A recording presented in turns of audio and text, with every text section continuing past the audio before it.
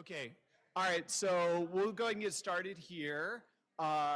First, let me just say I have to hit the COVID policy, and I'm going to read the policy that the university has. So please wear a mask that covers the nose and chin at all times indoors. What? This one's on, right? Yeah, this mic's on, right? Yeah, okay. All right, so please wear a mask that covers the nose and chin at all times indoors, including between sips of drinks and bites of food. Lunch will be served on the back lawn, and you're encouraged to, when masking is not required, but in between and so forth. We've checked, and the speakers can take their masks off during the talk. I'll still try to give ample space to those in the front as well, okay? But let me just say, I just want to welcome everyone, and we're so delighted to have you back. This is the first Blum event we've had since the pandemic, and it's really delightful to have everybody back. We have all these wonderful community partners, both from the city, the county, and many non-governmental organizations. We're very, very happy to have you here, and it's really delightful. We had a great Blum Inland Empire Poverty Summit a few years ago, and I think that was our last event before the pandemic, so it's fitting that we're able to pick back up on that as well. And I'm going to start today by just giving you some of the results, sort of a short version of the results from the Inland Empire Poverty Report, which you can get a copy of here today. All right, and so I'll be the first speaker today, and then we'll launch into the program. And I'm going to keep it brief, hopefully, and just give you a sort of a quick run through the major findings of the report. And Sayori Baldwin is going to come up and moderate the Q&A about the report after that, okay? All right, so again, thank you very much to everybody for coming. We have some virtual guests here. I'm not sure, hopefully they're feeling welcome as well, the people on the camera that are remote. And also want to thank all the speakers that were willing to come and be with us in person. It's been a very touch and go fall, as you all know, and it's delightful that we actually were able to come together as we were. So this Inland Empire Poverty Report was co-authored by myself, Justine Ross, and Michaela Curran, who's now at the University of Iowa. And I just want to give you a few major big picture findings about poverty in the Inland Empire. All right, so what we're trying to do in the report is to give an in-depth investigation to poverty in the Inland Empire in recent years, okay? And one of the reasons we focus on recent years is because our prior Inland Empire Poverty Report took a long-term perspective. In that report, we said, what were the long-term changes since the year 2000 in Inland Empire poverty? And in this report, we focused on 3 recent years, okay? So it focuses specifically on 2016 to 2018. Our scholarly colleagues will know we use the CPS ASEC, which is the March Current Population Survey. We modify the income data to incorporate all taxes, including things like tax credits, to get a comprehensive measure of people's income. We also include transfers, including near cash transfers like supplemental nutritional assistance programs. So we try to get a really comprehensive measure of people's income and their poverty. All right, there's a little bit of an in-the-weeds story of why we cover 2016 to 2018. If you know about the CPS ASEC, the 2019 CPS ASEC was collected in March 2020, and there was a 12% decline in the size of the sample, and especially here in the Inland Empire, there's this dramatic increase in median incomes in the CPS ASEC. And the reason is because there's a massive sample selection bias, and people didn't do the survey, understandably. Door-to-door surveys were not really successful in March of 2020 when the CPS ASEC was collected. Okay, so we don't know quite what to do with the CPS data, and it really shows up in the Inland Empire, and in some ways is a good example of the limitations of survey data with the sorts of populations in the Inland Empire. So if you have a more low-income population, if you have a more immigrant-intensive population, the Inland Empire, which the Inland Empire does, those are the kinds of folks that didn't answer the CPS ASEC, and so your numbers are off in 2019. So we focus on the 3 last years right before the pandemic, which is necessarily limited, but it hopefully gives us some depth in understanding the nature of poverty in the region at the time. All right, our measure of poverty is a traditional relative measure of poverty, which I would argue is the best measure of poverty. So what you do is you calculate the median income, adjusting for household size, adjusting for all these income measures, and then you take half of the median income. Okay, so it's basically saying, are you less than half of what the middle income is here in the Inland Empire, in California, in the United States, and so forth? We also advocate against the official measure of poverty, which has any number of limitations. 2 concrete examples: it doesn't include supplemental nutritional assistance program, and pretty much all of the tax credits that we're doing now to fight poverty are ignored by the official poverty measure. Okay.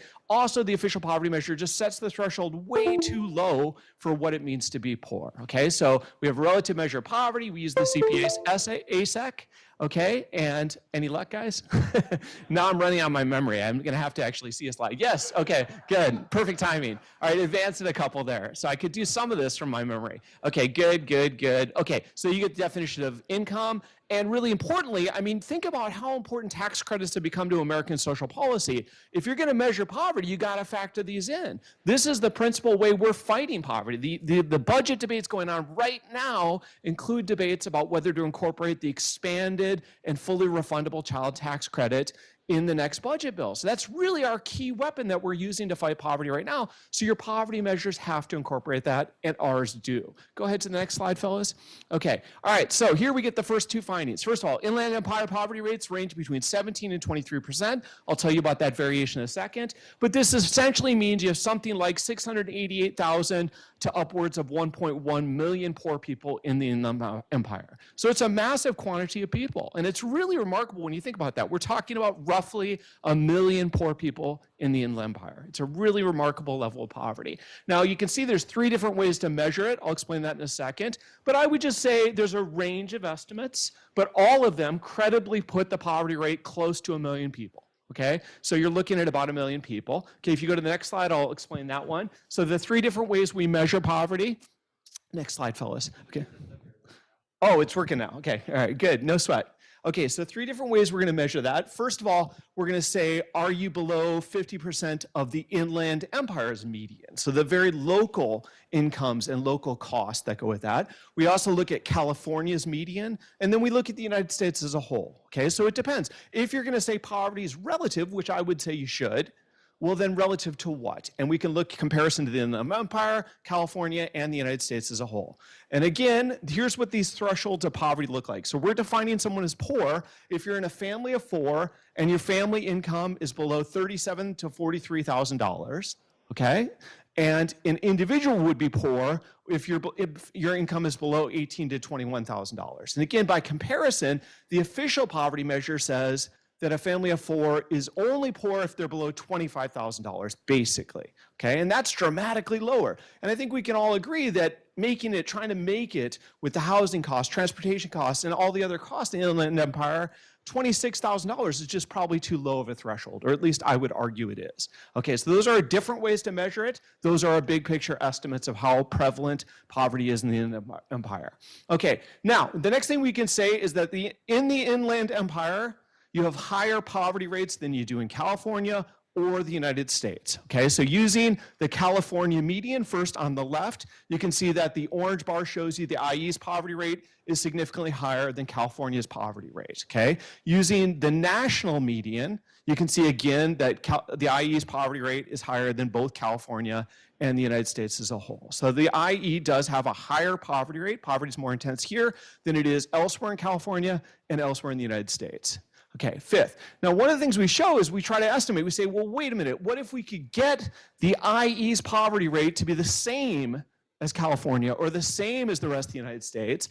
And you would see dramatically fewer poor people. So that's a good target for the IEs to say, let's get our poverty rates at least commensurate with the rest of the state, or even more ideally, commensurate with the rest of the country. So if we had the same poverty rate as California, you'd have about 175,000 people that are currently poor in the IE would not be poor. So if we could get our rate just to California's rate, that's moving 175,000 people. If we had the same poverty rate as the United States, you're almost 200,000 people that would be lifted out of poverty relative to where they are right now. So these are 200,000 currently poor people that if we had the same poverty rate as the United States, they would not be poor. Okay? All right, 6th finding that we have is that the risks that are increasing poverty in the IE, there's a number of them that are key predictors of who's poor in the Inland Empire. And these risks include that no one's employed in your household, that it's a single mother household, that the head of the household's a non-citizen, the head likes a high school degree, and if the person is Latinx origin. All of these characteristics I'll show you in a moment are very similar across the United States. Now, the key characteristics that are predicting who's less likely to be poor, also quite predictable. The characteristics including having multiple earners in your household, having a head with a college degree, and having an older head. And again, the lesson here is the things that predict poverty here in the IE are the same things that predict poverty in the rest of California and the United States as a whole. That falls into line almost just like the rest of the United States. The same risk characteristics, the same poverty-reducing characteristics, those are very, very parallel to what you see in the US as a whole. Okay, and you can see a sort of convoluted map here where we estimate the increased probability of poverty associated with a given characteristic. And you can see, for example, on the top, being in an unemployed household increases your probability of poverty the most, maybe by something like 25 percentage points relative to an employed household. And all of those line up pretty much as you would expect. Okay, all of these are very similar, where there's tons of research in poverty that could show you what predicts poverty, and the IE is just like those other places. There's a few exceptions that are sort of interesting. Unlike in California and the United States, being African American, net of these characteristics does not increase your probability of poverty here in the IE. So the IE has a more selective African American population that's a little bit less economically disadvantaged, and that's the case for Asian Americans here in the IE as well, okay? All right, so that's sort of interesting and important finding as well. Now, ninth, I would say that, you know, when we talk about this, one of the things we really do, I'll call this like sort of the first face of describing poverty, is who's more likely to be poor. And like I said, all of these line up as you would expect, as it is in the rest of the United States. And that's one way to describe what poverty is, who's more likely to be poor. But I would say a second way to think about poverty, and one we really should do more of, is to look at what are the characteristics of poor people. And what you find with this second phase of poverty is that most of the people in poverty are not members of these risk groups, okay? So even if lacking a high school degree greatly increases your probability of poverty, most of the poor have high school degrees. And so a second way to think about poverty is to look at the composition of the people in poverty and look at their characteristics, and you find that those people look just like the rest of America, okay? So let's look at a couple of the key characteristics of the people in poverty in the Inland Empire in California, United States. So the most typical household in poverty in the IE is a middle-aged household. It's a household where the head is somewhere between 35 and 54 years old. The typical poor household has a high school degree. In fact, a majority of the households that are in poverty here in the IE and elsewhere have a high school degree. So of course, lacking a high school degree does increase your probability of poverty, but if most of your poor people already have a high school degree, reducing high school non-completion isn't going to attack the heart of the population in poverty. Further, most of the people in poverty in the IE are citizen-headed households, they're native-headed households, they're coupled households. So even though being in a single mother household increases your probability of poverty, the most typical poor people are already in married and coupled households. And what I always like to say is that we always have to remember most of the poor are working poor, okay? So when we use employment as our principal or only way to attack poverty, we're missing the fact that most of them are already working, okay? And so that means that what is sort of the typical poor person gives us a different perspective on what the poverty population is versus just who's a risk of poverty, okay? Just a couple more findings. Now, putting all these pieces together, one of the lessons that I would advocate for is that it's good if we reduce the risk groups in poverty, but you can only go so far. You can only get so far in reducing poverty just by reducing those risk groups. So even if you try to attack the four major risks of poverty, and the four major risks are lacking a high school degree, not being employed, a single mother household, and a young-headed household. Those are the four major risks. Okay, even if you attack those, even if you reduce those, you're still going to have a very similar size poverty population because most of your poor are not in those risk groups. Okay, so we can show you this and we simulate that poverty would not actually decline substantially if we attack these risk groups. And at the top, you see the Inland Empire's actual poverty rate. And we do a number of simulations and we say, well, what if there was 0 young-headed households? What if the IEA had the same exact risk profile as the rest of the United States? And you see in the next 2 bars that poverty barely moves at all. So even if the IE reduces its high school non-completion, reduces its single motherhood, reduces its unemployment, and it looks just like the rest of the United States, poverty would barely move. Okay. And that's again because most of your poor people are working people, they're coupled people, what have you. And you can see the similar simulations. If we had zero, just think about this. If we had no high school non-completers that are heads of households in the IE, we'd still have a higher poverty rate than California, still have a higher poverty rate than the rest of the United States. If we had zero single motherhood in the IE, we'd still have a higher poverty rate than California or the United States. And the only way you could really substantially reduce poverty to get it below those numbers would be if you had zero risks. And think about what this is, a society where there's no single mother head of households, no high school non-completed households, everyone is working, and there's no young headed households. And that gets your poverty rate down to like 13%, okay, which seems substantially lower. But again, as I show here, most of the other rich democracies have poverty rates below that. So there's only so far you can go in fighting poverty just by reducing risks, because most of your poor people look like everybody else in the United States. Okay, and I'll give it to Saori, who's somewhere here, to moderate the Q&A. There's.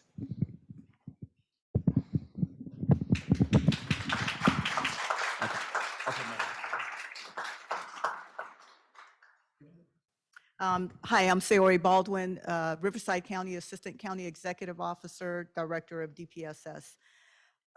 I find the presentation to be quite interesting, David, and I want to start with a couple of questions in terms of just the relativity of poverty.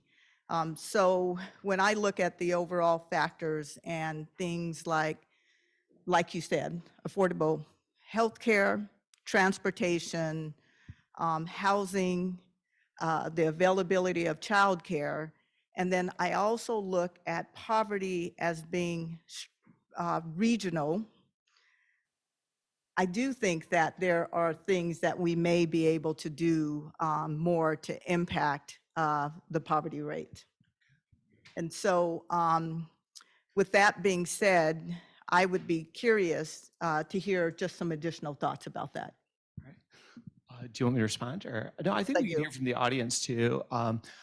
Yeah, my one reaction to Saori would be to say, yeah, it's really striking how high costs are here in the Inland Empire. I mean, for a family to make it, something like the official poverty threshold of $26,000, it's almost laughable. I mean, like you couldn't make it with a family of four on $26,000. So, yep, it's a really good indication of just how expensive life is for families here in California. Go ahead. Thank you. And then also when we look not only about the regional, so again, we have pockets of poverty and all of our data will say that where folks live, it's not just, you can see what the overall outcomes are, and from a policy and how it operationally plays out in the DPSS world that I live in, it's really about making sure from a policy decision, we usually say access and affordability are two keys.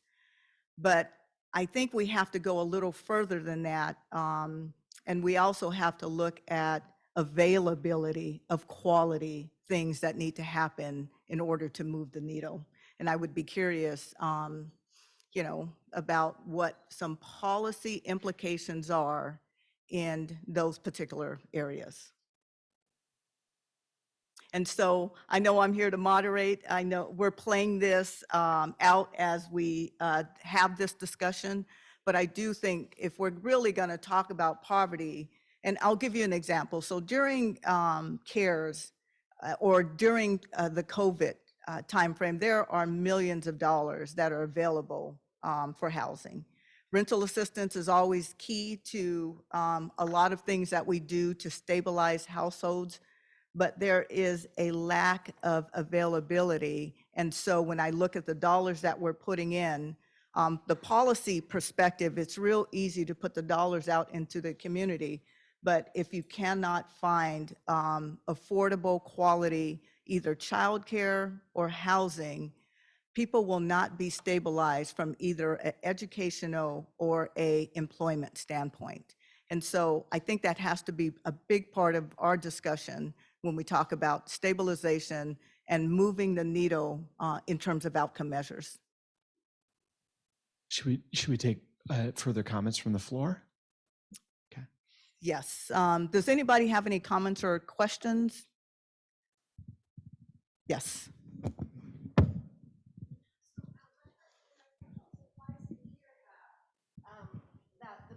majority of the poor are not in the She has a microphone for you.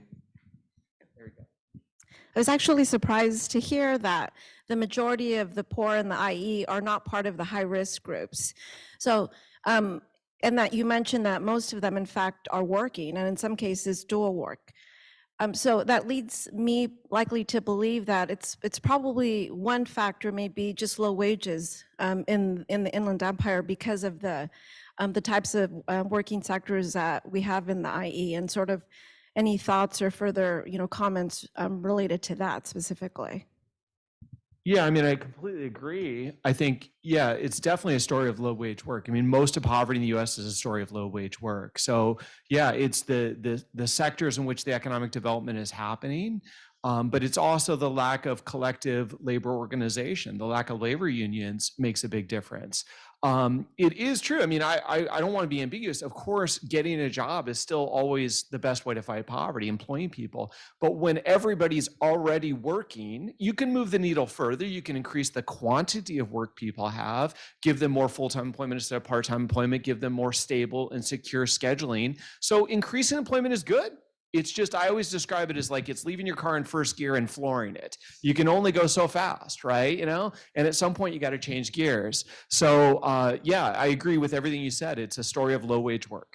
Yeah. And I also want to couple that with, so what our data says in Riverside County is we have 2.3 million individuals that live here, and we serve a little over or under 1 million a year. And so these programs are means-tested programs as it relates to Medi-Cal, CalFresh, CalWorks, general assistance, and childcare. And so individuals are working, but they're not working to earn a livable, sustainable wage. And so when I say poverty is relative, any one of us and the folks that are in our roles is one emergency short of being homeless. And so those are the things. These programs offer work supports, but they're supposed to be temporary. So the question really becomes is if we are offering work supports to individuals that are considered to be the working poor, how do we increase their overall wage over time? Do you push education? How do you get people to move up in that wage factor? Sir? My name's Daryl with the Family Assistance Program, and we work with a lot of entry-level people that are just entering the job market for the first time.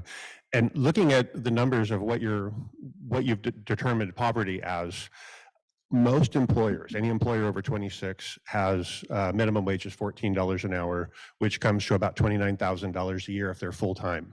So for an individual on making minimum wage, if they can work 40 hours a week, they're not poor, according to this. And if that is also a lot of the families that we're working with, there's one person who's working full-time and one person working part-time. So you have a 40-hour-a-week employee and a 20-hour-a-week person. Combined, they're making $35,000 a year if they're making minimum wage, which means, according to this, they're not poor. I'm wondering how we can determine that a person making minimum wage is not poor.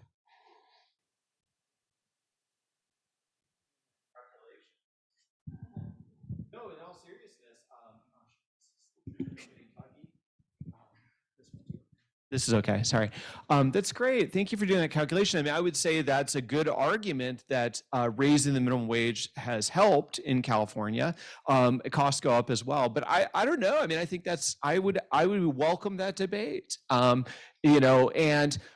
we draw these thresholds as almost a metric, as a way to sort of track progress, but any threshold we can debate. Now, our strategy there was to show you 3 different thresholds to give you a sense that we would acknowledge there's a range of reasonable estimates. But yeah, I don't know. I mean, I guess I'd turn it to you guys and say, do you think that somebody, one individual making $29,000 a year would be not poor? I would defer to you folks that have more expertise than me. Yeah. I think we have over here, and then Mark, and then Ryan. Go ahead. Sure. Thanks. Dan Flores with Mary's Mercy Center. We're a homeless services agency in San Bernardino. With respect to policy, because there was a comment or a question about, from a policy perspective, So for those that are in the public sector or in policy, in positions influence policy, when it comes to access to social services, everything is income based. You have to make less than in order to qualify for the help. But this creates a perverse relationship where I'm not going to pursue a raise. I'm not going to increase my income even slightly because I could lose my housing, literally. I could lose CalFresh. I could lose my insurance. And so we work with families who don't necessarily, to pursue that 2 or 3% raise to move up in their organization could cost them hundreds or thousands of dollars of assistance, including their housing. And that is a public policy problem. It is perverse. It is holding people in positions to not pursue advancement because they could lose their home, their insurance, access to food. So there needs to be policy changes from that perspective.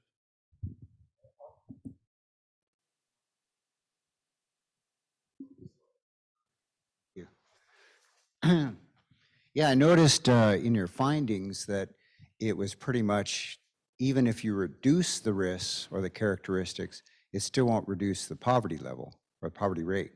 But do you have recommendations for what will, like what areas? I personally, and we don't get into this in the report, so I'm off my evidence, being a little bit more speculative here. I mean, I think it's all about the low wage labor market, and I know Ryan has his hand up, and I think I know what he's going to say. But I would say, I mean, I would in favor greater labor unionization. I would favor higher minimum wages, and so I would sort of build a social safety net around facilitating better employment and breaking away from some of the welfare clips that the previous commenter mentioned. Go ahead, Ryan.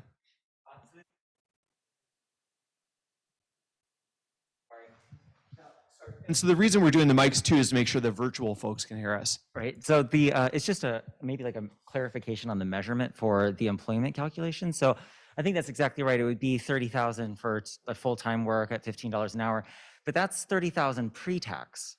And the thresholds that you have in your report, these are post-tax. Is that right? So like that 30,000 pre-tax, that person's probably taking home maybe 20 to 25 maximum, right? Thank you, Ryan. That's correct. Yeah. So it's that was one thing I forgot to mention. Is so one of the ways we measure income is to say, let's factor in all the taxes you pay, direct taxes. It doesn't factor in indirect taxes like sales tax, but all the direct taxes, and then factor in all the tax credits, right? So Ryan's example points out that pre-tax income is different from what your take-home pay is, of course. But also on the flip side, tax credits could lift some of these people up. So you can see how tax credits can be particularly valuable of sort of recovering that lost or those taxes spent. Yeah, absolutely. Thank you, Ryan. Thank you. Go ahead. Yeah. And maybe our last comment on this panel, probably. Okay. All right. Go ahead. I want to first address your question of is $29,000 sufficient to survive? And one of the interesting complexities that we deal with in the Inland Empire and specifically Riverside County is the difference in geography. So 29,000 can buy you, one basket of goods in the Riverside area and something completely different in Blythe, for example. And then I also have a question. I'm wondering if the data made any distinction for those who are employed about in which sector they're employed or their occupation. I'd be interested to know that. Yeah, the data does have that information, but I admit we did not analyze it for this report. But think about it like this. So you have a survey that gets, except for 2019, something like 180,000 people in the survey, right? Now we can slice that down. The IE is big enough that we'd like to think we can make a meaningful poverty estimate from that data. But we're pooling 3 years of data together to get enough people in the Inland Empire to come up with this estimate, right? So once you start to slice down to local areas, you don't have enough cases to make these distinctions. I fully believe what you're going to predict would matter. So what industries you're working in, how much you're working, so forth, all that matters. We just have very real limitations. The other way to go, there's another survey the census runs called the American Community Survey, which is much, much larger, but it doesn't have the fine-grained income data. So you're trading things here as well. So that's what just the realities of our data. Go ahead, Justine. Time? Okay. Okay, good. Thank you so much. So Alexandra Lang to both David and Deseori asked, would anyone be able to clarify the point made in the previous question regarding a policy change that would discourage people from improving the status of their job? I'll let Sierra take that. You know, and that's a controversial recommendation. But I will say, for example, in our CalWorks program, when you apply for cash aid benefits, it is the last resort program, and your income is at the lowest level. For example, if you receive unemployment benefits for a family of two, you probably won't be eligible. But they have policy in place that if you come in at that lowest level and you get a job while you're a recipient, they will discard half of your earned income in order to keep you on the rolls. And really the goal is to stabilize you with the goal of earning a livable, sustainable wage. But again, it goes back to really availability and affordability. And so these programs do have to be means tested. So if you let a person who is on a roll make a higher level of income, and maybe you step people down from a policy perspective and not, kick them off the rolls immediately. But these are temporary programs, and folks should not be on the rolls in the long term, because the bottom line is if you're living on public assistance, you're living below the poverty line. Now, housing, separate that issue out, is a completely different issue. But again, I'm going to go back to affordability and availability. And there's only so many affordable homes, and you cannot keep people on the rolls. To keep us moving along. This microphone's wonky. So I'm going to cut us off just to keep us moving along. We're all here all day. We'll be happy to continue the conversation in the breaks and so forth. And should I introduce the next speaker? Okay. All right, great. Okay.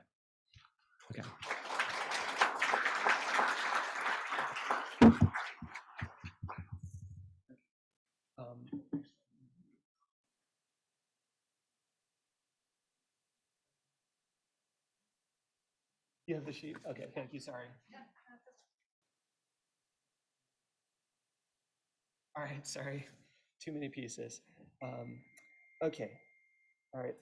Okay. Our next speaker is Heather Hill, and the discussant will be Sabrina De Santiago, who is the Policy and Research Director for the Golden State Opportunity, which is one of our key partners for the Blum Initiative.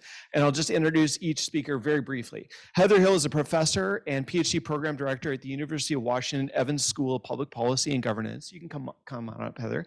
She's also a PhD in Human Development and Social Policy from Northwestern University. She's got a prolific research record, but I'll just give one example. Recently, she had an article on child income and how this affects child achievement and childhood behavior in the journal Demography, but there's many others. Presently, she's studying childhood inequality. She's also doing evaluations of Washington State's paid family and medical leave program and studying how state-level EITCs impact various forms of violence, especially on children. I'll turn to you now, Heather. Okay, I'll walk around this way. All right, let me test this out.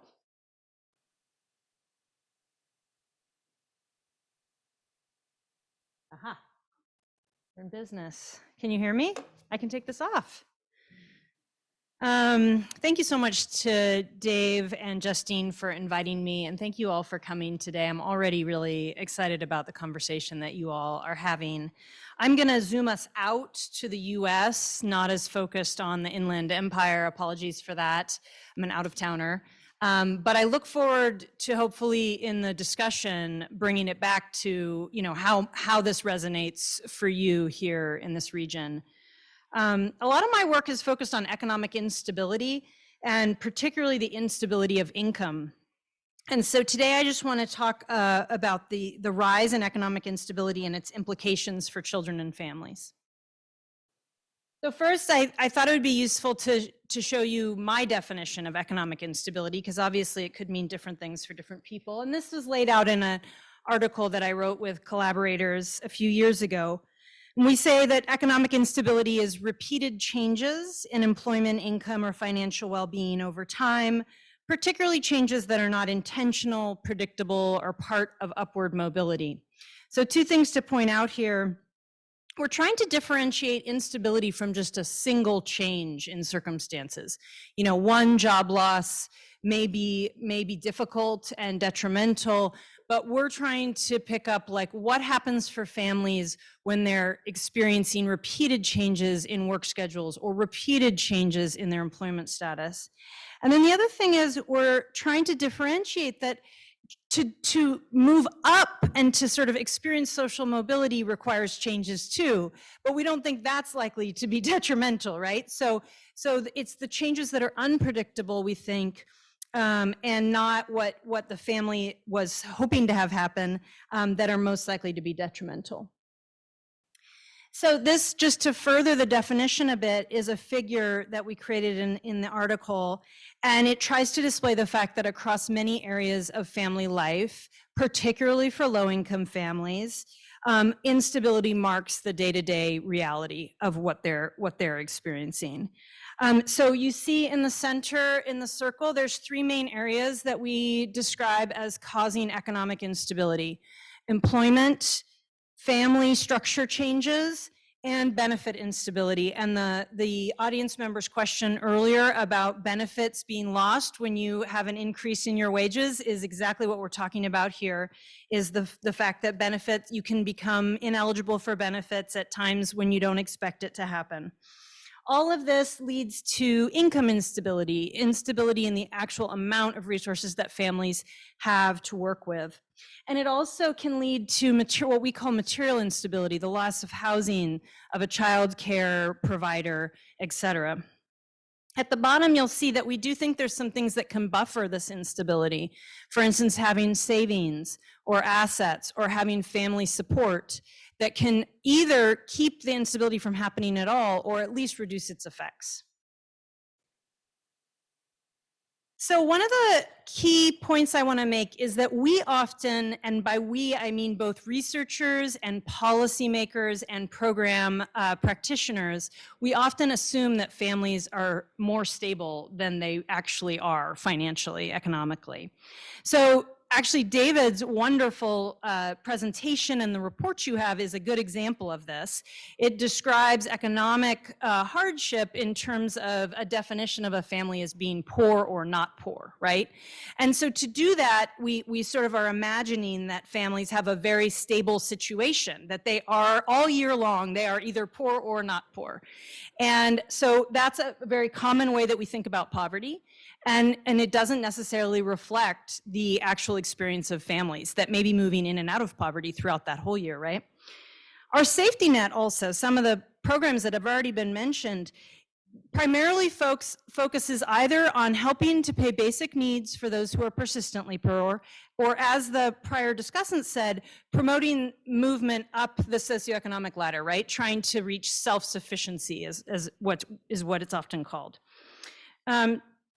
And then eligibility processes, as has already come up today, often presume stability. So they wait for a program recipient to say that something has changed, or they may have periodic points at which they check in to see if something's changed. And then when something's changed, the assumption is, well, that's it, it's changed, until they hear again, right? So what does that mean for families who might be experiencing change month to month or even week to week?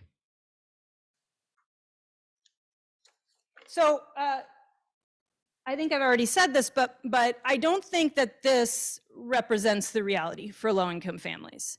And I want to give you a few data points on that. And we've already talked some about the low quality of low-wage jobs. And what we haven't talked about as much is that one of the aspects of low-wage jobs is that they have very precarious work schedules and thus a lot of fluctuations in earnings that are often unpredictable. There's great work by Susan Lambert and her colleagues, and also by Ryan Finnegan, who's here today and will be talking later, about how common it is to have precarious work schedules when you are in a low wage position. So the majority of hourly workers report experiencing some fluctuations in their monthly hours. You might think, well, that's okay. Maybe they're opting to fluctuate their hours, or maybe they're finding out their schedule a month in advance and can prepare for it. But actually, many of them, many hourly workers, and these are national data on hourly workers, report that they have no more than, I cut off the 7, they have no more than 7 days notice of a schedule change, right? And you can see, 17% are reporting less than a day's notice, 10% less than 2 to 3 days notice, right? So these are not predictable changes. They are probably difficult to arrange both family routines around and also to know what your earnings will be when your paycheck shows up. Apologies for the visuals being a little off. So this says that we have more complex, less stable family structures than previously, right? And I suspect you all know this very well. We're seeing a decline in the number of children, the percentage of children who grow up in 2-parent families, right? And importantly, the decline is the result of a much more interesting and complex set of family structures, right? Including multi-generation families. And so many children are growing up in diverse families, but also many children experience a change in their family structure during their childhood, right? It's 50% overall of US children who experience some change in family structure, and the rates of change are higher for Black and brown children and for those who have single or less educated parents. So just another example of how much change is occurring in people's lives. And then finally, public assistance receipt can be unstable and can actually contribute to the instability in family life and in the economic circumstances. In many cases, I think this is public assistance responding to earnings instability because we've tied public assistance so closely to employment in our country. So just 2 examples, one from SNAP, the food stamp program, an estimate that 17 to 25% of a state SNAP caseload is churning in a year. This means that the family leaves the program only to return within 4 months. So great example of they left the program because of probably a change in income or earnings, right? And yet something hasn't like permanently been improved in their lives. They're back very quickly, right? And that can happen both because of actual household and employment changes, but it's also happening because of administrative errors, which is really important. Childcare subsidy spells the length of time that a family has a childcare subsidy assigned to a certain provider are 6 to 7 months. For those of you who are parents, especially of young children, this is not an ideal length of time to have a stable childcare provider for your child. You would want it to be much longer than that, right? Why is this happening? It's happening because of employment changes, provider changes, but also because of administrative error. I should say I'm happy to share slides at some point so that people don't feel like they have to write things down. Okay, so remember there was the circle with the different things that are unstable and they're all coming together to cause income instability. There's this great book that I recommend by Jonathan Mordick and Rachel Schneider that's called The Financial Diaries. They followed 232 low and middle income families in the US for a year and they interviewed them regularly. And they were able to do these cool graphs like this down here. This is one person's income over a year. And you can see how much it changes month to month, right?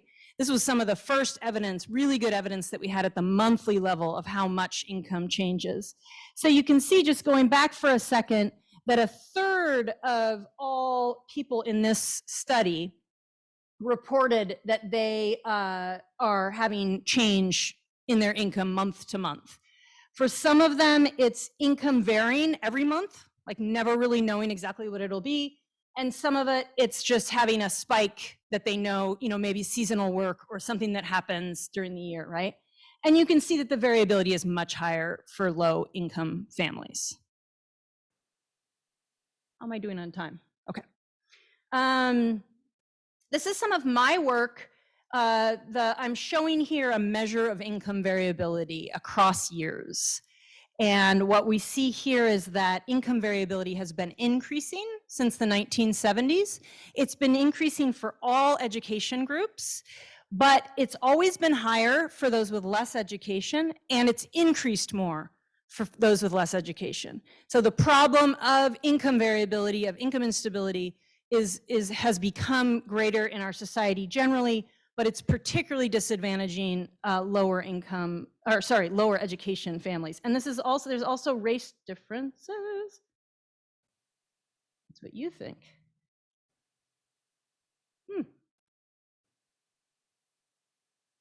Friends in the technological department, can we advance? Did I like push an errant button? Well, I'm just going to tell you that there's another graph that looks just like this, and it shows, and it's a crude racial ethnic grouping because of the data, the sample size, but it shows that Black, Hispanic, and other people of color are experiencing more variability than white families, and that it's increased over time. Look, there it is. Okay, so a lot of my work is focused on why this might matter. You know, we focus a lot on poverty and how poverty is detrimental to families and children. And I, along with Lisa Janetian, who will be speaking later, have thought a lot about how economic instability might have its own effects, right? And so there's sort of three primary pathways that we think about. One of them is that the amount of money that parents have to spend on basic needs, on housing, healthcare, education, childcare, could be changing month to month, week to week in ways that are detrimental to kids, right? Food insecurity is a great example of this. Is income changing enough that you may not be able to consistently put enough food and quality food on the table? But we also think income instability is stressful. Economic instability is stressful and creates a sense of insecurity, not knowing what's going to happen next, not knowing what your budget will look like, right? And that parent stress has been tied in the research literature to parenting, and specifically to less warm and sensitive parenting. So that's really concerning in terms of its effects on children. And then a third potential pathway is just the disruption to family routines, eating meals together, having time together. You know, does this economic instability represent some disruptions there as well? So two interesting examples from COVID.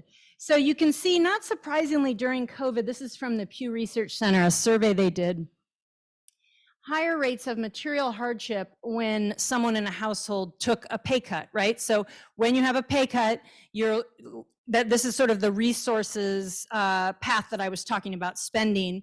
You're going to experience more material hardships, things like having trouble paying for rent or having to borrow money from friends or family. Another study done during COVID with parents looked at how depression and stress, depression is shown in the orange and stress in the blue, were different depending on whether the parents experienced income loss alone, job loss alone, some combination, or neither. And the interesting finding here is it's the combination of job loss and income loss that really where you see higher bars, right? The other groups are roughly the same, and actually only job loss on its own is not any higher than the other groups, right? So this combination of having income and job instability potentially very worrisome. And what about the evidence on the effects of this kind of economic instability on children? It's a bit mixed. We have some consistent evidence that income instability during childhood has negative effects on adolescents and young adults' educational achievement. And that comes from some studies by Lisa Janetian, who's here today, and also from Bradley Hardy. But David just mentioned a paper that I just published. In that study, we find no evidence of income instability affecting younger children's test scores or their parents' report of their behavior. And in that study, income level, whether the family's poor or not, was much more predictive of test scores and behavior than income instability. So we have kind of a mixed bag here, which happens a lot. What can we do about this? I am wrapping up, yep. This is a social policy report that is open access, so you can find it later. Sorry, the print is small there. And it was written by me and my colleagues, Bradley Hardy and Jenny Romick. And in it, we focus on 4 strategies that policy and practice might take to try to reduce economic instability. So first, there are, just as we were talking about, there are ways in which we could approach reducing earnings instability. This gets back to the broader discussion about the quality of jobs, especially low-wage jobs. So some cities are trying scheduling laws, but there are other ways as well that we can think about trying to reduce the instability in earnings. We can also think of public benefits as a way to stabilize income for families when employment is unstable. Right now, the public assistance and employment are so closely tied that they kind of move together, right? But we could think of public assistance as more of a stabilizing force. We can also think about creating consistency in developmental contexts for children. So even if the family's experiencing economic instability, can we make sure that the child care provider doesn't change during that period for the child? Can we make sure that there's not an eviction that happens in the midst of that, right? And then there are a lot of opportunities to build family and community capacity to really either prevent the instability or to be able to manage it without having effects on the family and children. You can think of programs that try to promote savings and asset building as one possibility, programs that create more community or family support networks, things like that. And I think that that's it. Thank you.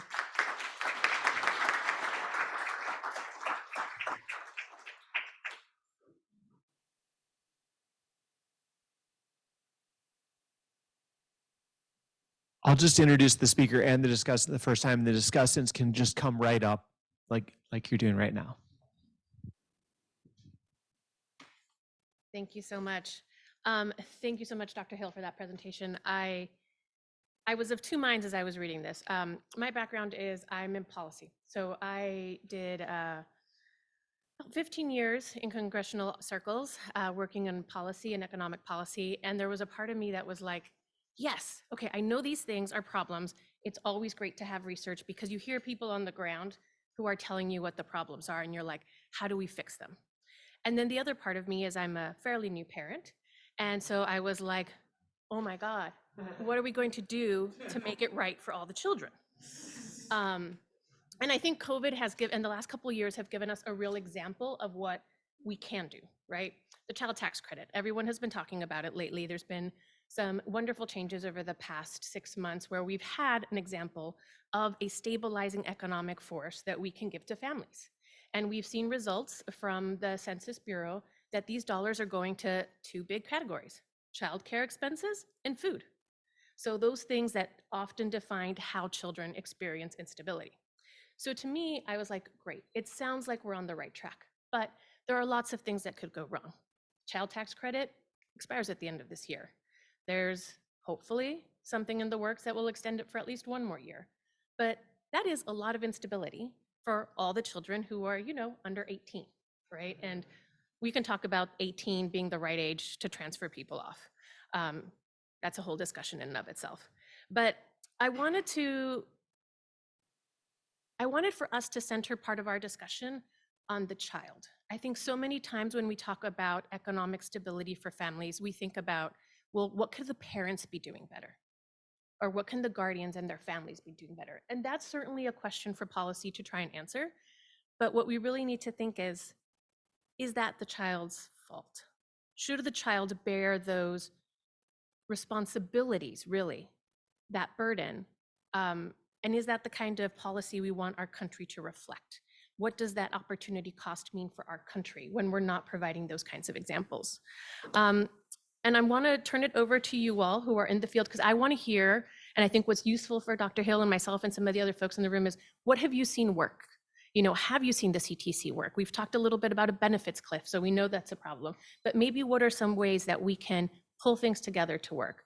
But one thing I will say that struck me as I was seeing the presentation is, and I will work on this for myself, but often in policy and in academia, we say things like, people left the program. I think everybody who's in the field knows that people don't leave the program. people are kicked out of the program.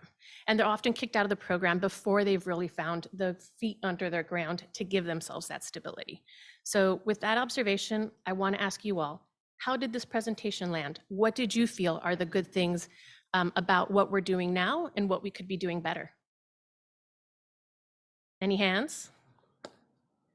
Yes?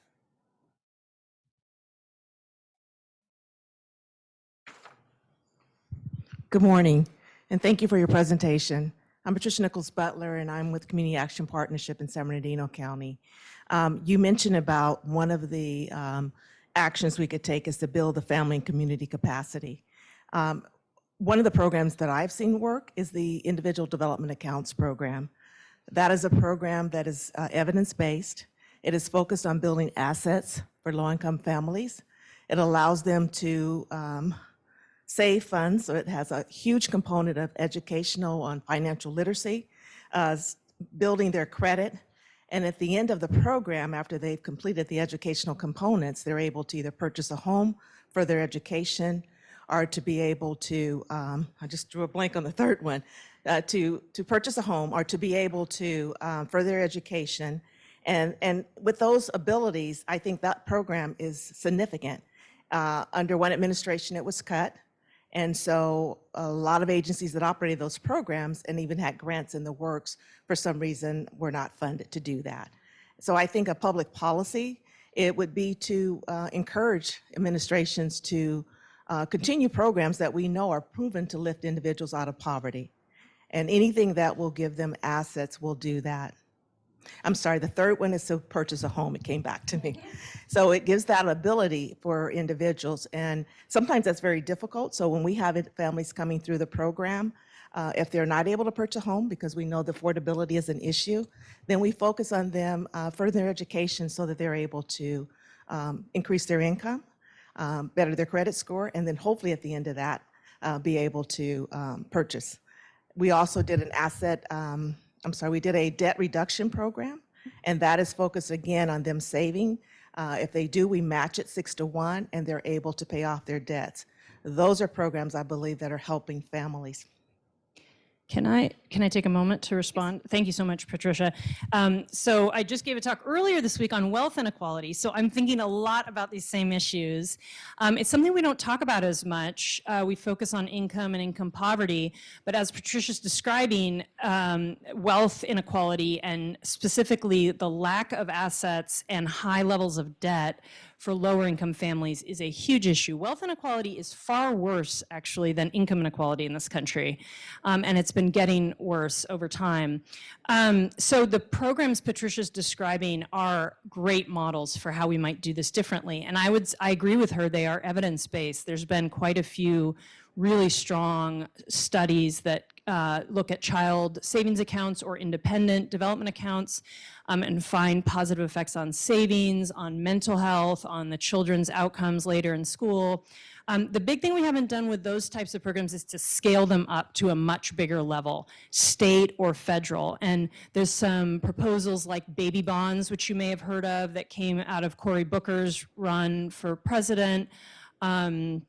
Run for the nomination, and things like that. So those are absolutely one of the possibilities. And I also just wanted to thank you, Sabrina, for turning it back to everyone and asking how the talk landed. I really liked that.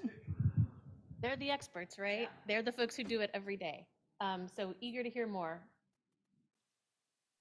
In the back?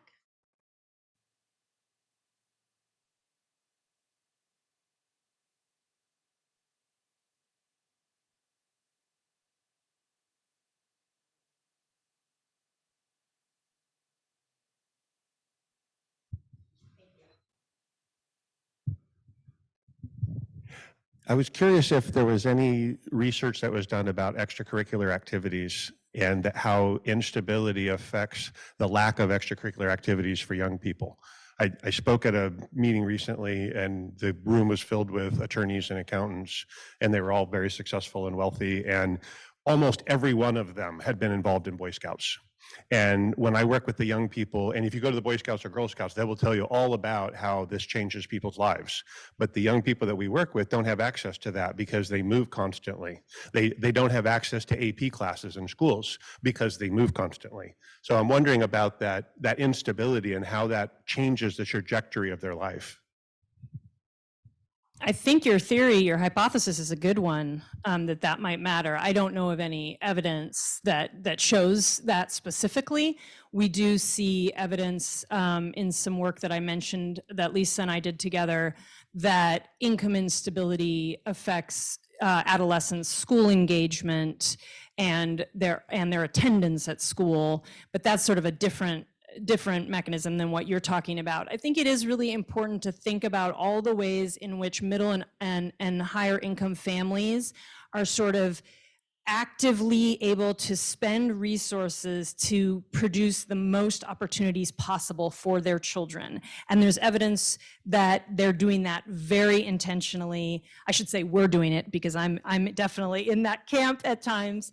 And how much, when you don't have the resources and don't have stable resources, how much of that is just really not even possible, right? All the extracurriculars, all the preparing for standardized tests outside of school, all these things that middle and higher income families are doing because they have the resources to do it.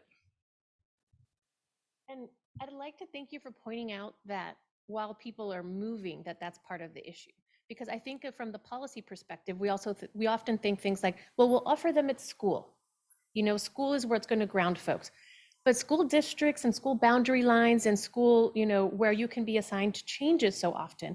We don't always have that resonate. So thank you. I'm going to make sure that when I speak to people about this, I am sharing how often people move.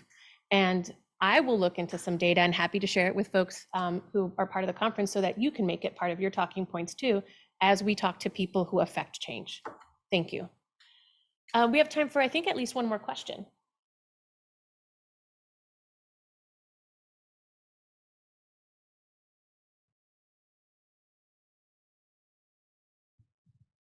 Hi, Tanya Torno with the Department of Housing and Workforce Solutions in Riverside County. And maybe not a question, but just a comment that I really took note of the need to reduce ways in which we address instability in families. And so with the work that we do around homelessness and, you know, working with many families and children, I can tell you that we definitely have emphasized the importance to keep families, especially in our rehousing efforts, in the community in which they're from for that reason, and really looking at ways that we can keep children, you know, connected to the same daycare or school supports that they have.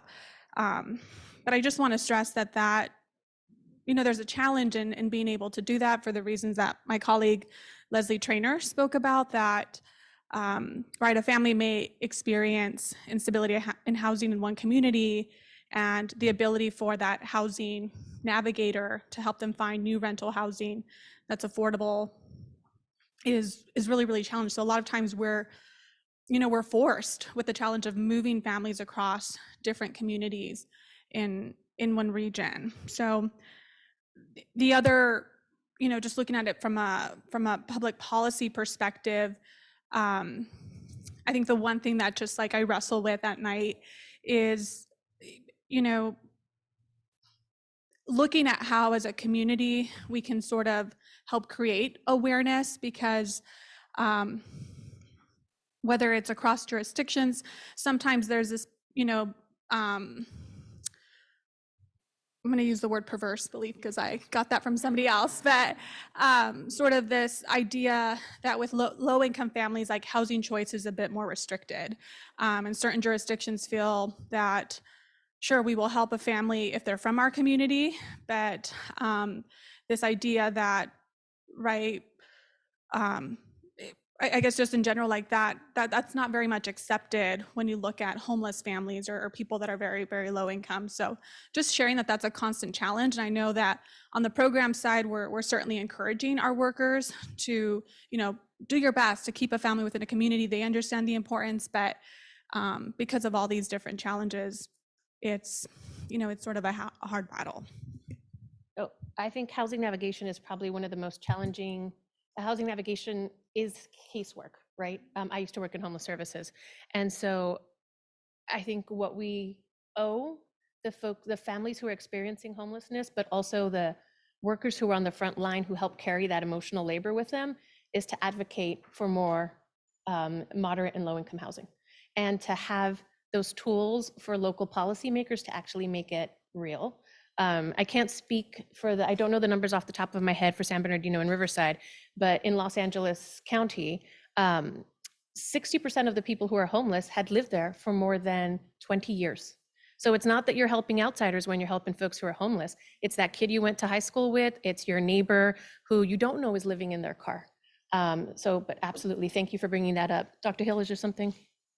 Your comment just makes me think of something that I think I could have said more specifically in my talk, which is that a lot of what we're talking about with economic instability doesn't feel like it's in our power necessarily to change, certainly for me as a researcher, but also for you as service providers, administrators, agency heads, because a lot of it's happening in the labor market, a lot of it's happening in families, right? But I think one goal could be for social programs not to add to the instability, but to really provide some stability. And this gets back to an earlier point about how many of our programs are designed with the idea that they should be temporary and that families should, if they work enough, they will work off of the program. But that's not how our labor market works. And you can't often work enough to work off the program, right? And so we need to think about things like the child tax credit, which are an acknowledgement of the fact that it costs money to raise children, and the jobs that we have in this country for people with less education do not pay enough for you to raise your children.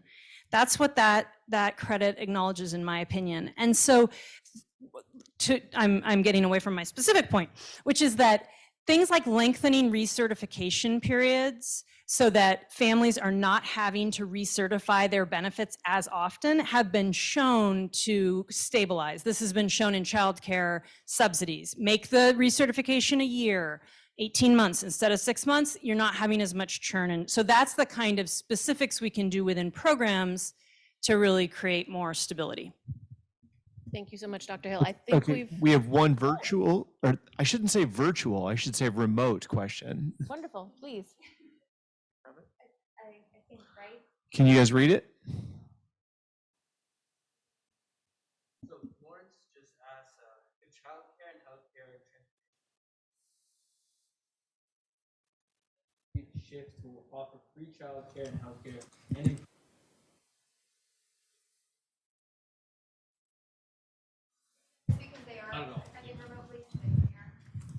My apologies. So online, Lawrence asks if childcare, healthcare, and transportation are 3 out of the 4 most expensive, crushing policies. Shouldn't we shift to offer more free childcare, healthcare, and improved transportation like many other wealthy democracies? I think that ties in really great to the point that Dr. Hill was making. And I think where I want to pull some of this back together is one of the things maybe we should be looking at more, that we've had some experiments now with COVID, is something like a universal basic income or a guaranteed income, right? And sometimes people think of these things and they're like, that just means people are going to be lazy. We've seen the studies that that's not true. When people have that, they're paying for rent. They are getting better schooling. They are getting better training. But it goes back to the point of what kind of nation do we want to be? One that invests in its people so that they can get ahead and demonstrate their full potential, or one that keeps them trapped working 2 jobs, 60 hours apiece. You know, we have this ideal of the American family where, you know, Rockefeller style, everyone's going to sit home for dinner. I don't know about you all, but I didn't grow up like that. My dad didn't get home till after I was out of school. So we didn't have dinners except on weekends. And if that's the kind of country that we want to say we are, we have to put the policies in place to make that happen. And so I really thank everybody for your time and for your contributions here. Please keep sharing them. Thank you, Dr. Hill, for your presentation. So our next speaker, we're fortunate to have a colleague introduce Stan. And well, I'm not really breaking through him. Yeah. Hey, everybody. Okay, excuse me. I'm going to go ahead and get us started, everyone. Okay, and for our next speaker, I'm going to have a colleague, Miss Flora Tolley, who's the Vice President of Community Relations with the Wells Fargo Foundation, and she's going to present the introductory remarks for this next presentation, and also just take this moment to thank the Wells Fargo Foundation, one of our sponsors for today's event.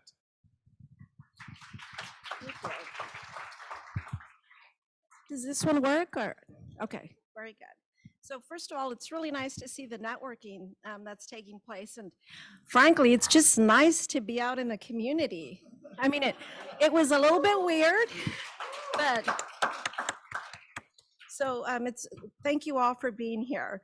My name is Flora Tolley, and I am a representative of the Wells Fargo Foundation. I attended, along with a couple of my colleagues, this exact Poverty Summit presentation about 2 or 2.5 years ago. And I have to tell you that in my scientific words, I was blown away by the thoughtfulness and the comprehension of the data that was presented. And there is, as we all know, regional, there's statewide data, there's national data. But what was special about this report specifically, that it was focused on the IE. It was focused on our community.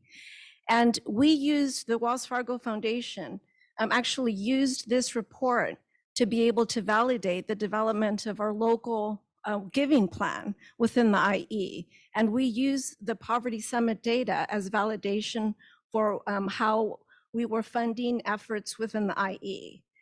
So there's been some mention, obviously, of housing, and we all know how significant housing is. It leads to, obviously, other factors. It leads to a family's well-being. It leads to economic stability. It leads to the building of assets for families, and so many other things. So the Wells Fargo Foundation recognizes that housing is a critical factor that we need to be focused on, that we need to support, that we need to pay attention to. And we've committed $1 billion across the country over the next several years to be able to address housing specifically. More recently and more regionally, we allocated a $150,000 grant to IE, housing advocates and nonprofits, to be able to develop a regional plan. That this is a competitive process, but if they get selected, would award $7.5 million to be able to focus on housing challenges and opportunities here in the IE. So for this reason, I'm absolutely thrilled to be here today. We are one of the sponsors for this summit. We thank the school and all of you for being here today. And I'm going to introduce the speaker today that will go over housing much more deeply. It's Dr. Stan Oglobigia, who is a visiting, did I say that right? Really? Okay. Oh no, sorry, so sorry. I practiced, darn. Okay, a visiting professor of UC's Riverside School of Public Policy, and Dr. Monica Guerra, who's a senior project manager with the National Community Renaissance. So thank you. And please say your name correctly. It's a beautiful name and I don't want to mess it up. Thank you. So, hey everyone, everyone can hear me? Cool, okay, so I'm Stan Oglobigia. I guess I'm Stanley here for this conference. A bit of an upgrade or something, I don't know, maybe it's my Halloween costume. I'm a visiting professor of public policy here at UC Riverside. Dr. Brady asked me to come and speak about affordable housing today, so I thought maybe I might start out by checking in on what some other countries are up to. So, here's Barcelona. In Barcelona, low-income tenants receive rent subsidies from the government. They're charged rents based on a percentage of annual household income, and government subsidies kind of go to augment that balance by issuing public vouchers. Here we have Copenhagen. In Copenhagen, the city pools publicly owned assets into an urban wealth fund. And that fund is managed by a separate entity and can be borrowed against and used to finance the construction of low-income housing as well as funding improvements to vital infrastructure around the city. And finally, we have Berlin, and in Berlin, affordable housing is done by direct provision of housing. So a state-owned housing company owns and manages more than 325,000 units of housing across the city, about 17% of all rentals in Berlin. And the strategy is just not to offer subsidized units to low-income people, but to also control such a large sector of the market they can influence prices citywide. So let's move a little bit closer to home. Here's a city that we're all doubtlessly familiar with. It's my home of Los Angeles, California. And I want to show you all what Los Angeles's affordable housing strategy has been for the last several decades. So it's a two-pronged approach, which I'm going to outline here. Here is part number one of the affordable housing strategy of Los Angeles, and here is part number two. That's right. You here in the Inland Empire, congratulations. You are Los Angeles' successful affordable housing plan. I should also probably say Orange County too. I don't want to slag off my hometown. So drive until you qualify. That's really been the motivating ethos. So here's some data from the Inland Empire annual survey that you all are probably doubtlessly familiar with. Surveyed about 1,000 residents across San Bernardino County and found the mean round trip mileage for a commuter in San Bernardino County was 43 miles. And the mean round trip travel time is 72 minutes on average, right? It's a lot of time in your car. It's a lot of particulate matter and carbon emitting from your car, but that's a topic for another. Oh, my bad. I'm sorry. I'm just not used to being out in public. This whole like in-person conference thing is kind of throwing me. I also have like 3 items to juggle here, so. Okay, just like yell at me if you can't hear me, all right? If I start drifting backwards. So and this is the percentage of workers traveling to Los Angeles and Orange County. About 20% of all workers in the IE are traveling. So of the 20 worst cities for supercommuters in the US, several are here in the Inland Empire. In San Bernardino County, 5.1% of workers commute more than 90 minutes, and 21.3% of workers leave the county. By the way, the national average for a city is about 2.9% of workers traveling, making these super commutes. In Riverside County, about 5.9% of workers are traveling more than 90 minutes, and 38.9% are leaving the county. I mean, you all are doubtlessly familiar, Riverside and San Bernardino counties are enormous. So the fact that you're leaving this county is a lot different than leaving like San Francisco County, 7 by 7 miles. So in the city of in the city of Ontario, it's 5.9, Riverside 6.4, Rancho Cucamonga 6.4, Corona 6.6, with nearly half leaving the county. In Fontana, 7.9% of workers are traveling more than 90 miles. Moreno Valley 0.10. So, I mean, if in case you're curious, the cities that are not in the Inland Empire that are dominating this list are all in the San Joaquin Valley in Northern California. So the San Francisco Bay Area's affordable housing strategy has been to push people driving further and further into communities like Tracy, even Stockton and Modesto, these hellishly long commutes. So I want to talk about one of these workers. This is from an LA Times story from 2017. So a woman whose name's Carolyn Cherry. She's a clerical worker at the Kenneth Hahn Hall of Administration in downtown Los Angeles. Every morning, Ms. Cherry wakes up before 3 a.m. At 4 a.m., she drives 23 minutes to the South Paris Metrolink station. At 4:43, her train to Union Station leaves and arrives in downtown Los Angeles at 7:05 a.m. Right, this is 4 hours after she's woken up. She then takes the Red Line in downtown LA, stop to the Civic Center, stop and arrives at her job at 7:30 a.m., 4.5 hours after she woke up. She works 9 hours and then does the exact same thing. So works 9 hours, commutes 6 hours. Ms. Cherry used to live in Compton, but her and her husband, who's a truck driver, couldn't afford a house there. And they worried about the quality of schools for their kids. So in 2009, they moved to Hemet where they could afford a 2-bedroom, 2-bath house. Carolyn Cherry isn't poor. She makes $45,000 a year, which is above the LA County medium individual income of $30,000 a year annually. So this is, affecting a lot of people. So because of its proximity to Los Angeles, the housing market in the Inland Empire is inextricably linked to the housing decisions of governments that residents in the IE don't get a say in electing. You know, many of these commuters that are leaving the Inland Empire every day came from LA, and a lot of them would rather live in LA closer to their jobs. But because of the exorbitant cost of housing in Los Angeles, they've decamped for here in the IE. These are people just like Carol and Cherry. Los Angeles' traditionally African-American communities, places like Compton, have seen massive declines in their African-American populations in recent years, as many have decamped from these communities where people have dense networks, dense family ties, and have decamped for cheaper housing in places like the IE. So CalMatters, a statewide news agency, estimates that about 275,000 African-Americans have left coastal California, places like Los Angeles, the Bay Area, since 1990 for cheaper inland sections of the state.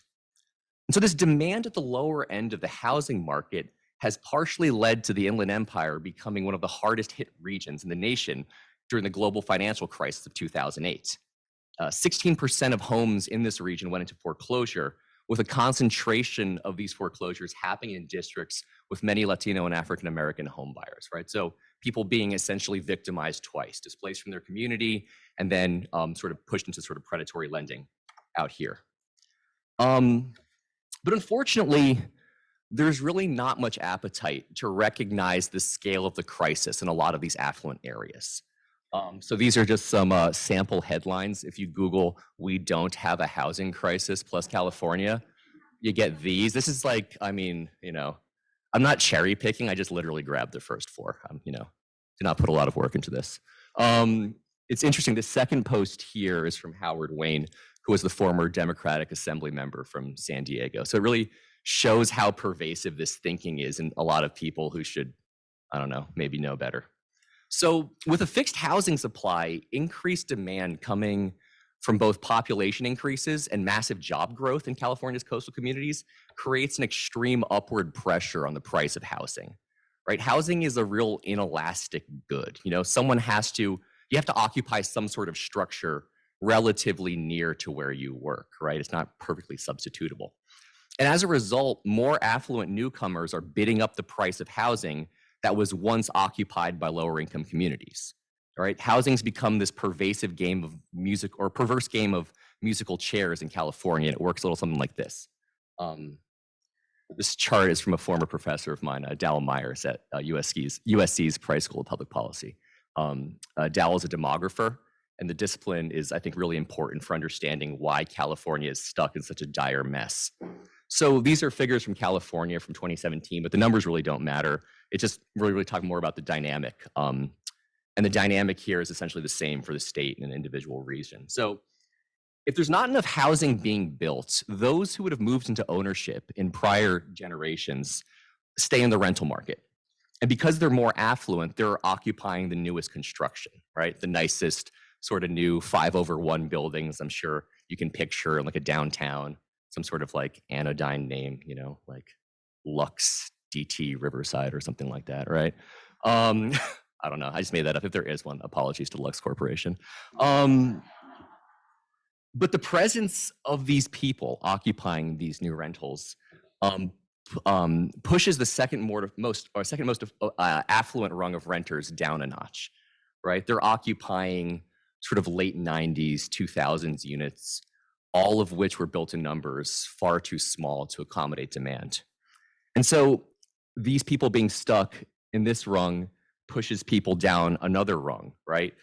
These sort of more high income renters are now taking rentals previously sort of designed for more middle class renters, right? People occupying 80s era construction that would have housed a less affluent group of residents in a less constrained housing market. And finally, there's the new entrants to the housing market. You can think of like college educated millennials. You know, a lot of my students in a couple of years will be out, you know, competing in the housing market.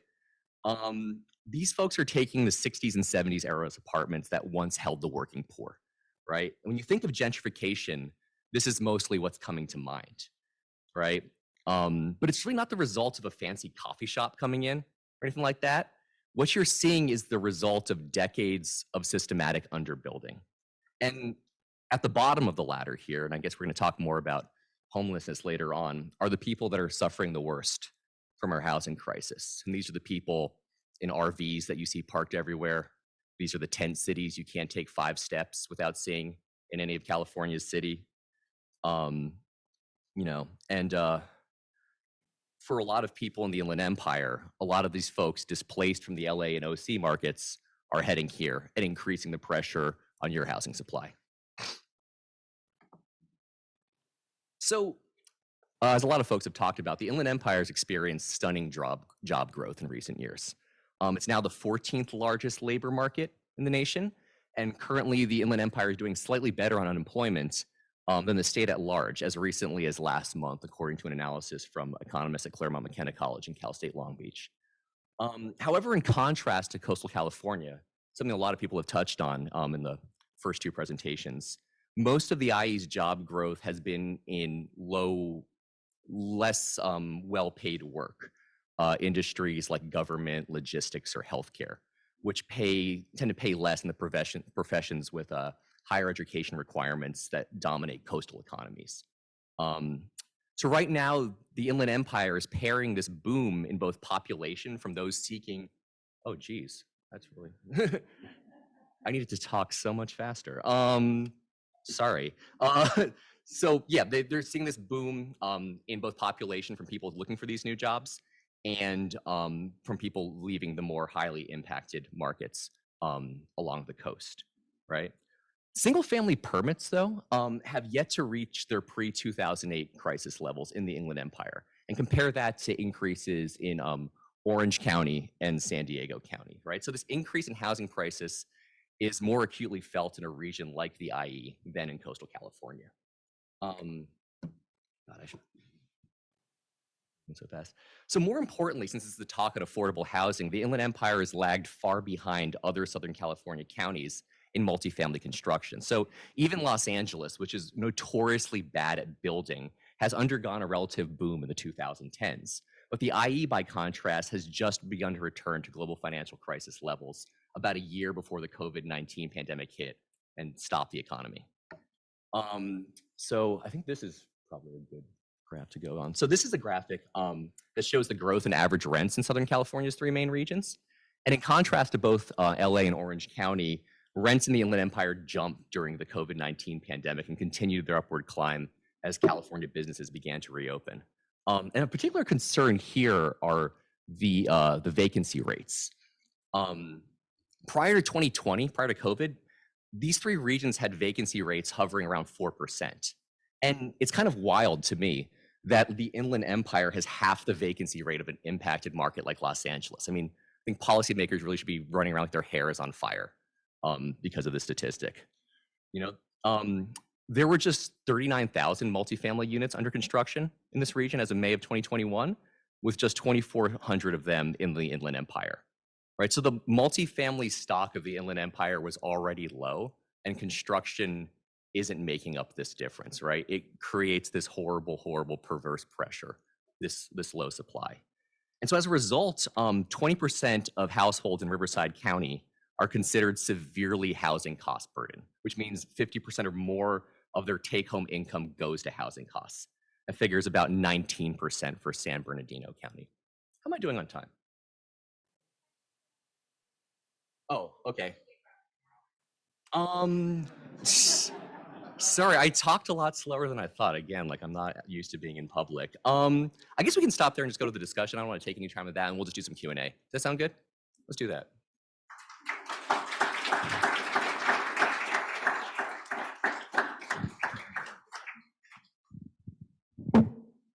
Hello, my name is Monica Guerra. I'm a senior project manager with National Community Renaissance. Stan, thank you. I appreciate the global housing perspective.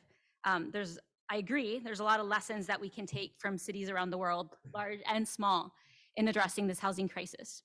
Now, I want to start with some good news, I think. In terms of making it easier to build affordable housing, we do hope to see more progress on that front in the coming years. The process of, and I know you didn't get to get into this fully, but the process of layering financing to develop an affordable housing project is really complicated. It makes it almost impossible often to actually build. HCD, our state housing department, is expected to combine all those fundings into one pot early next year, which is actually really good news.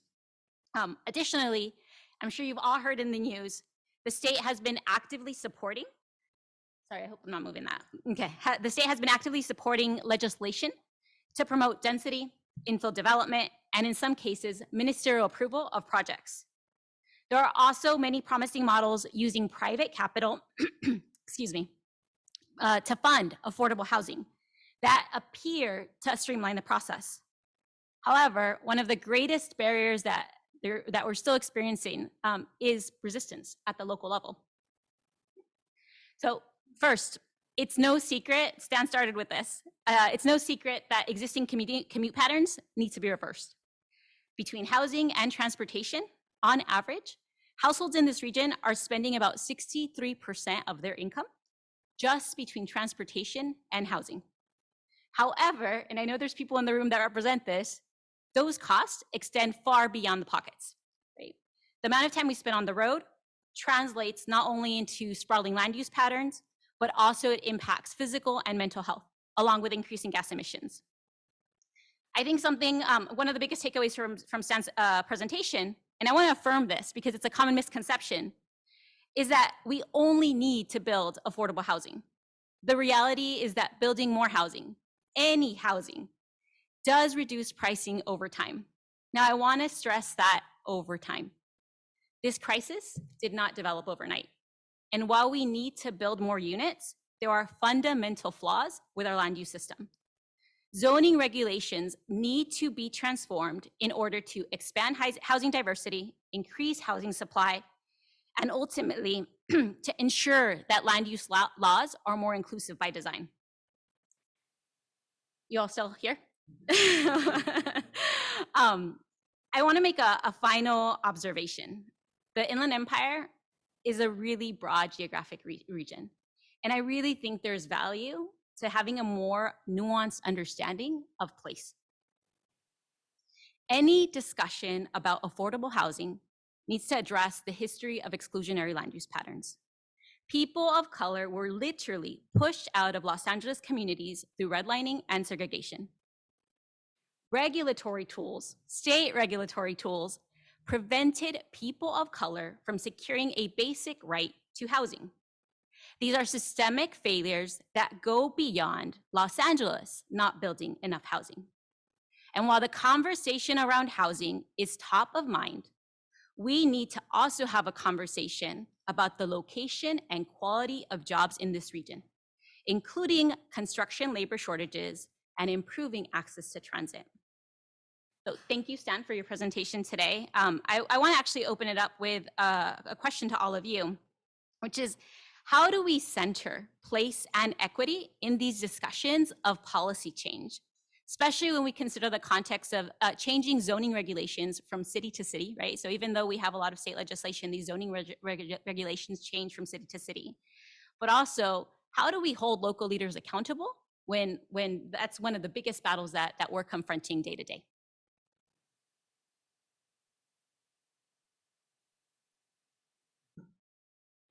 In the back. The question. So you're asking the question, and what I don't see here are elected people. I am on the Parks Commission board for my city, Corona, and we are actively fighting this zoning change, as is Norco, as is many other cities. So one of the things that I volunteer my time with, though, is transportation. And again, all of you are represented by elected people who serve on the RCTC. They are not serving the community because they're following the state, which is not interested in commuting.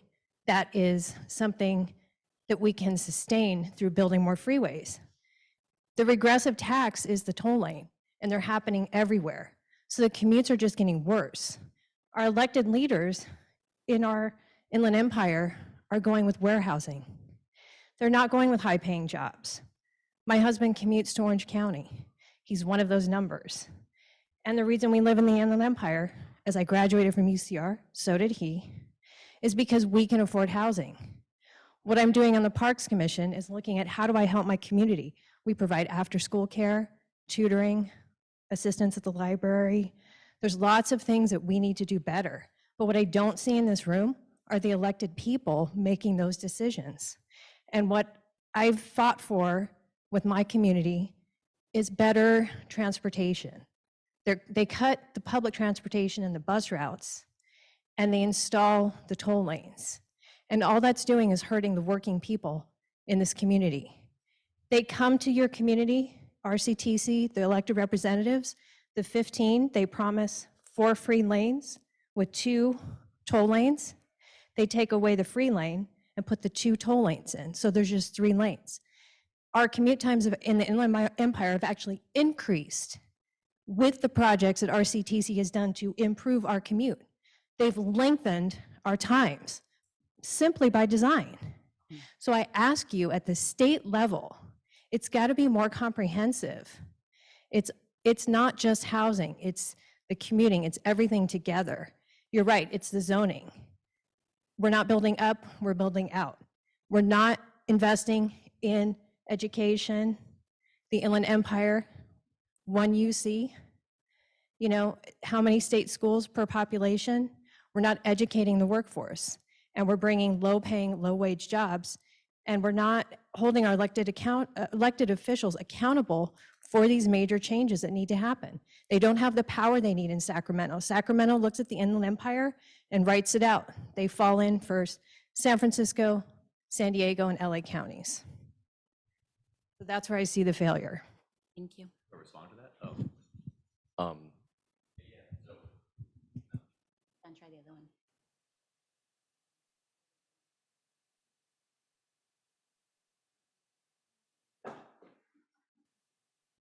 Good thing we have 3 mics.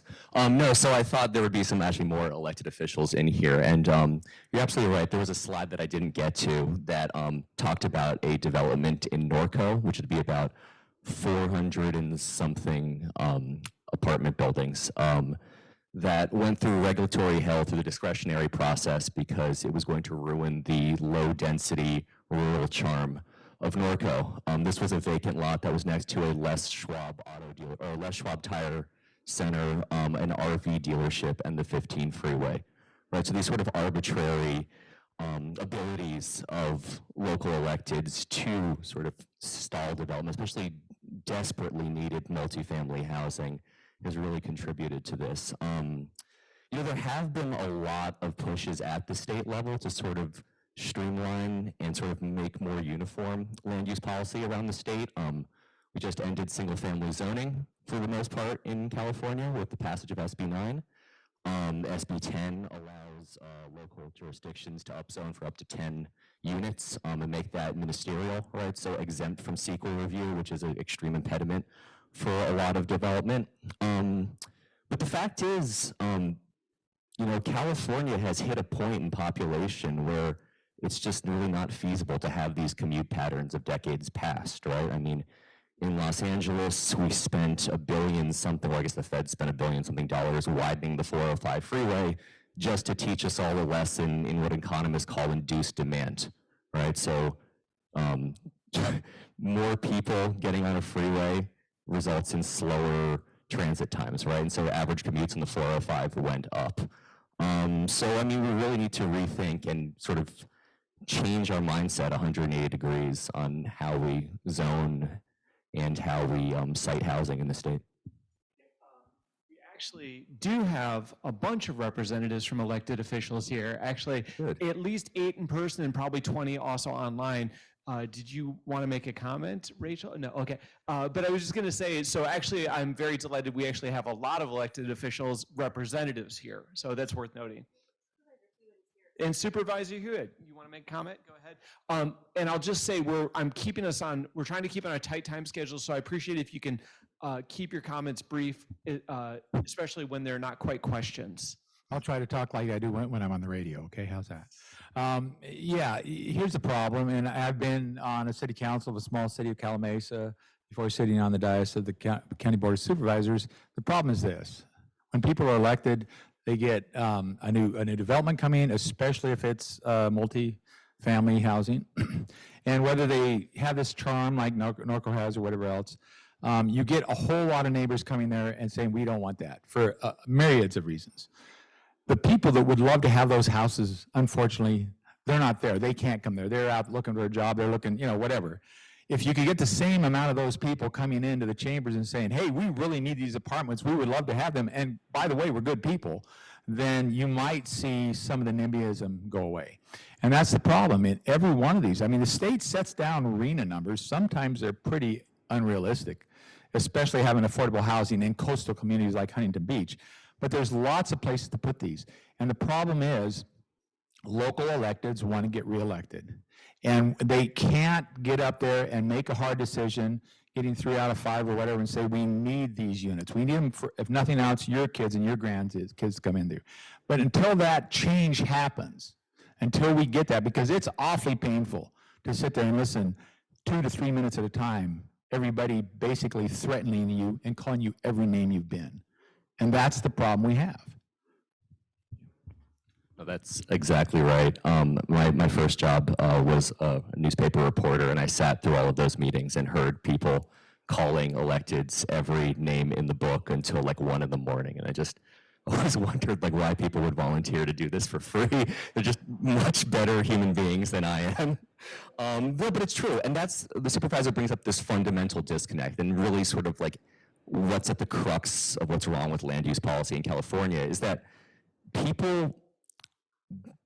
these apartments would serve people that don't live there, and as a result have no say in this jurisdiction at all, right? These are potential human beings that may one day live within a city, right? But even if they did, the public comment process is so onerous that you have to find childcare, you have to get time off from work and sit there and listen to, I don't know, maybe reciting a tree or maybe changing parking rules in the downtown until item number 5, when you can join the chorus of people that are screaming at their elected officials to say, hey, maybe we could build something that's affordable to not just the very rich. I mean, the median home price in Riverside County is over $500,000 now. It's just sort of an untenable situation.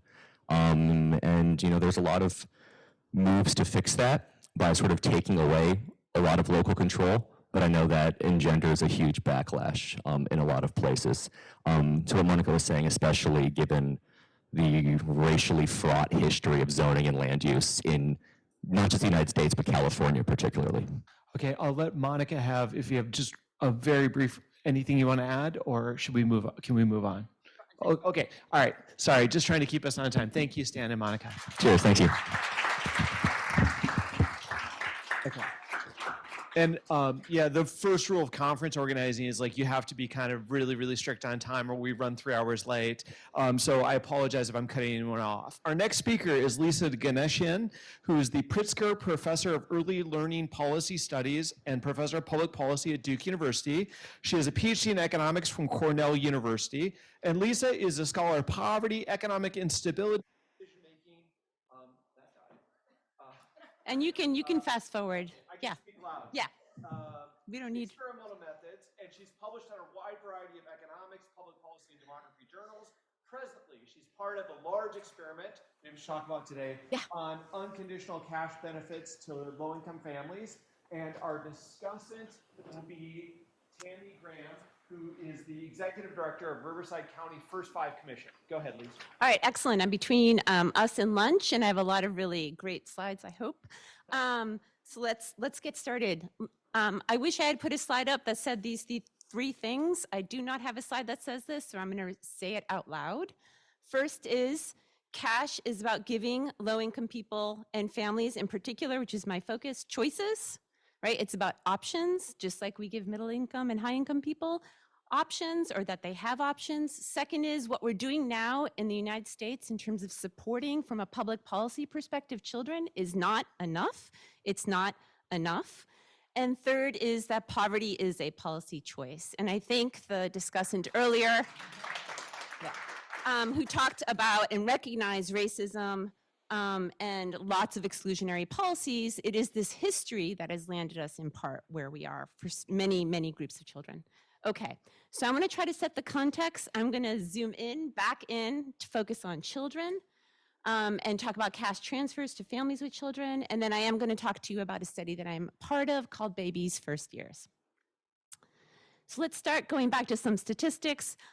With all apologies, David, I'm going to go back to the absolute measure of poverty, which I still think has value, particularly when we want to look at historical trends. There's a lot of merit in relative measures as well, but let's step back and think about absolute measures. So this is a chart pulled from the National Academy of Sciences recent report on reducing poverty by half. It shows two trend lines. So just as history, this statistic started to cover the food budget in the 1960s, and that's why it's so frustratingly low. But it gives us a sense of what's happened with child poverty. In the orange line, it has not moved much, right? In the blue line is something called the supplemental poverty measure, and this incorporates cost of living as well as the value of cash transfer programs. And here you see that those programs have actually had some impact, right? And in particular, I want to point out the area between 2000 and the time period 2000 to 2010. That was another period in which we did have a recession. It was mostly, well, in part started by housing, the housing bubble. And child poverty continued to decline, right? So we do have some history of knowing the kinds of programs that might work in certain conditions. With that said, there are striking disparities that started historically and were present throughout this time period, despite what anyone might want to call successes.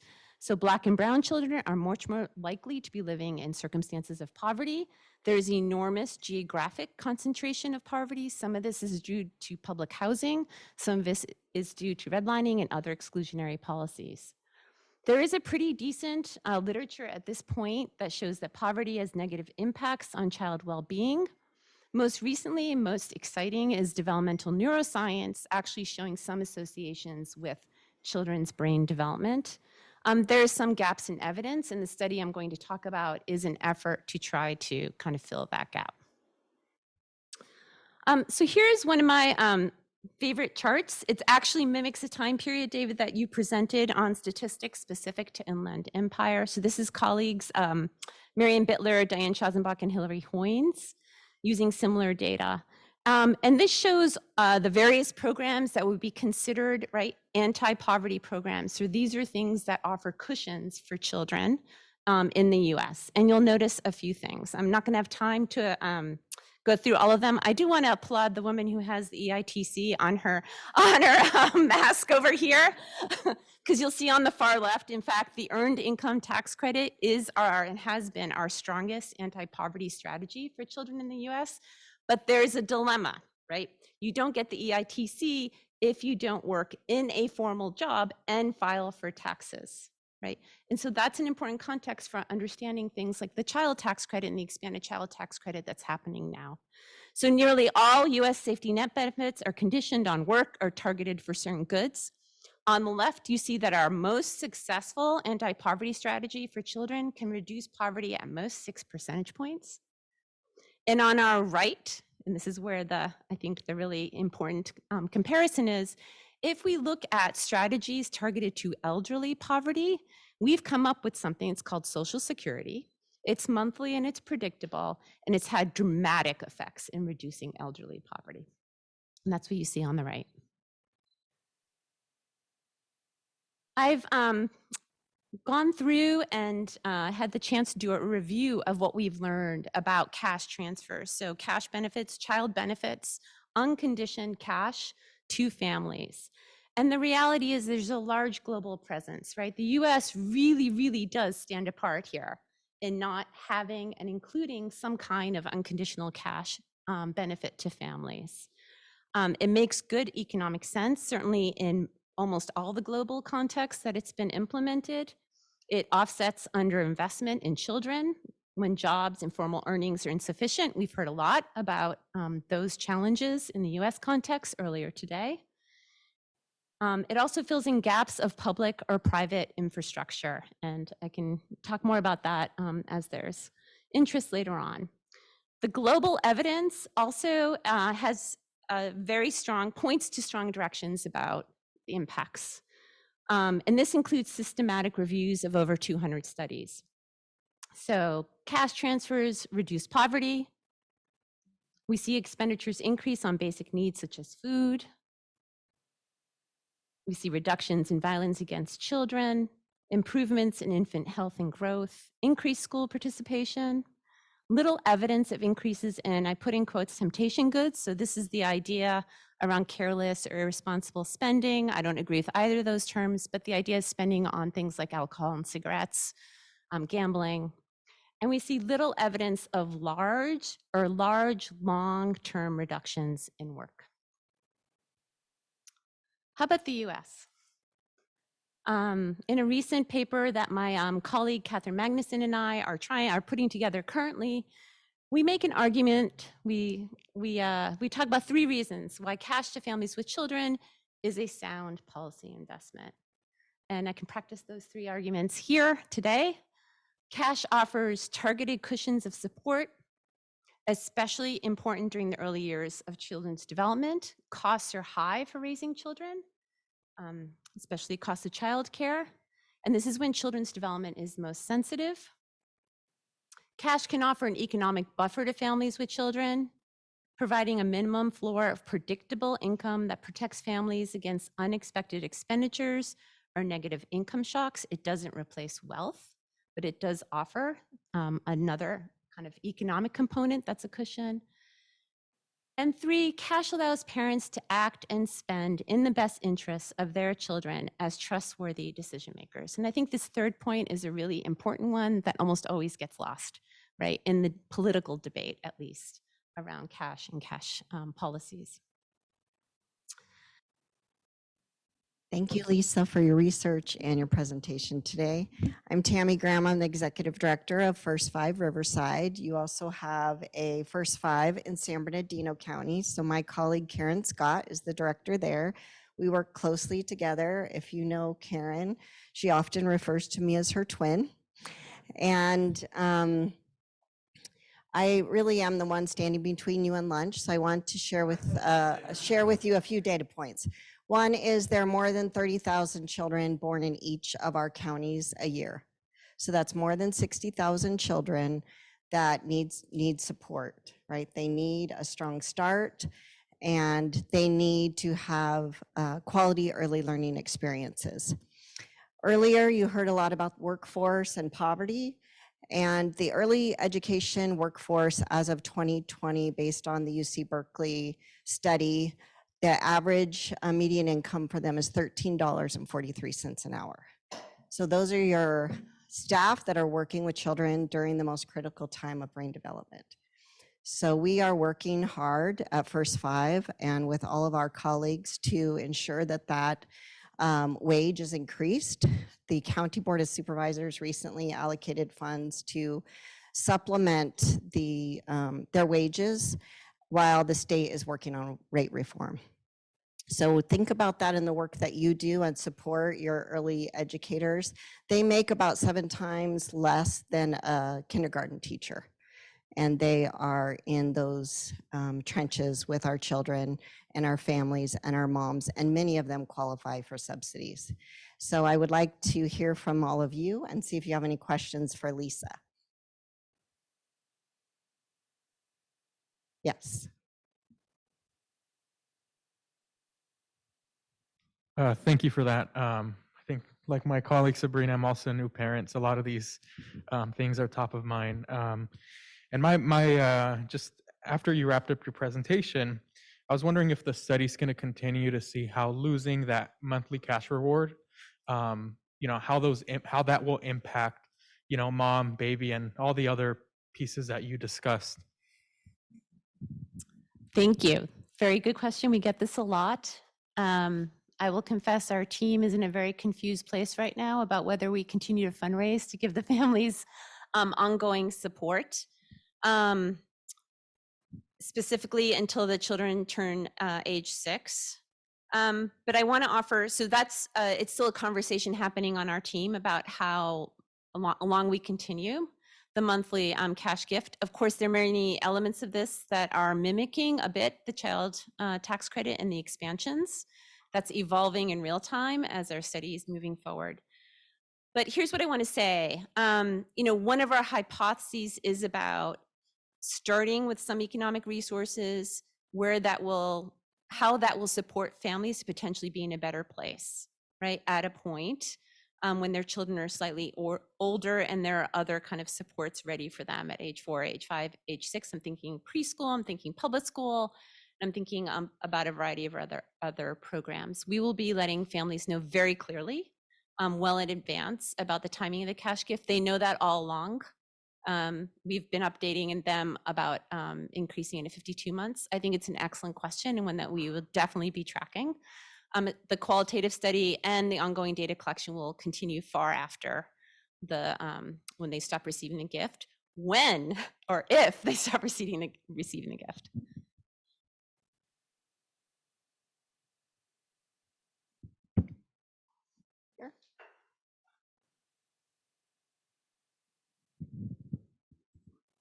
Oh, there we go. All right. Just to follow up relative to that, it was interesting that the mothers were reporting increased anxiety, things of that nature. Did they share what was the cause of that? Was it because they knew in the back of their mind, hey, this is going to come to an end at some point, and so that acute awareness of today I can afford it, tomorrow I may not? Did they share any of that, even anecdotally, with the team? Thank you. Another really good question, one that we've been discussing quite a bit. At this point, very preliminary, we're not seeing anxiety persist so far. That doesn't mean that this is not meaningful at the age 1 point. It's still meaningful potentially. It is, I should say, a small number of moms, right? So that I didn't show you kind of the mean anxiety levels, but the mean anxiety levels are not super high. So it is a small percentage of moms that are reporting higher anxiety. Certainly the hypotheses have taken the range. It's hard for me to believe that it is about anticipating 3 to 4 years from now, because remember, this was the first 12 months. So they're just getting into the swing of trusting that this gift is coming. I certainly think there might be some traction around this idea of, increasing expectations and responsibility. I have this high cash gift now. I want to do good by my children. Am I doing good by my children? Certainly that has been one of the conversations we're having on our team. We have a question over here. Thank you for the presentation. I heard you say that you modeled the total amount to approximate the earned income tax credit. Is there any data or any thought about the efficacy of an earned income tax credit that's realized at one point in time versus a monthly disbursement? So I think your question is, how do we go from a lump sum to a monthly if we're modeling on the earned income tax Is there credit? data that says monthly is more effective than lump sum or vice versa? There is not hard data. This is probably one of the first studies that kind of took that seriously in terms of shifting from a lump sum type of income disbursement to monthly, although this is kind of where I think cash disbursement is going. It was really rooted in thinking about the context of poverty and instability that my colleague Heather Hill described earlier, in that this instability not only stressed families in terms of their time and money, but also increased kind of what I'm going to call as mental bandwidth. So the amount of time that we have to think about and devoted to and attention to budgeting. And it was those 3 pieces that were quite persuasive to us in converting it into a monthly amount.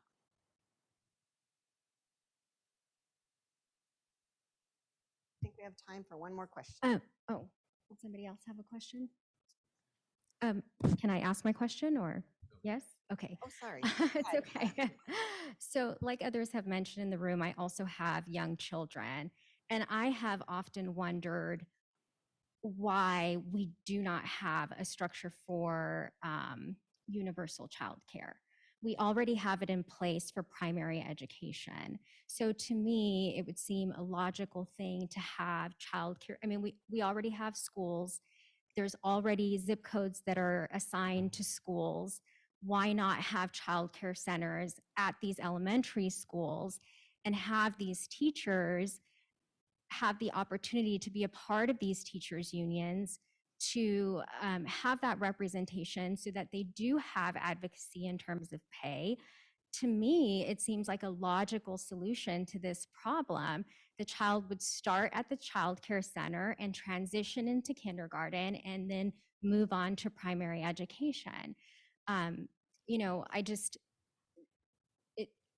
again, as a parent, like, I'm like, it seems so easy, you know, and I know that it's not, but I'm very heartened that we're having this discussion because it is a challenge. I mean, even for those of us that have the means to pay, I think one of the themes that keeps coming up is availability, right? That's a big issue right now. I have several friends who have kids that are on waiting lists. They can afford to pay for it. There just isn't the availability, and it's keeping them from going back to work. So, you know, thank you for advocating for that. So I just wanted to share that. Yeah, thank you so much. I mean, it is definitely the work of First Fives and all of our elected officials. With our early learning master plan in California, we hope to have universal preschool in the near future, but then we have to focus on the 0 to 3, right? So back in the day when our system was created, one parent usually stayed home, right? That's not the case anymore. So we have to advocate for a change in the system. So thank you. Supervisor Hewitt? Yeah, I'd like to kind of key off of that. And $51 of the $280 were actually spent on child care. And let's talk about that for a second. We did that here at the county because there is such a shortage. We can't keep child care providers around. They're going to, believe it or not, logistics and other jobs that pay more. And you have a school right there in your town of Durham that takes the top 600 juniors all over North Carolina, the School of Math and Science, I believe. And it's a very, and if they follow it through in those 2 years, then they go on and they get a full ride through the University of North Carolina. You got some real champions that have come out of that school. I don't see why we can't do somewhat the same thing in schools all over. There are so many juniors and seniors, young men and women, that these are people that we pay and trust our kids as babysitters or whatever else for all day long or whatever else. But let's get them in those programs. Let's do these things. And where child care centers could have one certified older child care with 3 or 4 assistants coming from that, and I think we could bring that cost way down, give them opportunity. They will move on to things like maybe becoming full-time teachers or credited child care or whatever that. These are the things I think that make sense, and really we get the best, and at that age, instead of getting into trouble, they'd be getting into a really good career further on. Okay, all right, we're gonna get started, so could people please take their seats? All right. Okay, all right, so I'm going to pass the mic to the president of Golden State Opportunity. And Golden State Opportunity, as you see on the logo, is one of our closest ongoing collaborators with the Blum Initiative. And I'm going to pass it to the president of Golden State Opportunity, Amy Everett, and she's going to give the introduction for our keynote speaker. Thank you, David. It is really our pleasure to co-sponsor this every year with you all. And I have to say that I am so excited to introduce our next speaker. When she arrived in the assembly, it was like an earthquake going through the place, because electing progressives from the Inland Empire was like an oxymoron. And when she arrived, she brought not only progressive values, but pragmatic, common sense solutions to the problems that she really knew, because she is a daughter of the Inland Empire. She went to school here. She opened the first Latina law firm here in San Bernardino to serve the community whose needs weren't being met.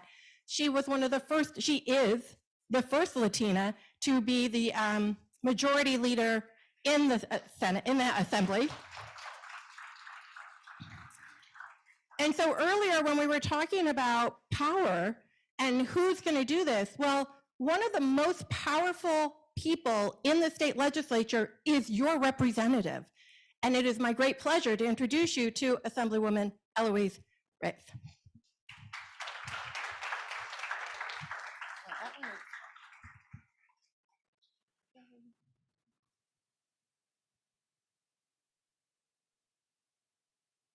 Oh, I'm going to give Thank you, Amy. All right. So good to see so many wonderful people here, some friends, representatives of some of my colleagues who I just love so much. I think that if we're trying to represent an area when you have colleagues that feel the way you do and want to fight the way you want to fight, you'll get a whole lot more accomplished. And from the Community Action Partnership, my dear friend, thank you so much for being here. My goodness, you're a great leader. I love having you here. Patricia. So, good afternoon. As mentioned, I'm Eloise Reyes. I represent the 47th Assembly District, which is in San Bernardino County. I've got San Bernardino, Fontana, Colton, Rialto, Grand Terrace, Muscoy, Bloomington, Rialto. I think those are my areas. May I please introduce Prince Ogadikpe from my office. So when you see me looking over, it's like, Prince, is that right? Okay. Well, you heard a little bit about me, but I want to share a little more about me. And I think that when you hear my story, you'll understand why this is such an important topic. When we're talking about poverty, my story will be the same as so many others, or variations of your story. When we grow up in a way, a very humbling way, you realize either that you want to put it behind you, you'll never talk about it, or you say, you know what, somehow I was blessed to be able to come out of that, and I want to do everything in my power to make sure that I help others come out of it as well. I am the daughter of immigrants. My parents come from a little town in Mexico, Jalostotitlan, Jalisco, and they, thank you, all right, Jalisco, Mexico. Having them come here to the US, my mother joined my father after he had been here for a number of years. And then they started their families. They had their 6 kids. My mother was married when she was 14 years old. My father was 8 years her senior. And they were together for 50 plus years and raised their 6 kids. My father had a 6th grade education, my mother, perhaps a 3rd grade education. When I talk about this, she says, how do you know I had a 3rd grade education? I don't even remember. But they had very little opportunities. Everything that they did was to work with the family, to help the family, and to help raise the family, and to make money for the family. And that was life, you know, without any dreams really that you can think of for the future. But they wanted to raise their kids with lots of opportunities. And so they taught us the meaning of hard work. They taught us the meaning of fighting for what you knew was right. They taught us that hard work always had its rewards. Even if you didn't see the rewards immediately, hard work always had its rewards. They wanted to live the American dream. It was much easier then, right? You could buy a house. Not so much anymore, and I feel so bad for all of you students because I know how hard it's going to be. I know that's been part of the discussion about affordable housing. My heart goes out to you because that American dream really is important. And that's something that we as legislators, we have to work on that to make sure that you do get to achieve that American dream, whether that's with assistance with down payments or whatever programs are available. If we're going to give tax breaks, tax incentives to the very rich, why not give it to those who are going to become those very rich and will give back to the community? There's got to be different ways to do it. I can tell you that with what my parents taught us about the hard work, I knew that they had a positive impact on our lives and had a positive impact on the lives of so many others. My parents' home in Colton was always open to many of our relatives, and we had lots of them, that would come from Mexico and just needed a place to live with their children or by themselves until they were able to get a job and then call for the family. And so we always had lots of family living at the house. Some of them got along with, some of them we didn't. If I want to digress for just a moment, there was a time when we were picking, most of the time we picked onions and grapes, but there was a time we were picking oranges. And there was one gentleman, we didn't like him a whole lot. He was a distant uncle, and boy, in the back camper, I can tell you that there was a little fight with those rotten oranges. But anyway, I digress. So in school, I loved school. I went to Colton High School. I was ASB president and got a scholarship to go to USC. Some of you have heard the story. And my dad said, "You're not moving out of the house. You're a young lady. You go to the convent, you get married, or you stay here." So I stayed home, and I went to San Bernardino Valley College for 2 years, got my AA degree, and said, "Dad, I'm ready to move on." And so I went on to USC. They held my scholarship, got my Bachelor of Science there, and then on to law school. And then once I became an attorney, I started with a law firm in LA, but then knew why I had become an attorney, and that was to help my community. So I came back home and worked for a firm for a while, and then in the end opened my own law firm. And as Amy mentioned, when I opened it, I found out later that I was the first Latina ever to open her own law firm in the Inland Empire. I thought, all right, first, but I better not be the last. So I practiced law for some 30 plus years, and during that time I also volunteered with legal aid. The Inland Empire Latino Lawyers Legal Aid has always had a legal aid program, and I volunteered usually once a week just to provide services for those who could not afford an attorney. And I did that for probably 30 years and was part of the board for Latino lawyers during a big part of that as well. But then in 2016, I ran for the state assembly and I won. I just was elected to my third term. And as was mentioned, as Amy mentioned, I am now the Assembly Majority Leader for the California State Assembly, being the first Latina to hold that position. But one of the committees that I chaired was the Human Services Committee. That was in my second year, a very important committee. And if I may, I want to tell you all of the programs that fall under that committee so you'll know why I considered that one of the most important committees. Welfare services, foster care, child care, adoption assistance, CalWorks, CalFresh, developmental disability services, in-home support services, community care licensing, adult protective services, and SSI/SSP. I knew that as chair of that committee, I would be able to impact so many communities, so many in our communities. And that was exactly what happened. The legislation that my colleagues introduced was life-changing for many in our communities. And that was, I think that the only bad thing about that is that I cry a lot. And so hearing the stories, when somebody introduces a bill, as many of you know, the author will come in, will be introducing the bill to the committee, but the author will also have witnesses. And the witnesses are usually somebody who's going to benefit from that piece of legislation. And some of the stories are heartbreaking. And we realize why we need to change the law, why we need to have changed policies. And yes, I am a big crybaby, and I do cry a lot. But there are 4 specific areas, and I know that you've already talked about many of these areas during the summit. And but these 4 areas are the earned income tax credit. I do want to talk about that and some of what has happened. Childcare costs, homelessness, and affordable housing. And the last is education and economic opportunities.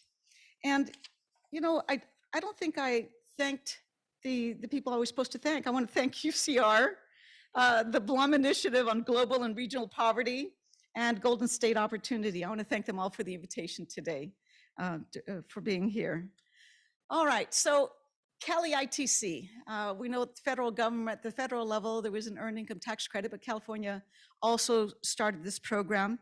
And as of now, and the numbers will vary depending on what study you listen to, right, about those who are living under poverty. In Riverside, San Bernardino County, 17% is usually what we hear about. During the pandemic, we know that it is 1/4 of our children are living in poverty. That's so unacceptable. So unacceptable. The 5th largest economy, and we still have children living in poverty. There's absolutely something wrong. what's important, I was talking to some of the students earlier, is that when we hear these percentages, we need to remember that we're talking about people. We're talking about children. These are the children going to school without having had breakfast. These are the children that are going to come home from school not having had any meals and coming home to see what mom and dad, or mom, or just dad, or the grandparents, what they're able to provide for them.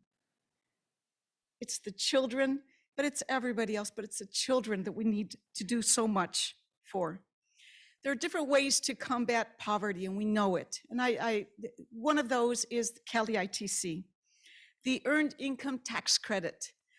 It's one of those programs that provides a refund to our families. And with this refund, what happens? They're able to pay for their housing, for their food, to take their children somewhere. But it's money that goes back into the economy. Such a great concept. And I know that many talk about expanding this in so many different ways. In fact, we have expanded it a number of ways here in the Inland Empire, or actually statewide. In 2016, that's when California joined 26 other states, including the District of Columbia, to have now an earned income tax credit for California. Hundreds of millions of dollars are allocated for working Californians. Now, somebody asked me, how do we expand and make sure that people actually apply for this? Well, we have to make sure that they apply, that they do their income tax returns. And that's why there are so many programs that help with that as well. And if you're involved in any of those, I thank you. In the first year, excuse me, Cali ITC boosted the income of nearly 400,000 Californians, providing nearly $200 million in refunds. In 2017, the California legislature expanded Cali ITC to include families making up to $23,300 and those who are self-employed as well. This change enabled 1.7 million working families to be eligible to claim the credit. In 2018, I introduced AB 2387 to continue expanding this tax credit to working families and individuals and lowering the eligibility age. It used to be 25. I wanted it to be reduced to 18-year-olds who are making less. And thank goodness the governor signed that into law. In 2018, I introduced AB 1593 to expand Cali ITC to I-10 filers. That's our immigrant brothers and sisters who are filing their taxes, but they don't have a social security number. And here's something very interesting, and Rachel knows this because, you know, Assemblymember Sabrina Cervantes and I have to deal with this, that if the governor sees something good in one of our bills, he may take it out and put it into a budget bill. Well, that's exactly what happened, right? That's exactly what happened to my 1593. So it was put into a budget bill and we all voted on it and it was signed into law by the governor. According to the US Department of Housing and Urban Development, most safety net programs are designed to prioritize children and have helped to keep them out of poverty. We need to know that without these safety net programs, so many of our children, so many more children, and so many more families would be in poverty right now. So as parents are trying to figure out what to do to support their families, one of the biggest problems, and I know you've talked about this during the summit, has to do with childcare, the cost of childcare. In California, it's one of the most expensive, it's more expensive here than any other state. Well, that was something that we have really emphasized in the office. In my legislation, the Women's Caucus, the Legislative Women's Caucus, has had this as a priority year after year after year, increasing child care slots, increasing the amount of reimbursement, waiving family fees, so many other things that are necessary. We have to do whatever we can to protect, not just to provide funding one time. There has to be a stream of funding, and that's something that has been missing. We're still working on it. As we increase the affordability of child care for working families, the funding is going to benefit everybody, families are able to work, they're able to afford their child care. That money goes back into the economy, oftentimes helping many of those mom and pop stores that are working to try to survive. I will tell you that one of my bills, AB 92, was to waive childcare fees. Well, Governor Newsom agreed that it was a very good bill and took a big chunk of it out and put it into a budget bill, and it was signed into law. So the family fees that many families have to pay, in addition to the childcare cost, there's a family fee. Even if the childcare cost is waived, they still have to pay a family fee. And we wanted that waived. And so we got money from the feds and said, here's a perfect thing to do. Let's make sure that we waive them. It was only waived for 1 year, so we'll be working on making sure that we waive it beyond that. AB 92, rather than letting it go, we said we're going to make it a 2-year bill. We still want to have a working committee, a working study group that's going to determine what the fees should be and to limit them to a percentage so that no family ever has to pay more than a particular amount. And I don't want to see an amount because then I've taken all the work away from that working group. But it's got to be something that everybody can afford, right? All of these are first steps. All of these, it's a work in progress. No matter what we do, it's never going to be enough, and it shouldn't be enough, as long as we still have children and families living in poverty. Another area, and I know that you all have talked about it, is homelessness and affordable housing. I will tell you that in the State Assembly, we have a housing working group. And this working group are legislators from throughout the state of California. And we decided to do a tour throughout California to see what the needs are, because it's not going to be the same in one county versus another. And we started in Northern California in the Bay Area and have worked our way through. And here in the Inland Empire, Assemblymember Sabrina and I, Cervantes and I, were the hosts for the Inland Empire. So we asked our colleagues to come. We had about 15 of our colleagues with us. We toured some of the housing facilities in San Bernardino County and some others in Riverside County. And then we had a very nice dinner at the end. But it's really important. And I always tell my colleagues, I say, I want you to see my community. I want you to know that there's the good and there's the bad. The good, I'm always going to talk about all the good stuff in San Bernardino County. I'm always going to talk about the people of San Bernardino County, always. But I want you to see the bad. I want you to see the need. So when I tell you that I need additional funding specifically for the Inland Empire, or I tell you I want a pilot project in San Bernardino County or Riverside County, you will know why. It was a very successful tour. I'm very glad that my colleagues were able to come here. When we talk about homelessness, one area that is of great importance to me is our youth homelessness. Something that this shouldn't be happening again in the United States of America, certainly not in California. A statistic that I think is very important. California has the highest rate of youth homelessness in the nation, with over 54% of the nation's total number of homeless youth residing right here in California, on California streets. In 2018, there were 12,000 unaccompanied homeless youth in California without a safe place to sleep. An additional almost 2,300 parenting youth with their children without a place to sleep. In 2020, we know that they have the point in time count, and the number for Riverside, San Bernardino County were 600 unaccompanied youth homeless here in San Bernardino and Riverside counties. When we talk about the state's investment, it's just not enough. It's not enough. I will tell you that Assemblymember Sabrina Cervantes and I know I keep talking about her, she's my roomie. She and I did a budget request asking for $10 million specifically for an LGBTQ homeless center, a hub. And we had the groundbreaking, 2 weeks ago here in Riverside County. So excited about that, so excited.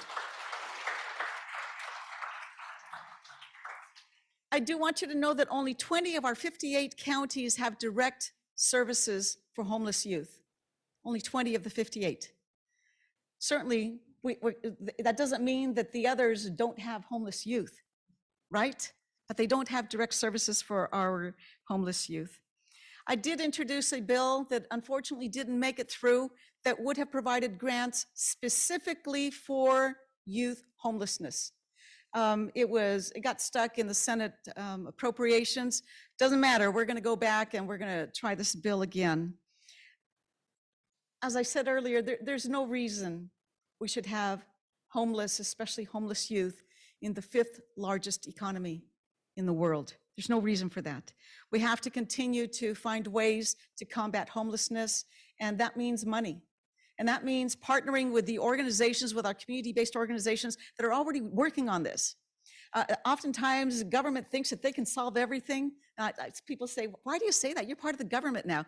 But we have to go back to our community-based organizations. It's the community-based organizations that have been working on this. They're the ones that have been trying to find the housing. Patricia Nichols is one of my heroes because of what they do. I'm sure Riverside also has a community action program, but let me talk about San Bernardino. If they're already working on finding housing for our homeless youth and homeless families, then I don't want the government to put together a department to handle this money. Let's hand the money over to those organizations that are already doing it. That's really important.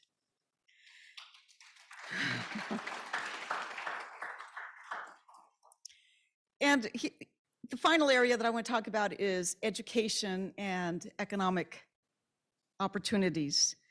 I think when we think about our youth and our students, the one thing that we can help them with is making sure that if they want to go to college, that they fill out the financial aid forms, whether it's the FAFSA or the California DREAM Act application.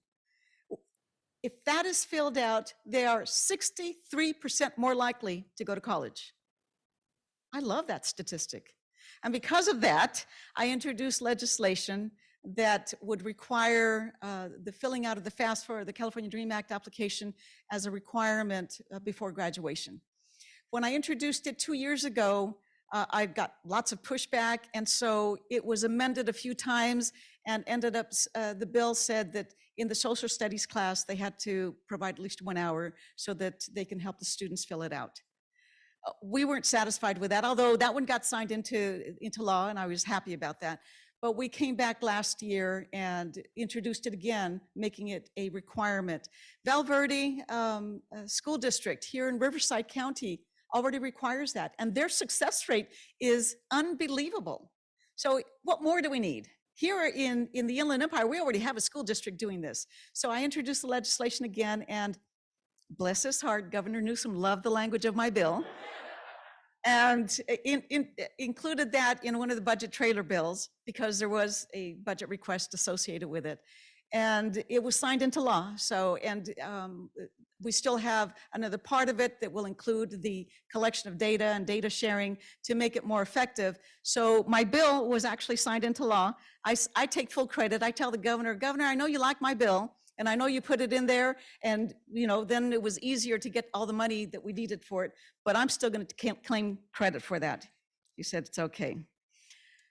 We know that education is probably the one thing that will help our students out of poverty. Now, for my friends who are in the trades, they remind me that that's also a way out of poverty. Bottom line is we want people into the middle class so they can afford that home. And whatever it takes, I want every opportunity to be given to our students. And if it means making it a college requirement that they fill out the form, then it's going to be a college requirement. Anybody can opt out. But as long as the students know that it's a requirement for graduation, they're more likely to fill it out. And that's exactly what we want. We want them to fill it out. This last year, because of COVID, there was a decrease of about 15% of FAFSA applications, and for the DREAM Act, 45% less students. And these are for our undocumented students, 45% drop in the California DREAM Act applications. And unfortunately, as we know, these are the low-income students that are most affected, that could most use that financial aid. They're the ones that are losing out. The AB 469, which was my FAFSA bill, was supported by Dolores Huerta Foundation, by Mi Familia Vota, the Education Trust West, Blue Educational Foundation, of course, Valverde. There are local heroes in that regard. Filling out the form, opens doors. That's really what we're talking about. Nobody's going to be guaranteed anything, but it opens doors. And for too long, many people who live in poverty have had every door closed to them. And the more doors we open, the more doors they get to go through, and they get to decide what they want. That was something that was provided to me. I got to go through the doors and figure out, what do I want to do? What I want to do here? I want to do work study. I want to work on campus. All these things were opened up to me. If I don't know about the opportunities, I will miss out. I will tell you that I will tell you that the years to come, I think, are going to be much easier, because I'm going to have the partnership with Governor Newsom, partnership with Speaker Rendon, partnership with my colleagues in the legislature, with Assembly and the Senate, my colleagues in Congress. Congressman Pete Aguilar has been a great champion on all of these issues, and I absolutely support him in all of his endeavors and making sure he brings back the money here to the Inland Empire. He's been a great partner in this. People sometimes say, well, you need to just, pull yourself up from your bootstraps. And we all know that not everybody has bootstraps. We all know that sometimes not only do they not have bootstraps, they don't have boots. And if we can take this as far as you want, the bottom line is that not everybody has the same opportunities. I don't care how much we want to believe that everybody has the same opportunities. This is a great country. This is a great state. Yes, it is. And yes, it is. But not everybody has the same opportunities. Sometimes it's because of the color of your skin. Sometimes it's because of your zip code. Sometimes it's because of who your parents are, where they came from. There are lots of doors that are closed for many reasons. And I think it's our job to open up as many doors as we possibly can.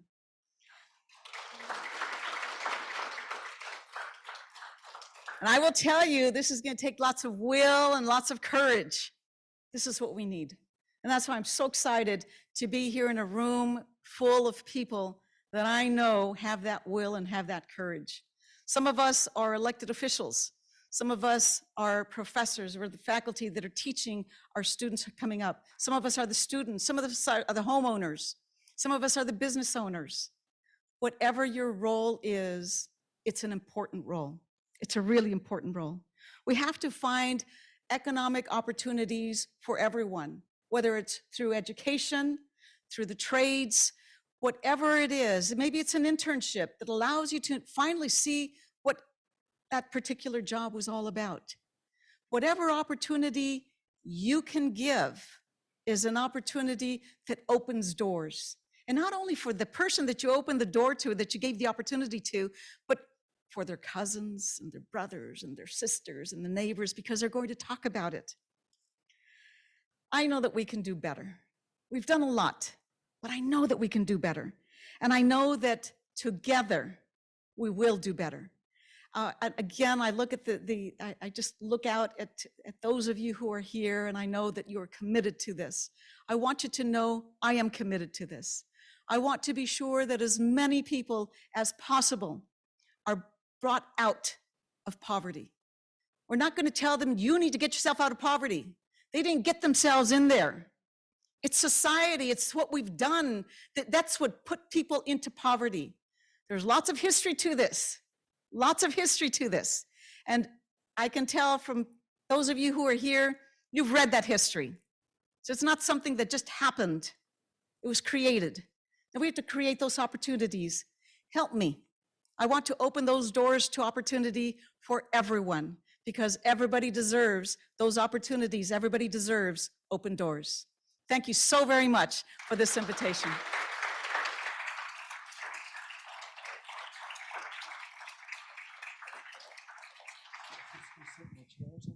You can take this group with you. All right. Okay. So for the Q&A, what we're going to do is I'm going to have you use the note cards that are on your tables. They look like this right here. Nice little Blum logo on top of it. Give me easy questions.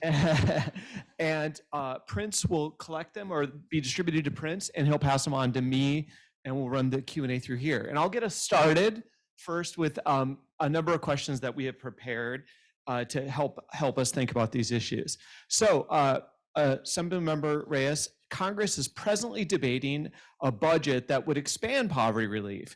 And yet many of the relevant policies, including especially the expanded child tax credit, may not be adopted. Why do you think policymakers are often reluctant to expand social policies to fight poverty? And relatedly, as majority leader and as policymaker, please teach us about what drives the politics of social policy and anti-poverty policy. Wow, I should have my congressman here with me. In California, it's much easier, I will tell you. In Congress, you do have, and I don't want to malign any of the representatives, but we know who they are. They take on positions that are to the right of what is right. They take on positions instead of thinking of the community that they should be representing, they think of the people who might elect them. I think that's a big problem. We have to know what we stand for. And again, my congressional representatives, we're lucky. We've got Mark Takano here, we have Pete Aguilar. We've got some great representatives in Congress that are going to fight for this. But when you have those who are holding out, then you have to amend what you're trying to put through because it becomes watered down. There's no question about it. But you want to get something through. We heard President Biden talk yesterday about a version that is less than what he had wanted. It's the votes. They need the votes. If they can't get the votes, then they've got to figure out, if somebody says, well, you have to include this in order to get my vote, well, then you may have to include that. Or you need to reduce this if you want my vote, well, then you're going to have to reduce it. This is all negotiations now at the end. And that doesn't answer the question, why is it difficult? Well, it's something that we talked about earlier. It's will and it's courage. And sometimes there are those who don't have the courage to stand up for what's right. Okay. Why don't you just like raise your hand or something if you have a question, and we'll be sure somebody collects your card, okay? Hold it up, there you go. Okay, great. All right, so if anything, what can local practitioners and researchers do to influence policymaking about poverty? Would this be agenda setting, mobilizing voters, informing policymakers, or what else specifically could make a difference? That's such a wonderful question. I will tell you that Speaker Anthony Rendon has been such a wonderful leader, and income inequality has been at the top of his list. Poverty has been at the top of his list. And so equity has been at the top of his list. Inclusion has been at the top of his list. That makes a difference who the leader is. And we're very lucky in the California State Assembly, in the Senate with President Pro Tem Atkins. She's a great advocate also. Having those leaders makes a difference, but he still has to get the votes, right? When we have policy, we still have to get the votes. It's much easier. We do have a supermajority in both houses right now, which makes it easier for us. But for all of you, I think meeting with us, and I've met with many of you on the issues, meeting with us and holding us accountable. Oftentimes we give a pass to those who, for some reason, aren't going to vote on a particular piece of policy. We need to hold everybody accountable. And we need to remember what the conversation was about. We need to remember what promises were made, but hold people accountable.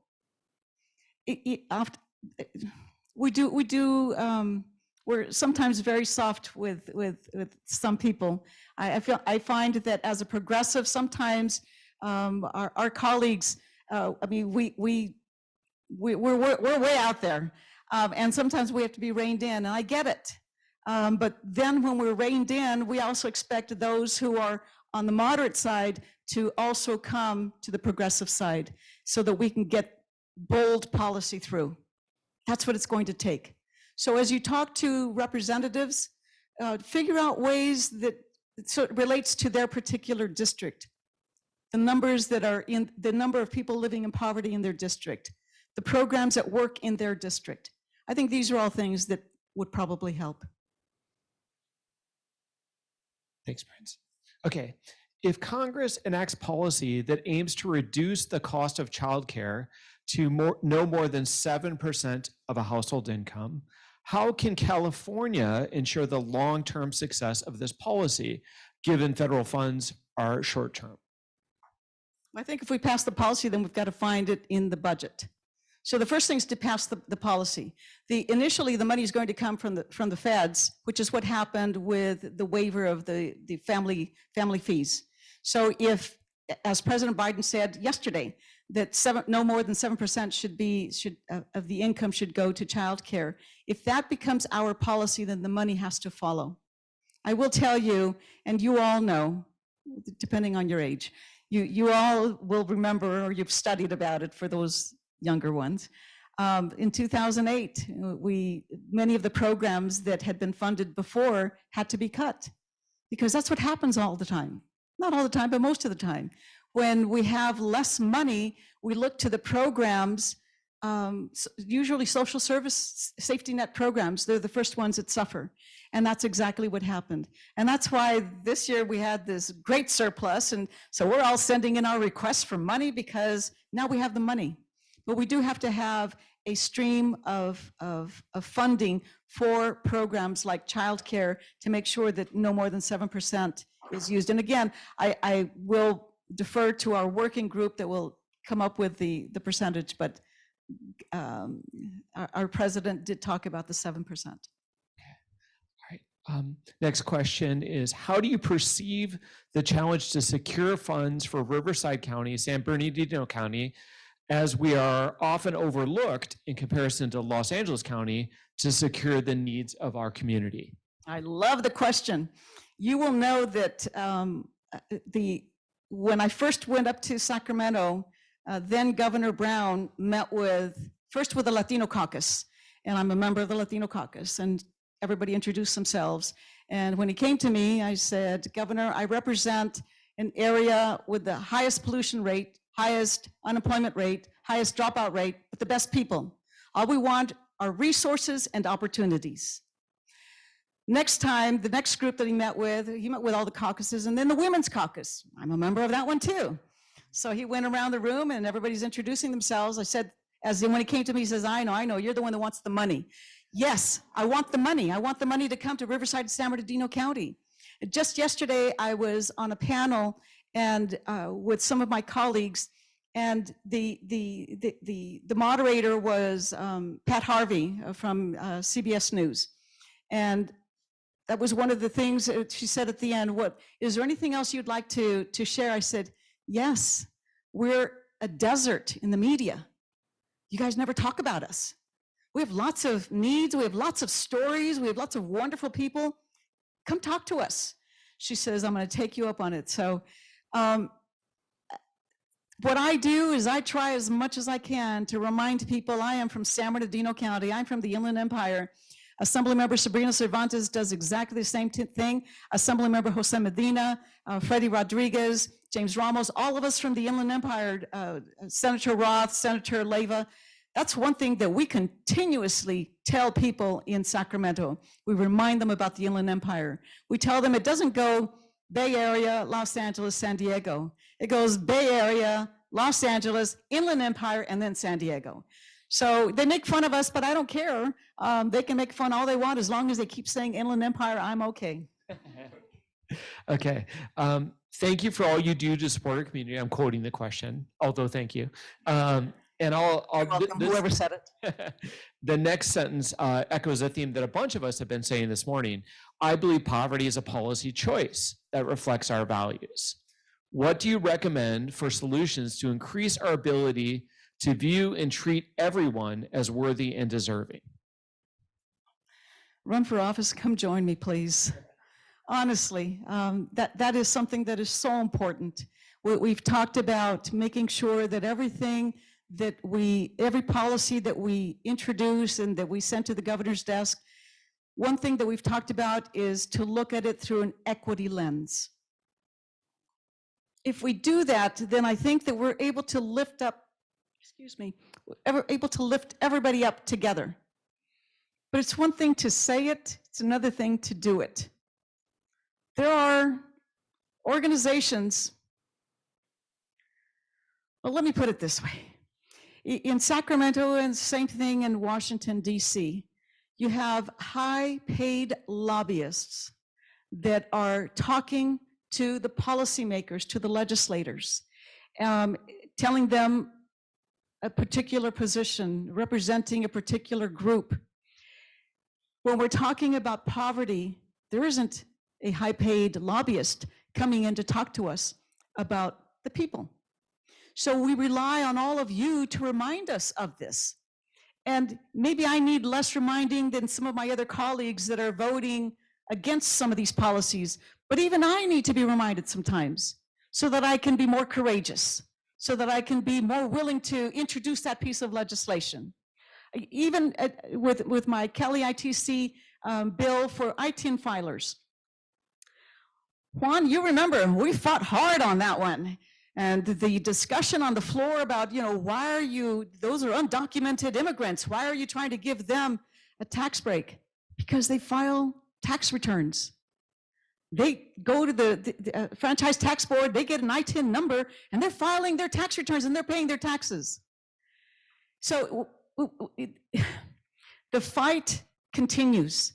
And I think that for me, and I know that for Assemblymember Cervantes and Medina and Ramos and Rodriguez, all of us here in the Inland Empire, knowing that our community supports us when we're fighting for these issues, it makes a difference. We happen to be in a community where we have a very engaged community. So that makes a difference for all of us, knowing that you are all working on this and you share your knowledge and your commitment with us to help us. We feel your strength when we're there in Sacramento. And I thank you for always doing that with us. Thank you. Okay. We might have time for one more question. Okay. All right. Thank you for your bill requiring the FAFSA application. My children are great products of the Valverde Unified School District and examples of the success. I should have waited for the question before I called you out. Financial education in schools is a goal of mine to help change the culture that impacts poverty. Has there been discussion around a bill requiring financial education as a graduation requirement? My dear friends that represent our teachers, and our teachers keep telling us, stop telling us what we have to teach. We have our lesson plans and we have only so many hours in a day. So we're trying to find that balance because we have to honor our teachers. I mean, they're at the front line and they're the ones trying to get those lessons plans together and making sure that they teach what they have to teach so that our children can be competitive once they get out. So we're working with those who represent our teachers to make sure that we put something together. If we're going to say, add this, we have to say, okay, you can take this out. Financial literacy, how to change a tire, how to balance your book. I mean, there's so many things that should be taught, right, in school. So if it's not going to be in school, then what do? We look to our community-based organizations, but we've got to make sure that we fund our community-based organizations so that they can then provide financial literacy or whatever else. But finding ways for financial literacy is extremely important, and a number of us have looked at ways, but we also want to, as I said, we want to honor our teachers who are already overworked. But we'll find a way. It takes partnership. I've been told we have time for one more question. Okay. All right. What can we do to help decrease the high rates of homelessness amongst students enrolled in public institutions, much like the University of California and Cal States, for example? How can students make it through higher education when they are struggling meeting basic needs? My goodness, that's such an important question. I will tell you that at San Bernardino Valley College, where I went, they are now looking at housing for homeless and former foster youth, specifically, because there is no housing. And for community colleges, as you know, or as you may know, they don't consider the cost of housing when they determine what your financial aid package is going to be. There has to be more housing provided. When we did our housing tour, the developers tell us, well, we have all these regulations and we're not able to build in a way that, provides the basically the profit margin that they would need. So we have to find ways, again, it's balancing. We have to find ways and believe that everybody has a different interest, everybody has a different goal, whether it's a businessman that wants, it's the bottom line, okay, we want to make sure you make your money, but make sure that you also provide the services. And if we're going to provide subsidies, we expect a whole lot more from you. We have an example of somebody who recently left California and went to Texas, right? So much, hundreds of millions of dollars provided in subsidies to get the business started, right? And now, we lose them, and we lose a tax base. We have to expect more from those we give more to. And I don't think that we have in the past. If somebody says, well, I'm going to build, I'm sorry, but I'm going to go here. We want to build this big warehouse because we're going to provide 10,000 jobs, and they get all these tax breaks. Well, if you're going to get all the tax breaks because you're going to provide 10,000 jobs, then we need to have a way to make sure you provided 10,000 jobs, and that those are 10,000 jobs that are livable wages with benefits, and not 10,000 jobs that are minimum wage, that are with an agency with no benefits, and those are the very people now that are standing in line asking for Medi-Cal or other benefits. Safety net provided by the state of California, that's another form of subsidy. And we have to figure out ways to stop that. If we're going to provide tax breaks and tax incentives, as I said earlier, to the very wealthy, we need to find ways to provide those tax breaks and those tax incentives to those who most need it. Because when we elevate those that most need it, that's the best thing that we can do for society as a whole. That's something that I want to do. And I know we can do it together. Thank you very much, Leader Reyes. And we're going to go to break. So we're at break. Okay. Thank you very much. Thank you. It's a pleasure. Thank you all so much. Please reach out to us if you have any questions or if you have bill ideas. Reach out to Prince or anybody in my office. Thank you. Thank you very much. Thank you. It's my pleasure.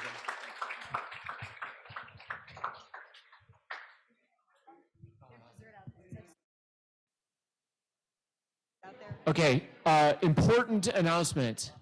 There's dessert outside. All right. All right.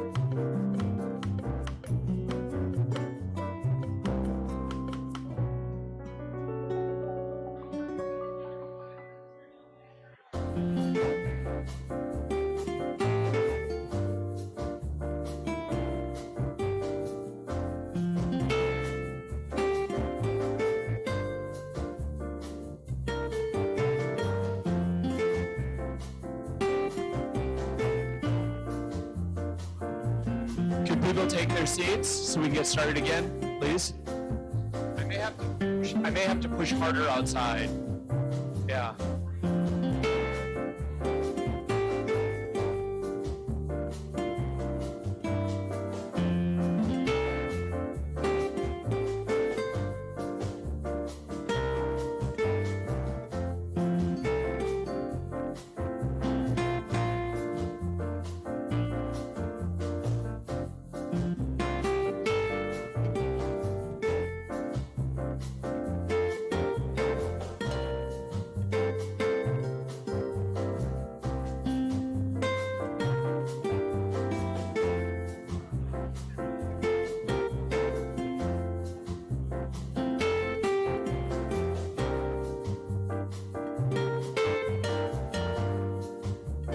Could people take their seats, please?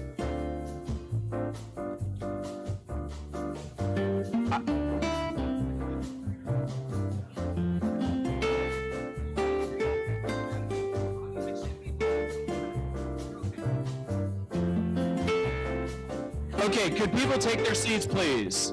We're gonna get started again. Okay. Got to push a little bit. Yeah. All right, so I'm happy to announce or introduce, excuse me, our next speaker. All right, and our next speaker is Jasmine Hill. Jasmine is an assistant professor of public policy and sociology at UCLA. And Jasmine has the unique quality of being the most recent PhD on our faculty speakers. And so she just graduated this past summer. And part of the reason Jasmine's on my radar, turn off the music probably now. Although maybe I kind of like that as an accompaniment, you know? So I'm a close follower of the poverty literature, the poverty social science. And one of the things I've always sort of taken pride in is that I know who the rising stars are before everybody else does. And so now you're gonna be able to go away from this event and say, you saw Jasmine Hill when she was still a recent PhD, and when she becomes a star, everybody knows Jasmine Hill. So Jasmine's a scholar of racism, inequality, and social mobility. She's published articles in journals like Social Problems and Teaching Sociology, amongst other outlets. And presently, she's studying the mechanisms that explain how Black Americans escape poverty and how upward mobility shapes Black identity. Thank you, Jasmine. Thank you so much. Thank you so much. Let me start my timer here because I know that's been very important today. So good afternoon. There we go, call and response. It's such an honor to be able to share my research with you today, and I want to thank our sponsors of this event for the invitation. So today I'm here to present some research that I've been working on since 2018, and the title, as you see, is Misinformed Mobility Knowledge as a Process of Racial Inequality. But the questions I'm really asking here today, and that I hope will kind of guide our thinking in our short time together, is I'm asking, what's the state of opportunity for workers specifically without a bachelor's degree? You know, as we sit here in the hallowed halls of a college campus, it's easy for us to forget that this is a unique experience. Black, white, or otherwise, only about 30% of Americans have a four-year bachelor's degree. When, as we're seeing, there are more and more jobs which require a four-year degree. So when we're talking about poverty and working poverty, it's important for us to think of this population specifically of workers who do not have four-year credentials. So I'm asking, what is it like to be a low-wage job seeker, particularly a job seeker of color in this particularly unprecedented time of inequality? And what do workers of color need to exit working poverty? All right. So over the past 45 years, the US economy has been producing more and more low-paying jobs. That's part-time jobs, jobs that are lacking in benefits. The chart here shows you data from the CPS, ASEC, which has been a popular data source today, that shows the rates of working poverty by gender, race, and ethnicity in 2019. And it's estimated that about 40% of all jobs in the United States in 2018 were low-paying jobs. I'll say that again, 40% of all jobs in 2018 were low-paying jobs. That's jobs that are paying less than $16 an hour. So I have to give a lot of credit to my colleague, David Brady, who we all owe a great deal of gratitude for his work in exposing working poverty in the US. And of the 34 million Americans in poverty, about 1/3 of them we know work. It is no longer the case that unemployment is our primary issue. It is indeed the issue of working poverty. How do we facilitate working folks into better jobs? Work by Elise Gould shows that of the poor who work, 71% were working full-time, while the other 29% were working part-time. So work from social scientists bear out the point that workers experiencing poverty are most likely to fall into 3 categories. The working poor are most likely to be young, they're most likely to be Black, and they're most likely to be without a college degree, that 4-year college degree that I was talking about, that has become ever so important in our labor force. There's work that came from the National Low-Income Housing Coalition that many of us have seen on billboards and newspapers across the country when we found that nowhere in the United States can a minimum wage worker afford a 2-bedroom rental. So the challenge becomes that activists like those shown here have decried this symbol that they have here in the signs that one job should be enough. We know that moving sub-baccalaureate Black workers into middle-class opportunities is critical for economic equality and racial justice in this country. And so the question that I'm asking is what makes good jobs, finding good jobs, challenging for sub-baccalaureate Black workers? And to be clear, what do I mean when I say a good job, right? A good job, based on work by Arne Kallenberg and others, for the purposes of my study, I'm just defining, it's an occupation that earns the individual a middle-class wage. So jobs that put people into the middle class in their region, we've talked a lot about the relative nature of poverty and the need to match it to a regional context, and it also provides them with some benefits. So while this number differs by region, for the United States as a whole, I'm calling a good job, which is an occupation which allows a person to make around $60,000 a year. Now that's a very high number, some of you may be thinking, because many times we think of middle class as a status that's earned by 2 people. I'm kind of making an intervention here and saying, what people choose to do in their personal lives in terms of getting married or being partnered is their own personal business. We should be interested in individuals being able to afford life on their own. And if they decide to be partnered, we should not think about marriage as an anti-poverty strategy necessarily. Okay. All right, so as a reminder, what are my primary research questions for this project, which is a forthcoming book, are twofold. I'm interested in, first and foremost, what are the paths into the middle class, right? What are the jobs? What are these good jobs for workers without a bachelor's degree? And the second question, though, I think is particularly pertinent to those of you in the audience that work directly with communities. I'm not only interested in what are the jobs that would facilitate access to the middle class, I'm interested in what we tell workers are the ways to get to the middle class. How do we instruct them to navigate the labor market? Are the jobs that are really important the same things as what we're telling them that they're supposed to do? And I'll preview quickly to my findings that the answer to that is no. Those things don't exactly align. All right. Yeah, spoiler alert. All right, so the way that I conducted this project, again, this is a long-term project that has multiple data sources. I do kind of quantitative analysis of the trajectory of occupations which foster access into the middle class over time for workers without a bachelor's degree. I've conducted almost 90 interviews, semi-structured interviews with very low-income Black and brown job seekers between the ages of 18 and 39, because again, we know those most likely to experience working poverty are young, Black, and do not have a 4-year college degree. So I'm interviewing them to talk to them about what their experience is like in trying to find opportunity. And the bulk of my talk today will come from kind of the reports of an 18-month ethnography that I've done in Inglewood, California. And I could absolutely, we've talked a lot about the importance of centering things here in Riverside. I lived in Riverside for many years. I'll say that today maybe it's beneficial that I'm presenting research from another city, because if anything happens in my talk today that seems a little terrible, it did not happen here. Y'all would never do any of these things. This is another city.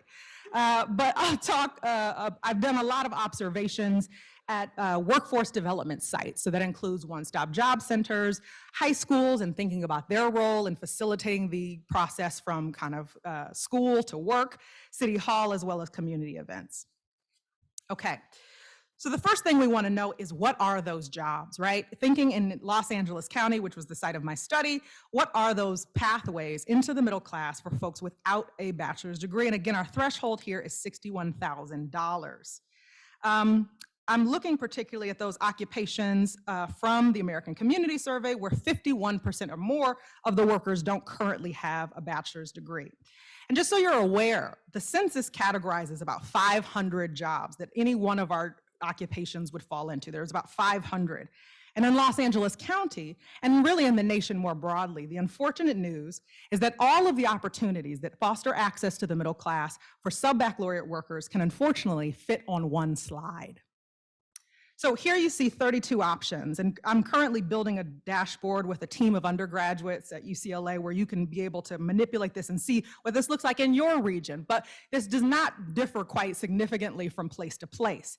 There are 32 occupations here which offer access and where 51% of the workers don't have a bachelor's degree, and this was in 2018. So my argument in the book is that Black workers particularly don't live in labor markets.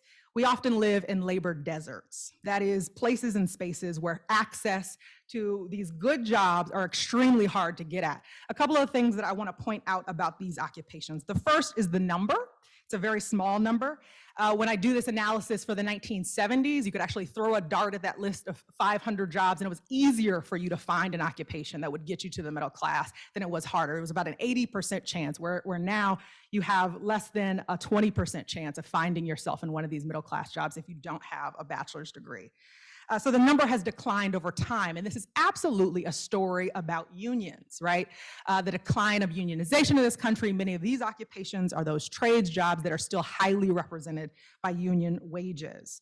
The second thing I want to make a note about are the importance of community colleges in this story, right? Not necessarily in the process of processing associate's degrees, but many of these jobs do require some training. On the list of the national picture, one of the jobs for the United States is an elevator operator. It's one of my favorite jobs to think about. It makes a lot of sense that you would make a lot of good money making sure elevators go up and down. That's a 12-month program that you can get at your local community college, does not require an AA, and they make about $100,000 a year on average.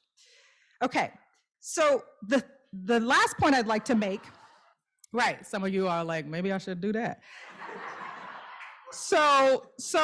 But the last point I'd like to make is around the obscurity of these jobs, right? As you're looking at this list, the question becomes, how would anyone know any of these? The other thing to note is that these jobs change, right? Number, I believe it's 22, postal service mail carriers, which is actually has the highest percentage of Black workers of anyone on this list are in the postal service mail carriers.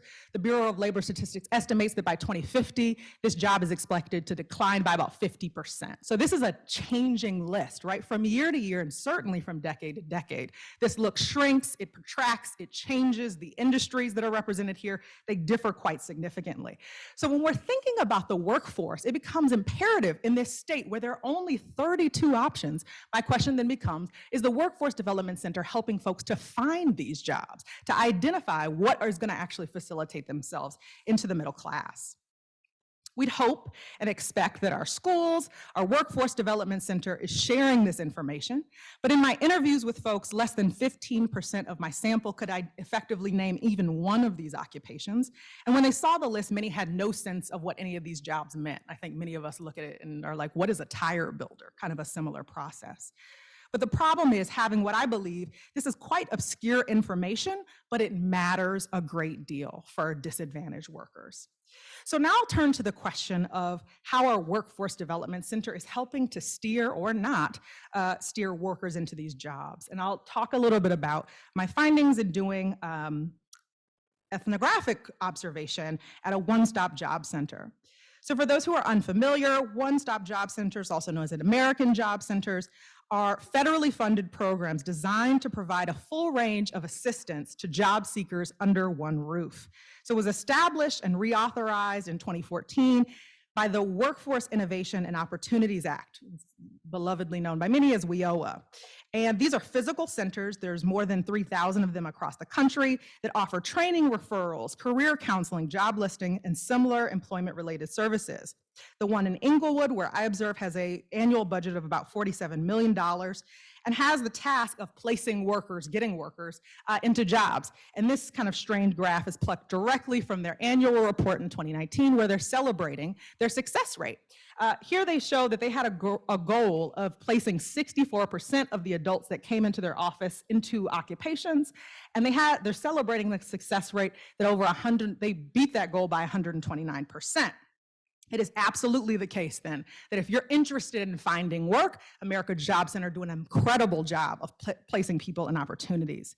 But it does require, if we're interested in the issue of working poverty, us to be a little more critical about what are the types of jobs that are oftenly offered here. And these are two kind of signs that I picked kind of obscurely, but that represent the kinds of jobs that are offered at one-stop job centers. You'll see on the bottom left corner, there's an official seal from the Inglewood One-Stop Job Center.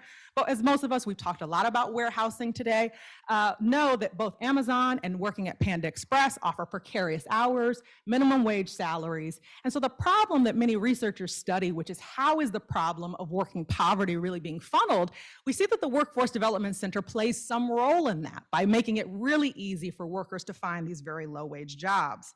Now, this is part because of the design of WIOA itself, right? WIOA mandates that these job centers partner with the local economy. And so if this is what folks have to offer, if this is what is available in the local landscape, this is what gets offered to workers. So when we're thinking about upward mobility, these are not the kinds of jobs that offer upward mobility. If the definition of success is employment, they're meeting it, they're exceeding that, but when we think about working poverty, this may be a part of the problem. Another source of misinformation, as I'm arguing, comes directly from predators that I think specifically prey on low-income communities of color. So this is a flyer. As I mentioned, I spent 18 months in Inglewood doing lots of observations, and I attended very joyously the graduation for my students that I had interviewed. They graduated from high school, and I went to their graduation, and as we left the forum, each and every one of our cars had this flyer placed on it. And what this is, it's an advertisement by a for-profit college encouraging folks to sign up to be a home health aide. And for folks who are familiar with kind of the nursing professions, you would know that home health aides are often paid the lowest. It's an extremely risky job on the body and has kind of legal precedents right now of people wondering how we can better support this job.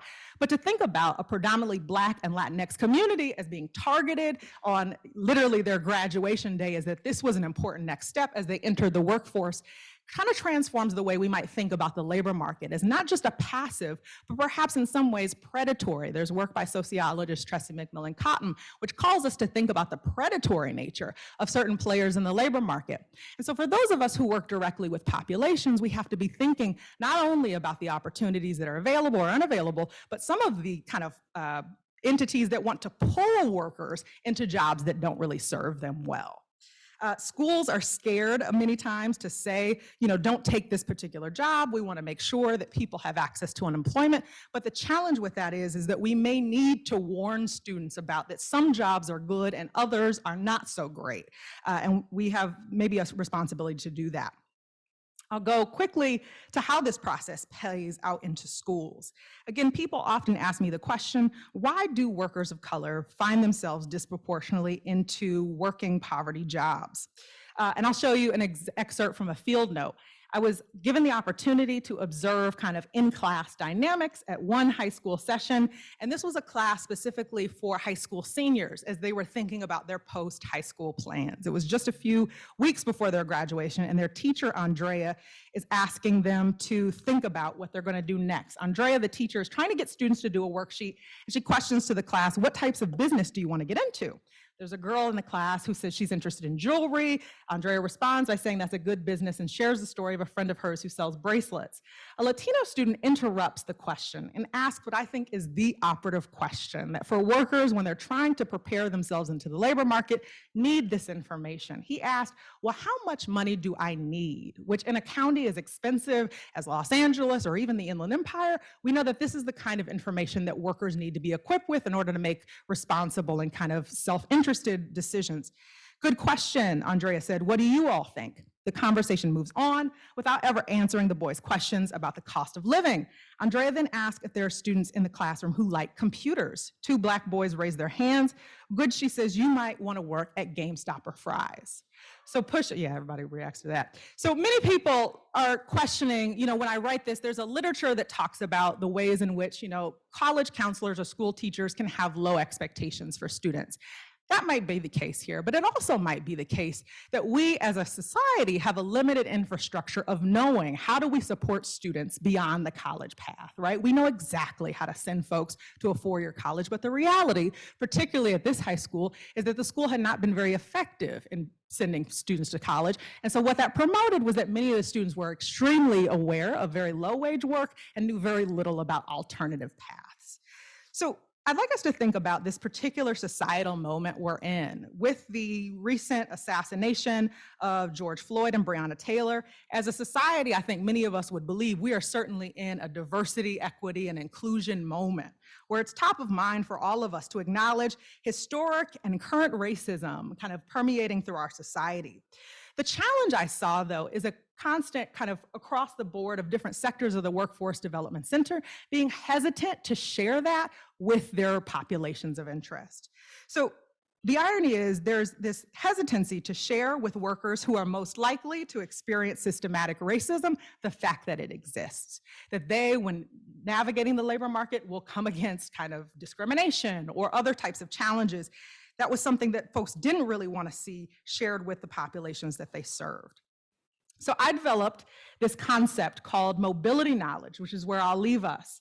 Mobility knowledge, I'm saying, in addition to all of the political work that we've been talking about today and the need for us to make it the case that one job has to be enough, right? This problem would be resolved if every job was a good job. If being a home health aide or working at an Amazon warehouse allowed you to live if those were living wage jobs, that we would not have the need for mobility knowledge. But in the interim, my argument is that we have a regime of inequality that places workers at such a deficit that they now need accurate, niche, and time-sensitive information about how social mobility occurs, what good occupations are and what bad occupations are, and the present state of inequality in order to navigate it.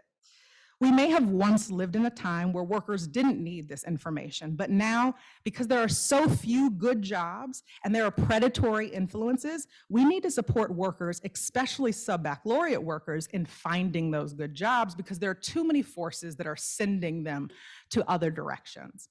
So I'll leave my very last slide. I'll skip this point. My last slide is I just want to leave up kind of on the macro and the more interpersonal level, on the one-to-one, what I think needs to be done here. So we've talked about that all of this is a result of labor conditions, right? If it was the case, we should be pushing for policies where one job is enough, and also talked about the important role of labor and union organizing in kind of creating a system that allowed jobs to be good jobs. And we also talked about some of the challenges with current policy and kind of focusing primarily on unemployment and not so much on the issue of working poverty. But the other part is I'm saying that in the meantime, that helping workers to share accurate niche and information about racial inequality, about good jobs, is vital in the interim as we figure out those broad policy problems that we have to give workers the tool to navigate a deeply racially unequal environment in order for them to be able to find themselves in living wages and good jobs long term. And that's all. Thank you all.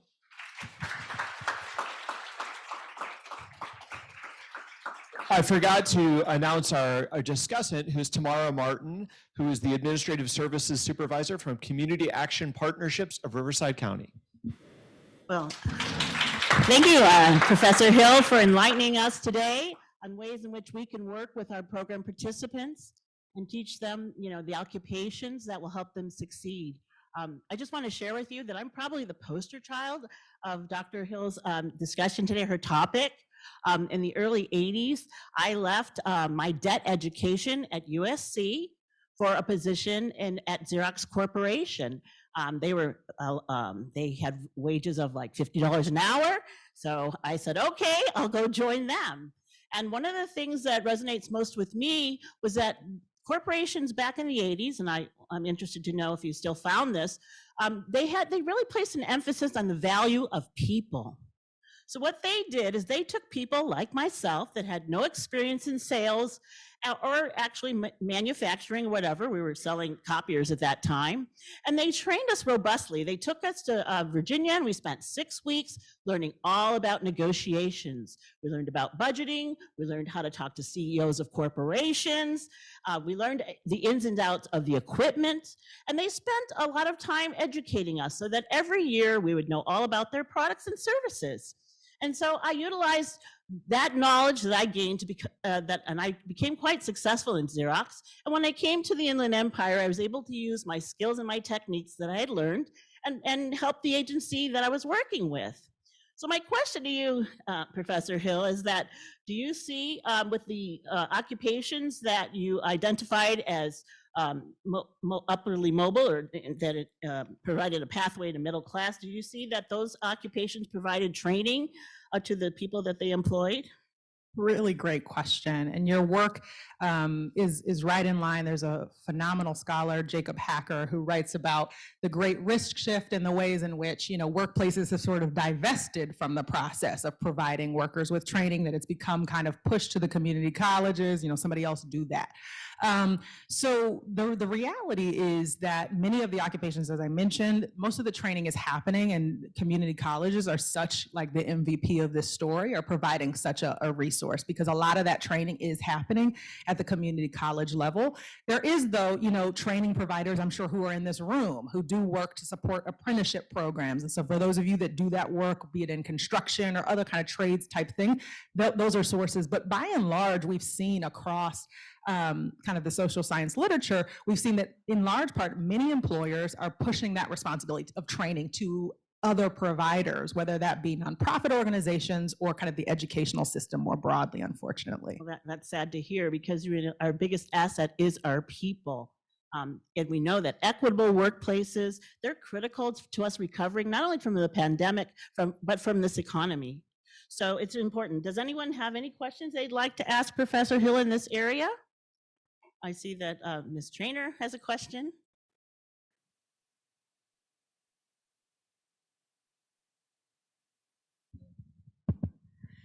Leslie Trainer, Deputy Director of Workforce Development for Riverside County. I had the pleasure of sitting with Dr. Hill at lunch, and I handed her my business card, and she saw workforce development on it and went, "Oh, I don't think you're going to like me very much after this presentation. I like you even more than I did before." And I really appreciate your comments, and want to amplify a few things that you mentioned that we have seen experientially at Workforce Development that we're aware of and working on, but just to give some face validity to your findings in Inglewood. Supervisor Hewitt's office has championed an African-American task force, and I feel really, really lucky to have been working with them over the last year or so. And one of the first things we did is we did a deep data dive, and we disaggregated data based on ethnicity. And sure enough, we did find that in Riverside County, African-American men and women have unusually high unemployment rates relative to the norm. They're higher poverty level and lower median wages. So we definitely see that there's something going on there that we were looking at. I also want to acknowledge something that you kind of implied, which is the sway of WIOA, this policy impacting practice. And I can tell you from our department's perspective of our budget, which is usually around $24 million a year, about 18 million of that is WIOA, or Workforce Innovation Opportunity Act. And so, the things that we do really do center on the WIOA requirements. And those don't necessarily go very, very deep. They don't go long-term. They're not necessarily qualitative. We're looking to see our people employed the first quarter after we exit them from our program in the fourth quarter. What are their median earnings? But we're not even required to, for example, find out whether they've gotten a job in the industry in which we've trained them, or if that job is on a viable career pathway. I mean, those are things that we can choose to do, and we do, but WIOA does not require it. So WIOA in and of itself is not sufficient, and hopefully other workforce areas are aware of that. Also want to point out that conflicting interests are at play as well, because our customers are not only the job seekers we serve who are unemployed and underemployed, but our customers are also the 77,000 employers in Riverside County. So when Amazon comes to us or when Chick-fil-A comes to us and says, we have these job openings, we advertise them. So the trick is, I think, trying to find maybe the right type of job seeker for those particular jobs. And there are plenty of job seekers who they desperately need any kind of a job to get their foot in the door. And maybe it's somebody who has been out of work for a long period of time. Maybe it's somebody who was recently incarcerated and needs to build back up their resume. Also, want to let you know that I see quite often this stigma of not going directly into post-secondary education, and that is something that we are trying to change as a branding issue, that it's okay to graduate from high school and go on and get an associate's degree or a credential or even become an entrepreneur. Those are things that we're working on as well. So I do very much appreciate your line of research, and I really enjoyed your presentation. And this is a reminder to me to go back to my team and look at the types of messaging that we're giving to individual job seekers who don't have a bachelor's degree, and particularly those who are of the BIPOC population. So thank you, Dr. Hill. Thank you. Thank you. Can I say two things in response? Number one is we can look at WIOA a few ways. We can look at it like glass half empty. We can also look at it glass half full.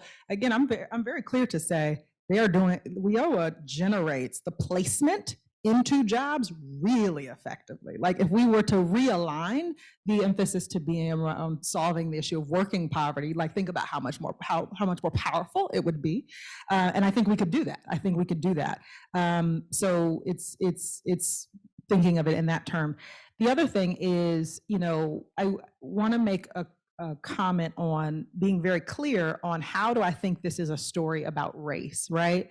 I want to be clear to say it is absolutely the case, I believe, that in our current kind of moment of inequality, that particularly for sub-baccalaureate workers of any background, there are only 32 opportunities, right? And many of those opportunities are restricted and are not available to Black and brown folks. So all workers probably could use mobility knowledge, right? The ability to know what are the opportunities right now, which jobs are good jobs, which jobs are bad jobs, right? Like all these different questions. How much do I need to earn in my region in order to be considered middle class, and on and on and on. But the problem and the reason that makes this particularly pernicious for racial minorities is that we know that occupations and networks are already segregated. So my argument is that Black and brown workers need mobility knowledge perhaps even more, because there might be network effects that facilitate white workers to find themselves in the trades. We know, again, the trades are predominantly dominated by white folks.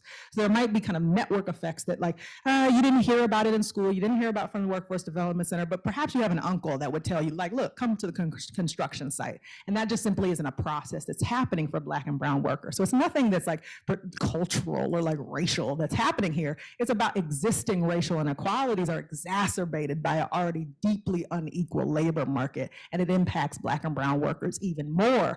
And so that puts the onus on the Workforce Development Center to say, how do we help Black and brown workers, particularly because there are existing inequalities that make it challenging for them to find these good jobs.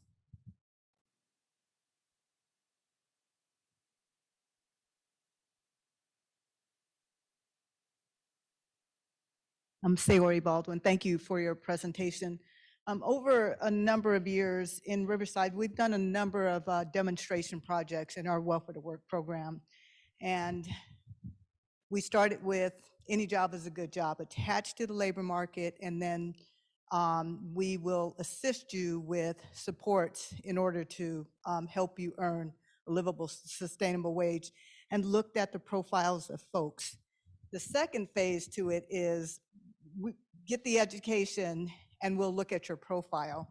So through the number of demonstration projects, it has appeared over the years that we've offered a number of supports, but for the people who were already in college when they came to our roles, were successful, and we compared them to the folks we did nothing with. Another cohort of group, we offered a ton of services and the results were the same. And so we're trying to wrap our head around understanding in JC colleges that the graduation rate is low in the first place. But when folks are in our roles, it goes down a little bit. So I'm interested in the profile of successes and what we can gain in order to assist people to be successful in the graduation rate. I think I may want you to repeat your question one time. I mean, you made me think of one thing.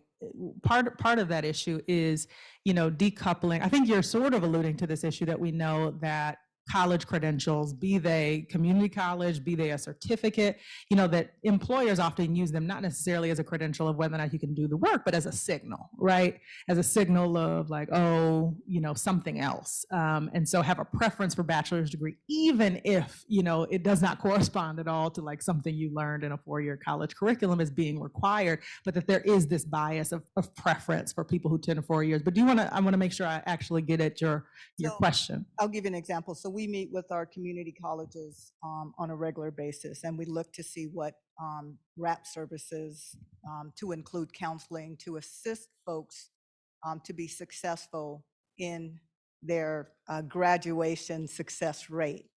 But our numbers continue to be low. And so I'm curious about, is there a profile of things that we can do as an agency along with the colleges to help people be successful? Got it. So, okay. Thank you. Thank you for that clarification. I mean, I think so much of, and what I love about an event like this is that there are so many linkages across the talks today. I mean, there are things that we know when we talked from the assembly member just a second ago about basic needs being something that community college students are certainly strapped with. My husband for many, many years was an administrator at Riverside City College, and the conversation being around, how do we make sure that there's food on campus, for students who don't have access to those things, and that certainly impacts your performance. So I think as we're talking about homelessness, as we're talking about affordable housing, that all of these things sort of kind of support and function to support one another. But I think what is interesting is, even if that were the case, the reality is with those 32 options that I showed you, if everyone was successful, there simply are not enough good job options. If everyone did well, right? We need more opportunity. There need to be more middle class jobs available. So, looking at it from a macro level, we've got to support folks in the process of finding good jobs. And that means there need to be more good jobs, whether they make it through the college program or not, because there really at present is not enough available. It's like a game of musical chairs where it's like there simply aren't enough seats. Whether or not you succeed in college or whether or not it's challenging, like there simply just isn't enough opportunity, which is a conversation, of course, we've had all day about going back to policymakers on how do we shift to a living wage model so that one job truly is enough for everybody. Okay, one question, hybrid question.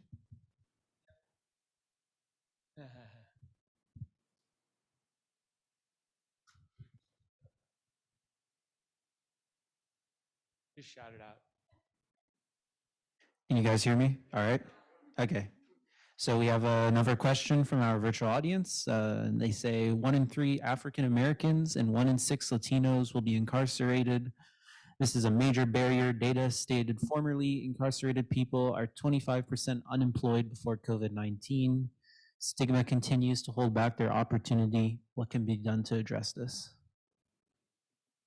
Great question, and I think it reinforces the point on that there are disparate outcomes in the capacity to find access to the existing good jobs. I'm not a scholar on how to support folks that are formerly incarcerated, and it has been an interesting business to watch what I do know about the literature around ban the box and being like that there are still ways that people find ways to discriminate, like even after you eliminate those barriers. So perhaps that looks like transformations in policy more broadly. I don't exactly know the answer to that question, but knowing that incarceration is something and other vestiges of systemic racism are something that Black and brown folks face, I think it's critical for us to create a workforce development policy that is aware of discrimination. And so the point I'm trying to make right now is thinking of those of us who work directly with populations, be they incarcerated, for example, finding this challenge on why is it sometimes challenging to say to an formerly incarcerated worker, you're going to have a more difficult time than other people. Like these are like you have fewer options than everyone else. And there seems to be sometimes a hesitancy to be honest with people about the challenges that they're going to face. Again, we're in a moment right now where folks are very comfortable in kind of middle class circles of being like, yes, racism exists. And it's like this strange hesitancy to talk about it with the populations who are going to be most affected. So how to solve that problem, I leave that to somebody who knows the ins and outs of supporting formerly incarcerated workers. But knowing that exists for those of us that serve those populations, how can we best help them to navigate the workforce development system with their eyes open about the discrimination they are inevitably going to face? Well, thank you. Thank you. As practitioners, we're going to make sure that we, when working with our populations, that we make sure we identify those middle-class occupations that they could take advantage of. And one of the tools that we use when we meet with our customers is we use the Bureau of Labor Statistics Occupational Outlook Handbook.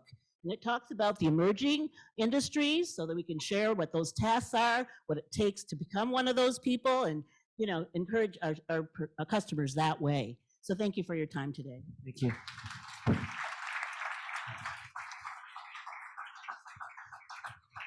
Okay, we're going to move right on to the next speaker. And after that, we'll have a break and then come back to our final speaker in the discussion.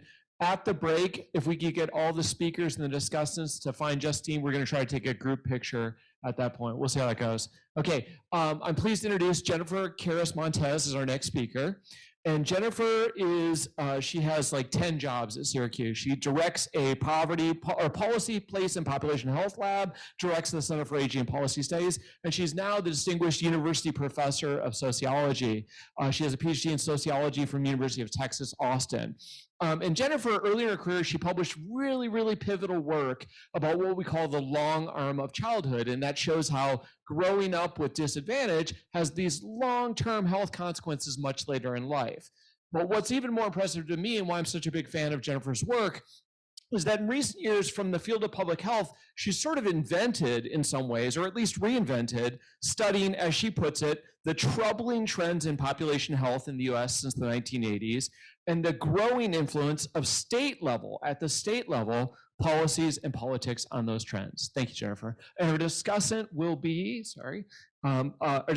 Kim Sarwatari, who's the Director of Public Health in Riverside County. Thank you. Great. Thank you, David, for that really kind introduction. I have learned so much today, and I am so invigorated to take back a lot of these findings into my own work.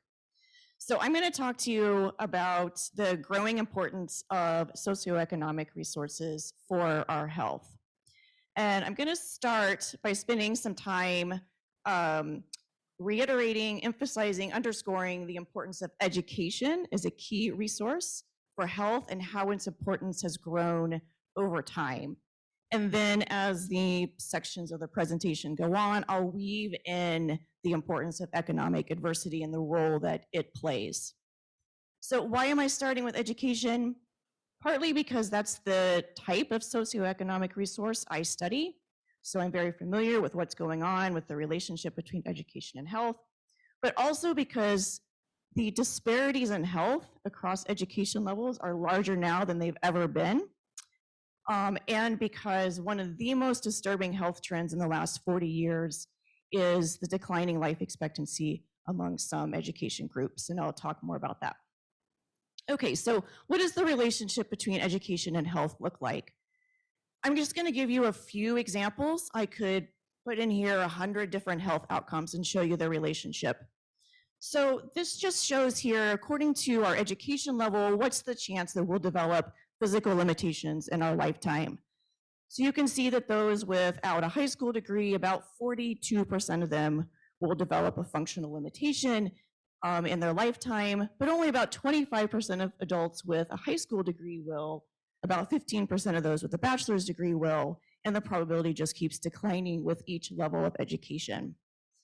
The probability that we will develop cardiovascular disease declines with each level of education. If we ask people, how would you describe your health? Excellent, very good, good, fair, poor. The probability that people answer fair or poor also declines significantly with education level. If we look at how long we live, the number of years that we live increases pretty dramatically with education level as well. And it's not just that we live longer, it's that we live more of those years in good health. So again, I've just given you 4 examples. There are about 100 more that show a very similar, very dramatic gradient. But here's the deal, the world didn't always look like this. Okay, this gradient didn't always exist, and for many of these health outcomes, the gradient has emerged in our lifetimes. So I'm going to show you how this has emerged for one health outcome, life expectancy. So by a show of hands, how many of you know that the only group that's seen life expectancy increase over the last 10 years are college graduates? Good, you're going to learn something today. All right. Okay, so let's look at how it's grown. This chart's really dramatic. And it's not actually life expectancy. What I'm going to show you is temporary life expectancy, which means if you make it to 25, how many years between 25 and 75 will you live? So the max is 50, right? Okay, so this is from a study that was published earlier this year. It's looking at trends in this temporary life expectancy from 1990 to 2020. And they looked at these trends for white and black, well, men and women, I'm only showing you for men, for white and black men, and those with a college degree and those without a college degree. So let's look in 1990. So which group had the highest life expectancy? Will be no surprise to anybody here today, it's white men with a bachelor's degree. So of those 50 possible years, they're living a little bit more than 46 of them. So who's most like white men with a bachelor's degree in terms of temporary life expectancy? Well, it's white men with no bachelor's degree. So again, no surprise to anybody here today. Of these 4 groups, who lives the shortest, who has the shortest temporary life expectancy? Black men without a bachelor's degree. And who's most like them? Black men with a bachelor's degree. But you can see what's happened over time. So the dotted lines here, those are white and black men with a bachelor's degree. You see really dramatic increases in their life expectancy. And if we look at 2020, they've closed the gap. What's also closed the gap is white and black men without a bachelor's degree. So over this 30-year period, we've had this major reshuffling of life expectancy across these 2 very key social determinants of health, to where education is this big dividing line, but not just education, but a college degree is this big dividing line on how long we're going to live. So why did this happen? Why has the importance of education for all of these measures of health, for how long we're going to live, how did it happen that education became so important? If we think about it, education is just one of the many things that we know matters for health, right? There are other socioeconomic resources, employment, poverty, occupation, our health behaviors matter, social ties matter, medical care matters. Why am I focusing so much on education? Because what's happened is that all of these things have reorganized to look something like this, to where education has become this gateway to the things that are really good for us, like higher incomes, like avoiding poverty, like exercising, and education has become a firewall protecting us from things that aren't good for us, like poverty, like smoking. So, and I've just given you just a partial list here of all of the things that education has become a gateway to getting or to avoiding. So how did education become so important for all of these things? I'm just going to give you a few examples. I'm going to focus on how education became so important for smoking, for medical care, and for poverty. So let's look at smoking. So in the 1950s, we look at the percentage of people who smoked by education level. I'm showing you the extremes here. So adults without a high school degree, that's the purple line here, so about 45% of them smoked. And we'll look at the other end of the education spectrum, so it's those with a college degree or higher, maybe about 46% of them smoked. For all intents and purposes, education did not predict whether or not you smoked. So if we were to go back here, like there would just not be this link between education and smoking and health. okay? But that link appeared over time. Now we have this huge difference in whether or not we smoke by education level. So what happened? How did education become such an important driver? Well, one of the main things that happened was that in 1964, some pretty strong evidence came out from the Surgeon General's report showing that smoking was a major cause of poor health and early death. So higher educated adults were the first to hear about this news. They were better able to understand the news. They bought into the news and they had more resources to act on it. And hence we have this new gradient between education and smoking. So there's this paradox, right? That we develop this new information about how to be healthy, but it's the more educated who were able to benefit from that news. So let's look at another kind of paradox. And here, this is instead of education level, we're looking at the poverty income ratio. So this is family income divided by the poverty line for that particular family composition. So we're looking at the 1970s.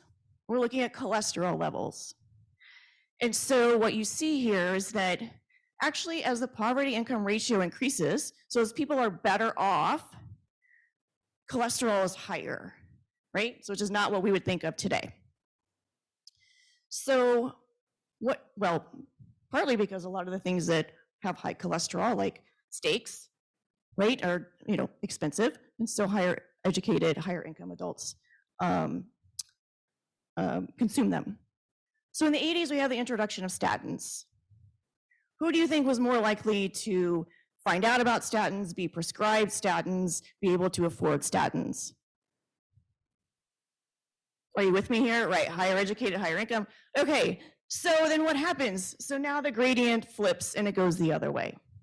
So now we have the lowest educated groups having higher levels of cholesterol.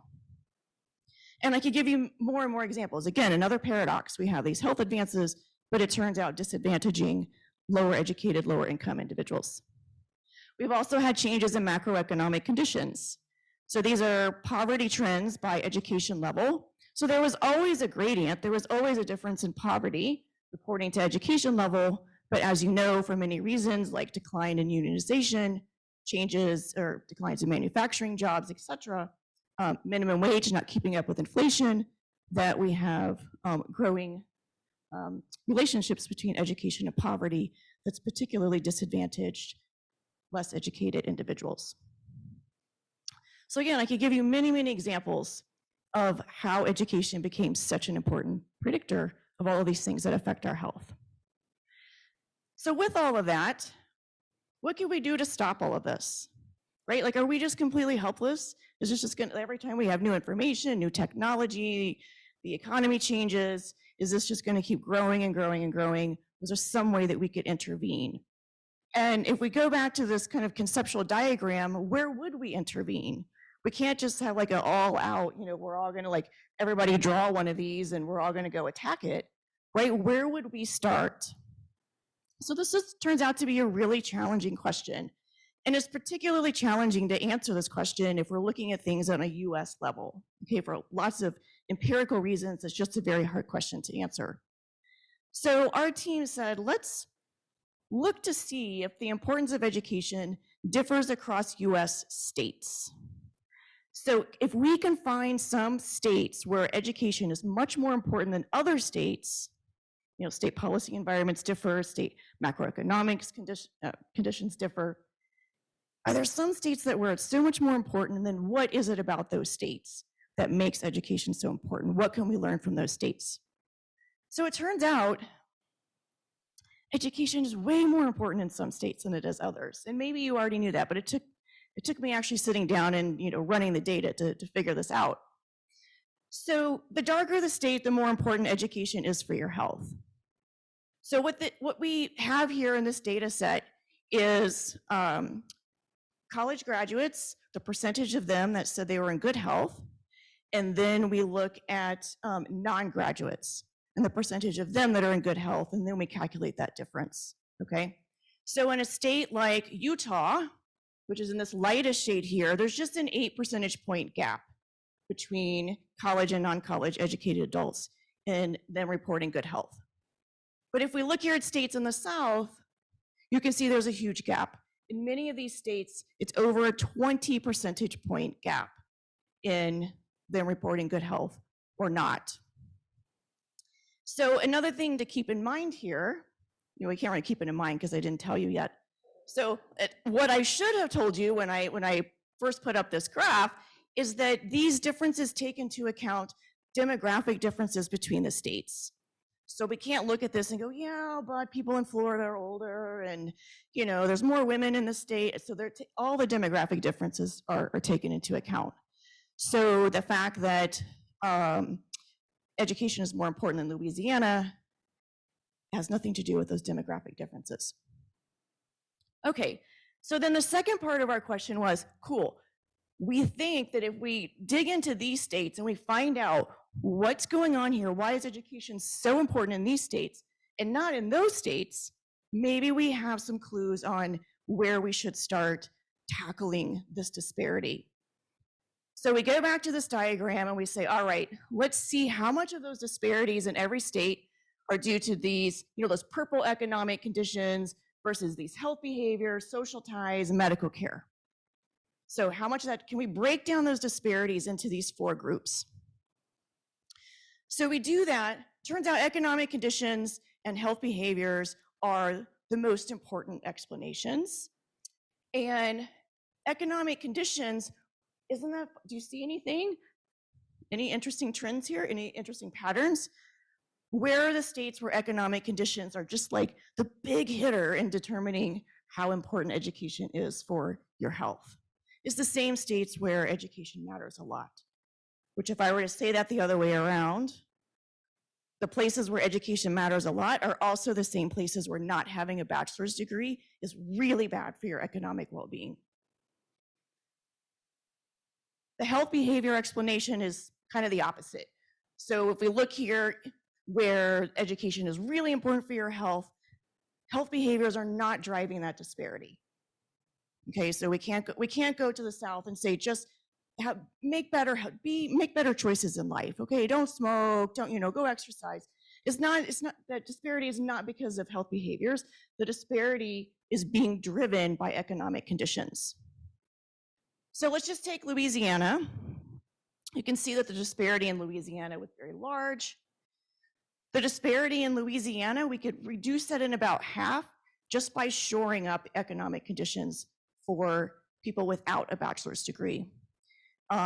We could try to tackle health behaviors, we get a little bit more of a boost, but economic conditions is where the action is. So what's going on in California? So California does a little bit better. The gradient, the gap is not as large in terms of how important education is for health, but still economic conditions is the primary explanation for the disparity. And if we break that down, what's the most important is income. So in other words, what's really driving the gap here in California in health between those with and without a college degree is the fact that those without a college degree are particularly disadvantaged in economic well-being.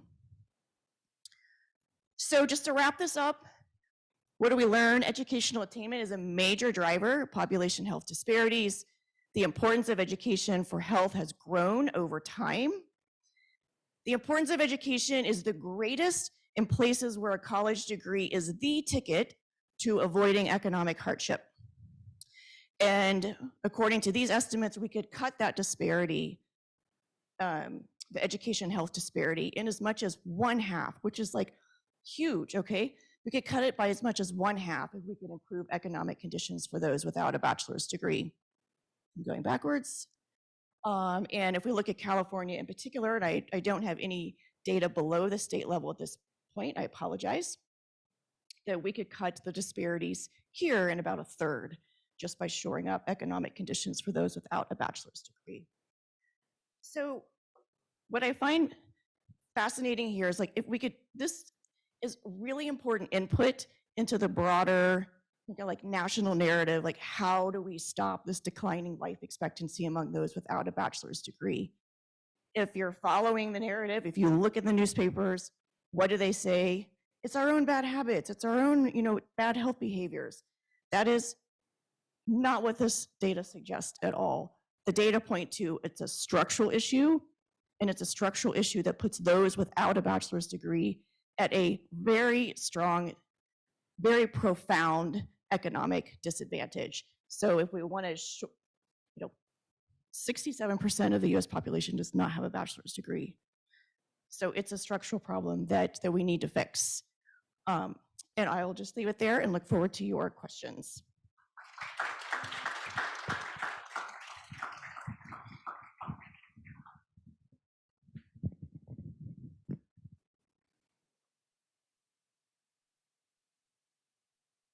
Great. Thank you so much, Dr. Montez. That was fascinating data that you presented there.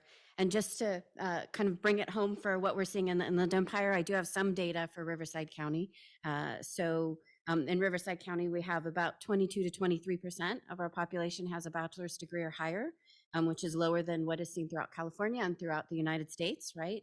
But we also know that our health disparities are greater than what are seen throughout California and throughout the United States. So definitely proving the point of the impact of the bachelor's degree. So just some numbers, 37% of our population has high blood pressure. 29% of our adults are obese. 66% of our adults are overweight or obese. And I could go on being a public health person, but I won't. So Dr. Montez, I know that there are lots of questions out here today. One of the things, and this is tangentially kind of tied to what you were talking about today, but when we talk about folks who are in a position to influence educational attainment, one of the things we hear, and you've heard a lot of the reasons today, is that if education is more attainable, our folks are all going to leave the Inland Empire because there are better and higher paying jobs in other places. So if you were talking to a policymaker as one of us, based on your data, what kinds of things would you tell them to focus on? What is your data highlighted that would really help them?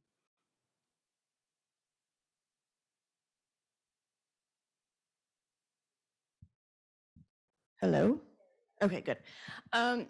That's a great question, and I'm not sure I'll have a satisfactory answer. So raising education levels, it does a lot more for our health than just opening doors or opening opportunities for employment.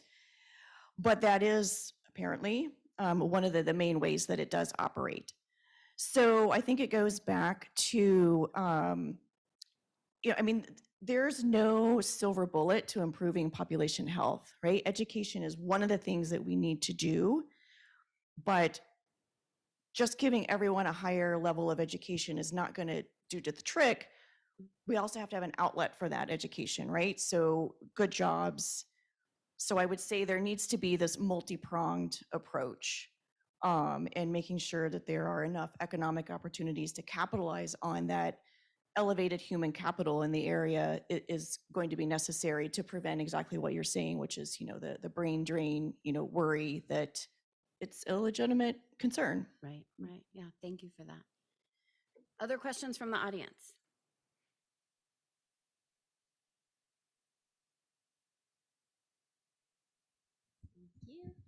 Thanks, Jennifer.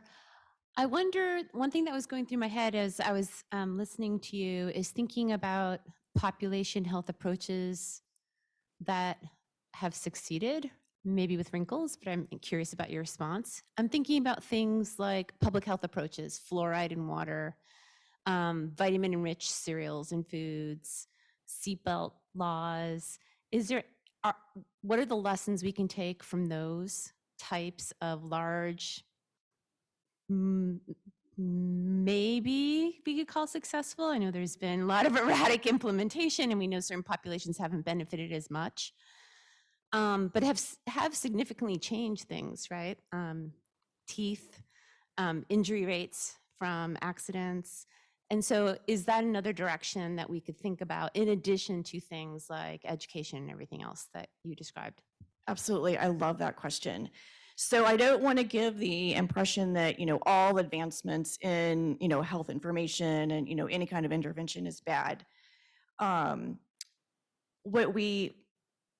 looking across the literature and different interventions in the US and other countries, what seems to be the case is that when there's something that is universal, like the fluoride example, right? That does not only lift up levels of health, but because everybody's going to get it, it also shores up or reduces disparities.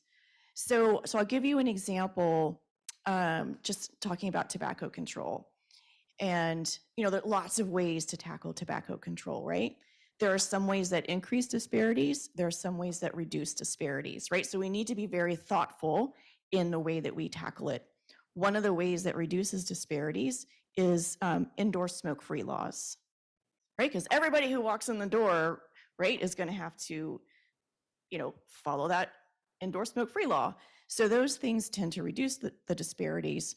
But when we do things like, information campaigns where, certain groups are going to benefit from that, or I don't even know, subsidizing or maybe, developing, nicotine patches, who's going to benefit from that, right? Those who can afford it. And so that's going to increase disparities. So that's just one example for tobacco control. But I think that there are, examples across the whole policy arena that we have to be very careful that raising population health levels is not the same thing as reducing disparities. And sometimes those things can go in opposing directions.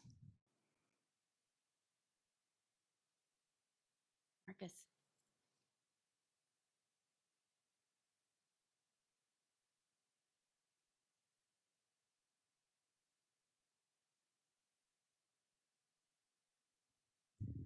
Hi, Marcus Cannon, County Behavioral Health. I was wondering, when you talked about controlling the data and you said you controlled across states for demographics, I was also wondering about what the control was for income. And I was wondering about education. I think something Dr. Hill said about, is a bachelor's degree actually teaching you how to do the job, or is it sort of a signaler? And so I wondered about education. Is education actually the driver for these things causally? Or is it a stand-in for something else like wealth or culture?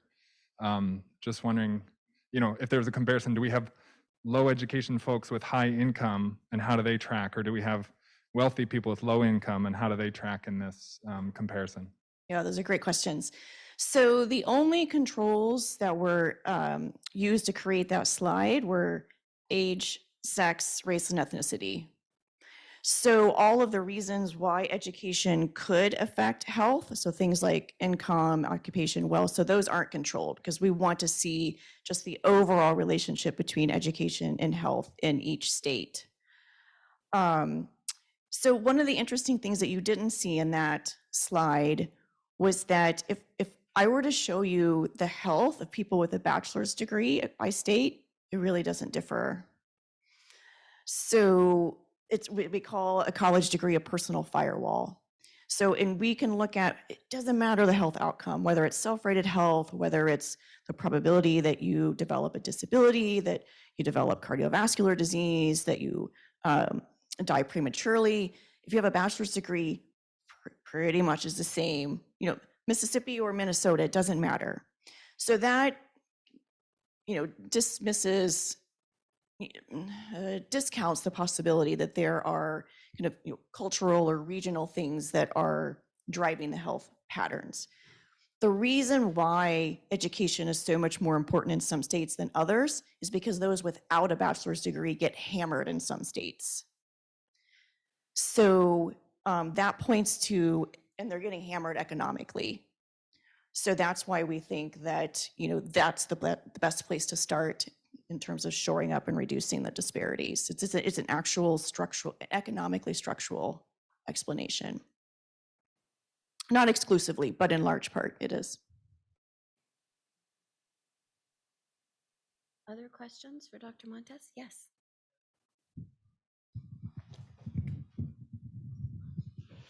Great talk, thank you. My question's about the intersection of sort of educational disparities and racial disparities. So to me, some of the most discouraging and compelling evidence of ongoing racial inequality in this country is the fact that two people can have the exact same education, but the white person with that level of education will have far more opportunities, far more wealth, higher income, et cetera, than the black or brown person with that same level of education. So it's sort of, we've talked today about education as a way to open doors, and in truth, it doesn't open doors the same way for different people in this country, right? Based on historical and contemporary policy. So I'm wondering, when I look at that map where the South, not to pick on the South, but where the South is really like, alarm bell red, and I know you've controlled for differences in demographic characteristics, but some of what's going on there is potentially differences in the history of how the social safety net and the economic circumstances of that state and those states and other states developed. So I'm curious, have you looked at whether this value of education towards your health differs by race? And is that part of the story in why your state might differ? If that's like circuitous, sorry. If it... No, it's a really important question. So what we know from other work is that education benefits across the board demographically. But in some cases, we say education is the great equalizer. So for example, if we look at men and women, if we look at low educated adults, men die sooner than women, but with increasing education, they have the same mortality rates, okay? What the great equalizer hypothesis doesn't work when we look at race. So with more education, that gap closes, but it never closes. And that's because higher educated Black adults don't get the same benefits of education and all that it offers for health. So that's been a finding that's been, reported a lot. So it's kind of a social fact, we would call.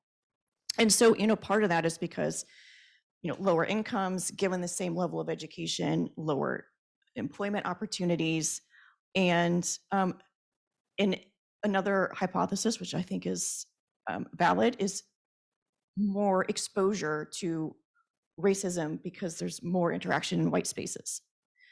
So again, I think, as far as I know, that's the only exception to the education as the great equalizer hypothesis. So we've got a lot of work to do there. In terms of shaping that graph, I think that the history of those states does shape that graph. But even if I were to show you that graph for different race and ethnic groups, the graph would look the same. So what's going on in states like the South and what has gone on in the states in the South for hundreds of years disadvantages everybody. Some groups more than others, but it's just very pernicious. Thank you so much, Dr. Montez. Oh, do we have time for one more? Are we okay? Okay, short one. Thank you. I was just wondering, you've mentioned a bachelor's degree, but did your work look at any of the vocational training or the trades that do require some sort of apprenticeship that increases years of education? I have not looked at it in this work. But others have looked at, really fine-grained measures of education. And there is a very clear demarcation at a bachelor's degree. It wasn't always this way, but it increasingly defines the haves and the have-nots in terms of health and longevity. All right, so we're gonna get started again, and I'm gonna introduce our last speaker. And after the last speaker, we'll have a roundtable discussion that we'll jump right into that right after the last speaker. So our last speaker is Ryan Finnegan, and our discussant will be Marcus Cannon, who is a program manager for behavioral health here in Riverside County. Now, Ryan is a policy researcher at the Turner Center for Housing Innovation at UC Berkeley, and he's also on leave as an associate professor of sociology at University of California, Davis. Okay, Ryan earned his PhD in sociology from Duke University and did a postdoctoral fellowship at the WZB Berlin Social Science Center.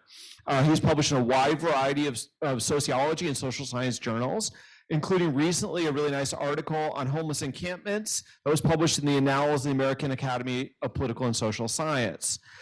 Presently, Ryan is studying homelessness in California and is uniquely involved in some innovative collaborations that cross the bridge between social science researchers and local service providers, which is certainly a theme of today's event. And I'll say I've asked Ryan to be the closer today because it's always hardest to go last at the end of a long day, but I'm very confident it'll be great because Ryan, I'll go ahead and say, is my favorite poverty scholar. Well, it really softens the blow of having to go last, so thank you. That was very kind. All right, thank you everyone for sticking it out. A long day of hearing a lot of information, and you're sticking around on a beautiful Friday afternoon to listen to me talk about homelessness. That says a lot about all of us, I think, in a great way. Really quickly, I'll just thank my community partners, where I'm going to present some of the research I've done in collaboration with them in Sacramento. First Up Communities, Loaves and Fishes, Midtown Heart. I'll also briefly say that if I say anything wrong or bad, none of these groups are responsible for that. If I say anything useful or smart, it came from one of these folks. All right, so over today, I'm just going to talk a little bit about what we know about homelessness, both in California and what we're trying to learn about it during the pandemic. So I'll talk about what do we know about homelessness in California from social science research before the pandemic. It's bad. What's going on during the pandemic is the research that I've been working on. It's more bad. What's going to go on after the pandemic, we don't know yet, but it depends a lot on the choices we make now. I also put after in quotes because, oh my God, when? All right, so first, what do I think of as homelessness? First, I think of homelessness as a set of conditions that people can move in and out of. It is not a fixed group of people over time. That's a theme that's come up quite a bit today, is that we're thinking about, as Dave likes to put it, poverty, not the poor. So I think of homelessness as poverty that comes along with a lack of access to housing that is connected to poverty. And thinking of homelessness as this special type of poverty also gives us some insights into the structural factors that put people at higher or lower risk of homelessness. Systemic racism in housing markets, labor markets, education, anything else you can think of, increases the risk of homelessness for Black, Indigenous, and Latino people relative to other groups. LGBTQ people are at higher risk of homelessness than other groups. Also, homelessness tends to be a relatively short experience for lots of people, but a long experience for some people. As a result, the lifetime prevalence, meaning the number of people who at any point in their life might experience homelessness, is much higher than we think it is. The number of people experiencing homelessness at any given point in time is much, much less than 1% of the population, but as much as 7.5% of the US population might experience homelessness at any point in their lives. Among the structural factors that drive homelessness, the most robust predictor of homelessness at community levels is housing costs. Again, this is no surprise to anyone in this room. We've been talking about it all day. One of the big benefits of being the person that goes last is a lot of the things that I felt like I had to say have already been said. So a bunch of my job is already done. I'll still talk too much and too long, but it's not going to be as bad as it could have been. So housing costs, where it is very expensive, one cannot afford a home. When one cannot afford a home, one is at the highest possible risk of homelessness. But there are a lot of other structural predictors that are on people's minds. And what's sometimes difficult to get a handle on when trying to understand community level differences in homelessness is that there are a lot of very intuitive factors that matter a lot for an individual that matter less at a community level. So what about employment and income? Whether or not somebody has a job, whether or not somebody has high or low income matters a lot for whether or not they're at high risk of homelessness. But when we're comparing one community to another, employment and income matter in relationship to housing costs. If employment and income are high, but housing costs are even higher, as is the case in many places in California, community level homelessness remains high. Even in places where employment and incomes are relatively low, if housing costs are even lower, then community level homelessness is lower. We can think of California before the pandemic, which had relatively high average incomes, but still extremely high homelessness, compared to places like the rural South. Again, I'm not trying to pick on the South as nobody else is, but that's what we're talking about. Employment and incomes are low in the rural South, but homelessness is not anywhere near as high as it is in California because housing costs are also lower. What about mental illness and addiction? As anybody who knows or has worked with somebody struggling with these factors who is also experiencing homelessness, it is extraordinarily difficult. However, that is not the same thing as rates of mental illness and addiction at the community level predicting how much homelessness goes up or down over time, or how much homelessness one community experiences relative to another. Actually, Jennifer's work was talking about some of the factors of declining population health, one of which was deaths of despair, opioid epidemics. The places experiencing high rates of the opioid epidemic are not places that have extraordinarily high homelessness. There's also the question of what comes first. Does homelessness lead to mental illness and addiction, or is it the reverse? Both are true. It depends on the person. But the point is that places with really high homelessness, like California, do not have that homelessness because mental illness and addiction are higher than they are in other places. Finally, what about migration between places? This came up again earlier. There's a story about people experiencing homelessness in a place coming from other places. It's a narrative of the stranger danger kind of situation, where it's not something that's wrong with our community that's leading people into homelessness. It's that we have good services and people are falling into homelessness in other places and coming here. We have very, very little evidence that that's almost ever the case. The overwhelming majority of people experiencing homelessness in any given place were housed in that place before falling into homelessness. Very few people in California, only about 4% of the 250,000 people who receive services in California receive those services in more than one jurisdiction. So it really boils down to housing, and that's why it's such a big problem in California. Estimates differ, but the point-in-time counts in 2019, 2020 put the number of people experiencing homelessness in California at about 160,000.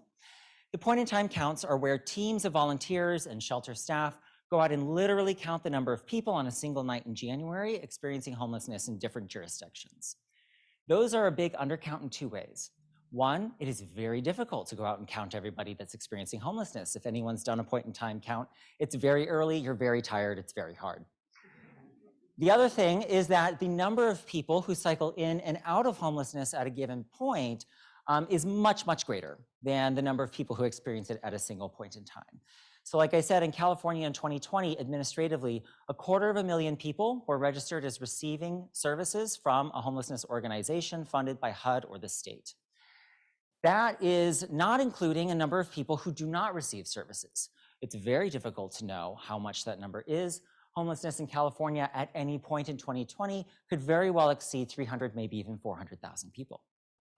That is the third highest per capita rate in the United States. It is also the second largest increase in the last 5 years. Only New York has a faster increase in homelessness in the last 5 years than California. Only New York and Hawaii have higher per capita rates of homelessness. Another thing that's distinctive about homelessness in California is that 70% of people from the point-in-time count were experiencing unsheltered homelessness, meaning tents, parks, streets, cars, RVs. Also buildings not meant for human habitation or other kinds of ad hoc structures. This is a picture of a tent encampment in Oakland, which is not so far where I live. And it's become a very distinctive symbol of homelessness on the West Coast. It's also very different from homelessness in many other places. In New York State, only 5% of people experiencing homelessness are unsheltered versus 70% in California. In Riverside and San Bernardino counties, it's 73 and 76%. And part of the problem for this very high level of unsheltered homelessness in California relative to other places are the vastly inadequate number of shelter beds. Only 30% of people experiencing homelessness in California at any given point can be accommodated by the maximum capacity of our temporary shelter system. But there are other factors that lead people away from the shelter system or barriers they encounter when trying to access it. Oh, only 5 minutes, oh crap. And I will gladly talk about those later.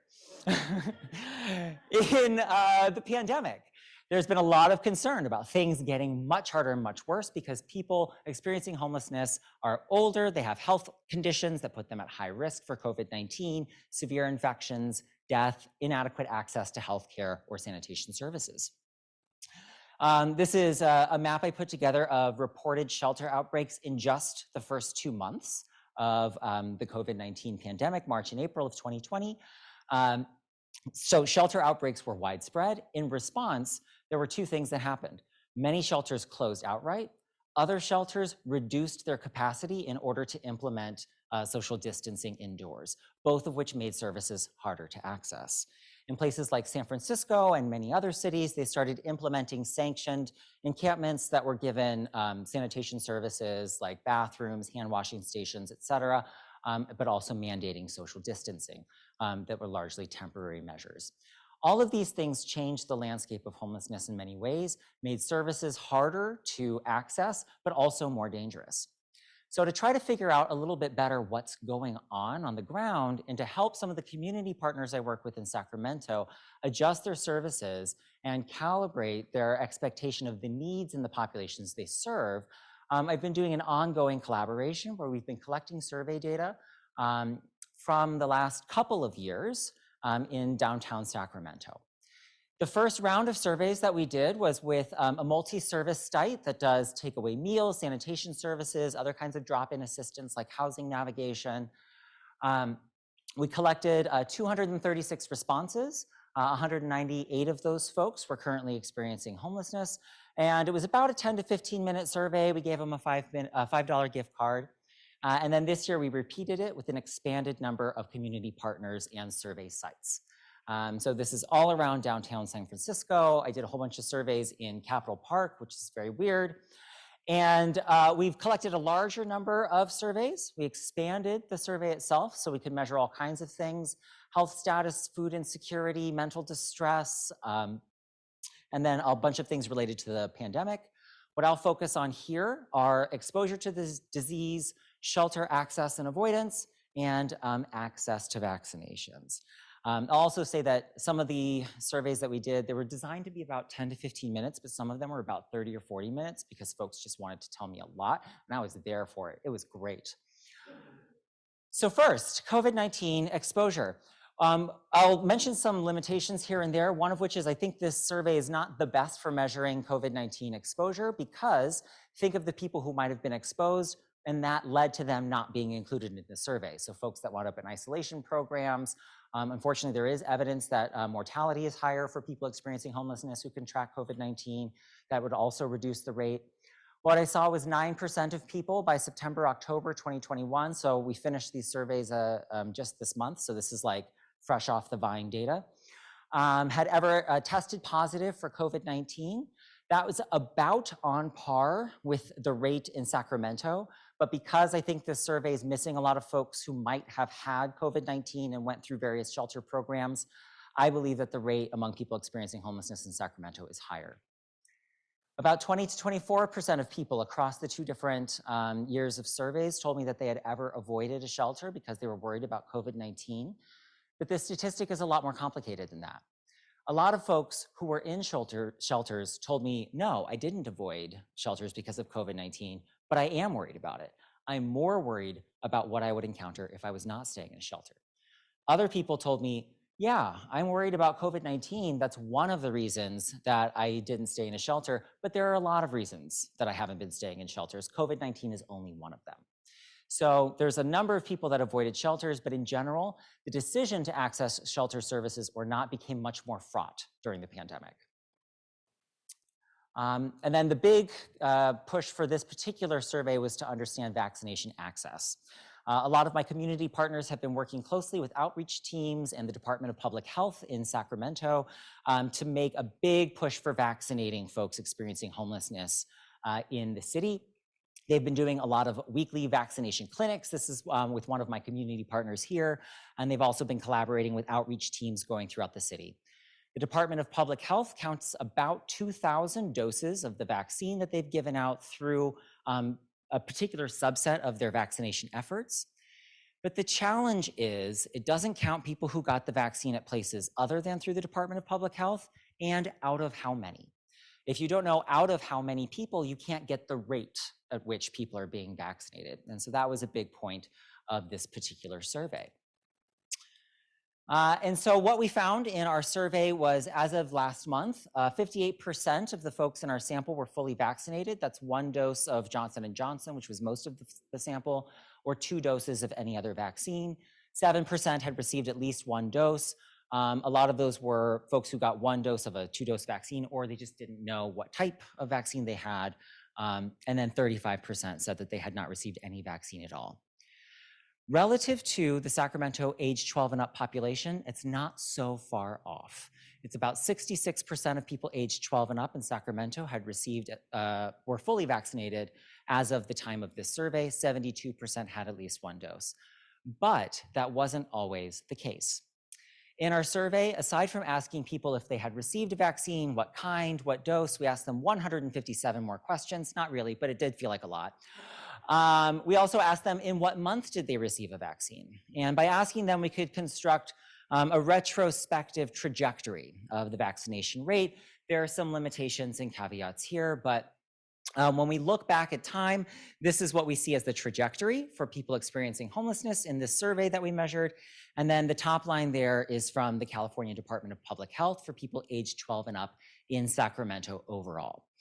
And so there we are in the time of the survey at the end of September, beginning of October, 66% versus 58%, about an 8 percentage point gap. But earlier on in the pandemic, it was much wider. As eligibility for the vaccine increased, vaccination rates among the total population relative to folks in our survey rapidly increased into about a 17 percentage point gap at the end of May. Then what happened was the vaccination rate started to level off, started to plateau, as basically all the folks that, or most of the folks that were going to get the vaccine had pretty much already gotten it in Sacramento County. Persistent efforts from growing outreach efforts, so these were street teams that were continuing to go out and do their work, pop-up clinics, et cetera, contributed to a basically linear increase in the vaccination rate for people experiencing homelessness. So as of the time in our survey, there was what I would consider a moderate gap in vaccination access, but one that closed what I would consider to be a major gap earlier in the spring. Other things that helped me make this conclusion that it was outreach efforts, folks in our sample who accessed services more intensely and more regularly were more likely to be vaccinated.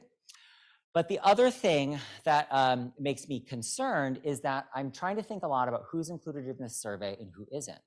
Most of our sample was collected from service sites. What about the people who don't use services? So in our survey, most of the folks were at a service site. We also surveyed folks in camps and on the streets, but not that many. And if even in this sample, people who don't use services that much are less likely to be vaccinated, I have not the best idea of how many folks in the homeless population of Sacramento were left out of this survey, but they're probably less likely to be vaccinated. So what I consider to be this moderate gap here, 66 versus 58, is probably more significant than that. But this major gap somewhere in the spring, early summer was probably even more substantial than that. Last couple of things that I'll share from this particular survey is that there's still a lot of room for increase, at least among the folks that we surveyed. Of the folks who had not yet been vaccinated, 28% said that they definitely or probably will. Another 15% were unsure. The remainder, so a little over half, said that they would definitely or probably not get vaccinated. So at least a quarter of the people who have not yet been vaccinated from this sample are willing to do so or interested in doing so, and outreach efforts can probably reach them fairly easily. But even among the people who said probably or definitely not, these are not folks who are 100% resistant to being vaccinated. 40% of the folks who said that they probably or definitely would not get the vaccine listed concern about side effects or health risks as their main reason for being reluctant to take the vaccine. That means that things like information, particularly from trusted sources like community ambassadors, there are a number of programs in a number of cities where people with lived experience of homelessness can become vaccine ambassadors as part of these outreach teams, can make these kinds of connections and overcome these kinds of concerns. Distrust of the government or of vaccines in general, those were somewhat common, but not the main reason. It was only about maybe 17% of the sample said, I'm not going to get a vaccine, and it's because I don't trust them or I don't trust the government. So what we might think of as rampant distrust being this major barrier toward vaccination is not something that we observed a lot of in these particular data. But of course, if folks feel that way, they might also be the ones who say, I don't care about your $10 Subway gift card, I'm not taking the survey. So to wrap up my little whirlwind here, what about after the pandemic? So where are we going to go with this? I think there are a lot of very important and very hard to answer open questions. First is, has homelessness increased and by how much? I think a lot of us think that it has, but by how much? The point in time counts were suspended during the pandemic, and they're going to start again in 2022. So in January, people are going to start doing a bunch of counts. Hopefully by March or April, we'll start getting those data. But it's something that we need to think about in terms of a process, not just in terms of a trend. Because homelessness can increase in two ways. More people can transition into homelessness, and fewer people could transition out. I think that we could expect more people to transition into homelessness, in part because of a wave of evictions, if that takes place. But what I have observed in the data and the work that we've been doing with these community partners is increased difficulty climbing out of homelessness. It's been harder to get a job, it's been harder to get into shelter programs, and what happens a lot with homelessness is people cycle in and out of living on streets or in shelters and doubling up with friends and family. As having a large household and people cycling in and out of your household became more dangerous during the pandemic, it became harder for people to sleep with friends and family, and that led to them being on the streets more often. The other thing is, will a wave of evictions turn into greater homelessness hinges on the policy choices and efforts that we make now. So how successful will rental assistance and eviction prevention efforts and programs be at preventing homelessness? So the state, the federal government, a lot of local agencies are devoting a lot of money and effort into helping people cover back rent. But there are a lot of barriers. Some of them are informational. A lot of folks who think that they are not eligible for these programs are in fact eligible. One big example is people who are undocumented think that they are not eligible for this assistance, but they are. Another is difficulty navigating the programs and application systems. They used to be horrible and now they're slightly less horrible, but they're not great. No one loves forms. The other problem is that there was often a contingency for landlord compliance. A lot of landlords didn't want to comply because if they could evict somebody, they could raise the rent and make more money than if they got the back rent. Finally, a last big policy open question is the Project Room Key and now the extension Project Home Key. So during the pandemic, it was probably much more challenging for people to climb out of homelessness and, oh, I still have 2 minutes left, amazing. And then it's probably, oh, time, Project Room Key, they were working. A lot of people went into it. There is a longer term track of Project Home Key where transitions into permanent housing were 65% in some counties. That is double the transition into permanent housing for most temporary shelter programs. Project Home Key, there's 95 sites so far in the state of California. There's 6 in Riverside and San Bernardino counties that are trying to get off the ground. These are for folks who are at risk of homelessness or currently in homelessness, designed to serve, depending on the site, as a transitional housing program or even a permanent supportive housing program. So the extent to which the Project Home Key and Project Room Key efforts are successful can help us offset some of these very reasonable expectations that homelessness increased, either through preventing people from becoming homeless by preventing evictions or helping people transition out of homelessness. And that was the alert that says, you are way over time, Ryan, you need to sit down.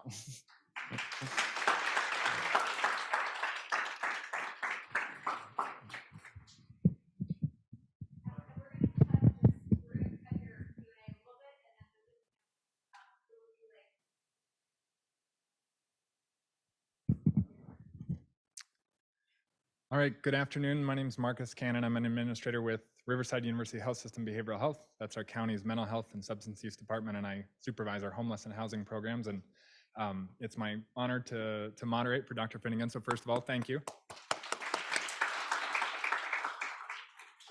As you were speaking, I was trying to think of, some really smart question, and I was failing miserably. you covered so much in that presentation. I think there's a lot of topics, and I don't mean that in any bad way. There's just so many topics that each of which could have a dictionary written about it. So what I thought I might do is talk about a couple of the things that felt like highlights to me, and then kick that back to you if there's sort of further things you'd want to elaborate. I think COVID has in some ways improved our ability to deliver healthcare. We've gotten regulatory relief on a number of fronts to be more flexible in how we do a number of things. And I think that that was highlighted as you talked about street outreach, because it's allowed us to be more flexible in terms of telehealth and other mobile forms of delivery. One thing you mentioned was you started with stressing the importance of housing availability. Oftentimes people think that homelessness is a problem just of mental illness or of drug addiction. Certainly treating mental illness and drug addiction are the right thing to do because they're the right thing to do and they benefit those people's lives. They have a net public safety benefit. But that treatment alone doesn't solve homelessness without housing. And so like this presentation I think is highlighted all throughout the day, there's a lot of levers to pull as it comes to poverty. But I think it's important that as academics you continue to highlight it's not one answer, and mental health alone is not the answer if there's not housing affordability. And then maybe last, I would highlight that you touched on the impacts of room key, home key, and rental assistance. Again, as those overlay with affordability, in some ways we've seen challenges where we've got the same number of available units and more rental assistance to pay for them. And there's almost a perverse, again, incentive where units have become more competitive as there's more ability to pay for the same numbers. So those were certainly all I thought fabulous points that you made. And I just wondered if you could expound more on some of those.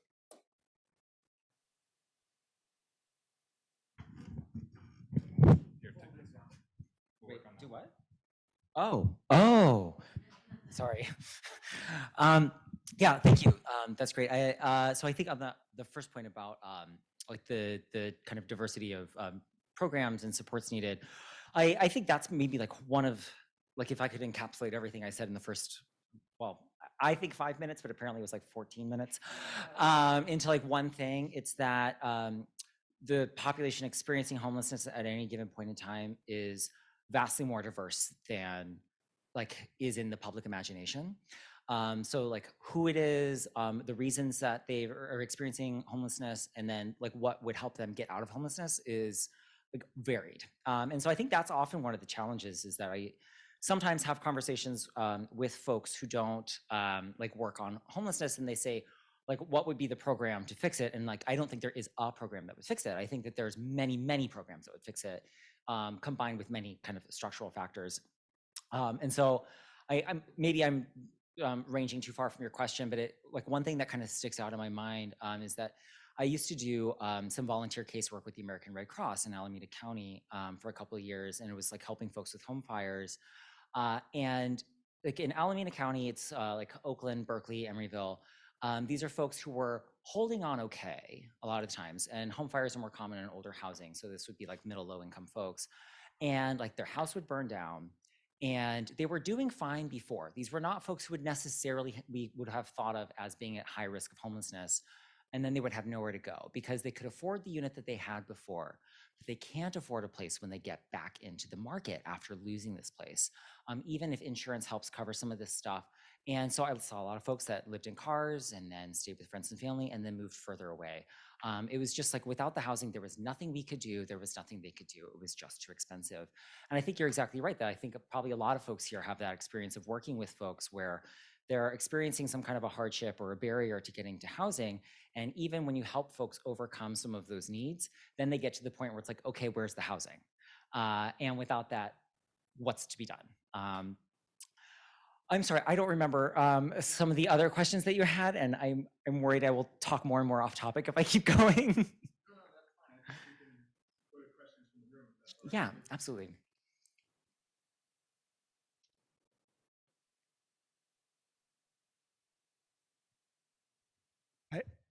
At the risk of talking about anecdotal evidence, because I know how worthless that is, within our agency, one of my biggest fears was my staff contracting COVID from my clients.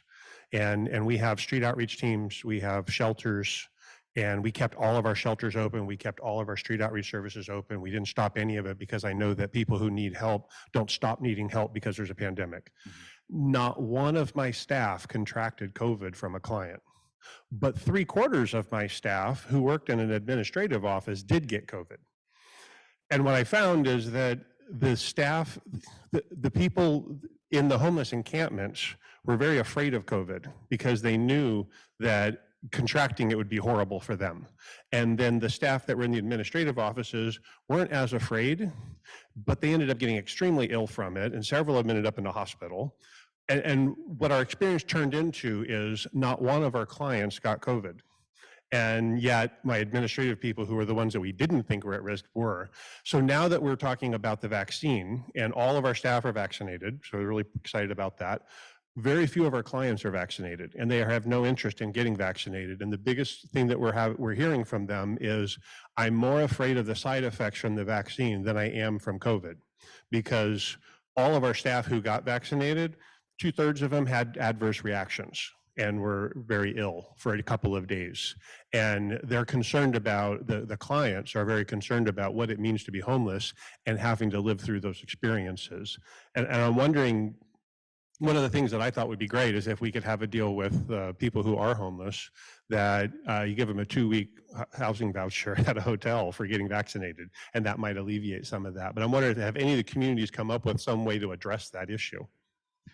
Yeah, I think your experience is actually very much in line with some of my community partners that I've worked with in Sacramento.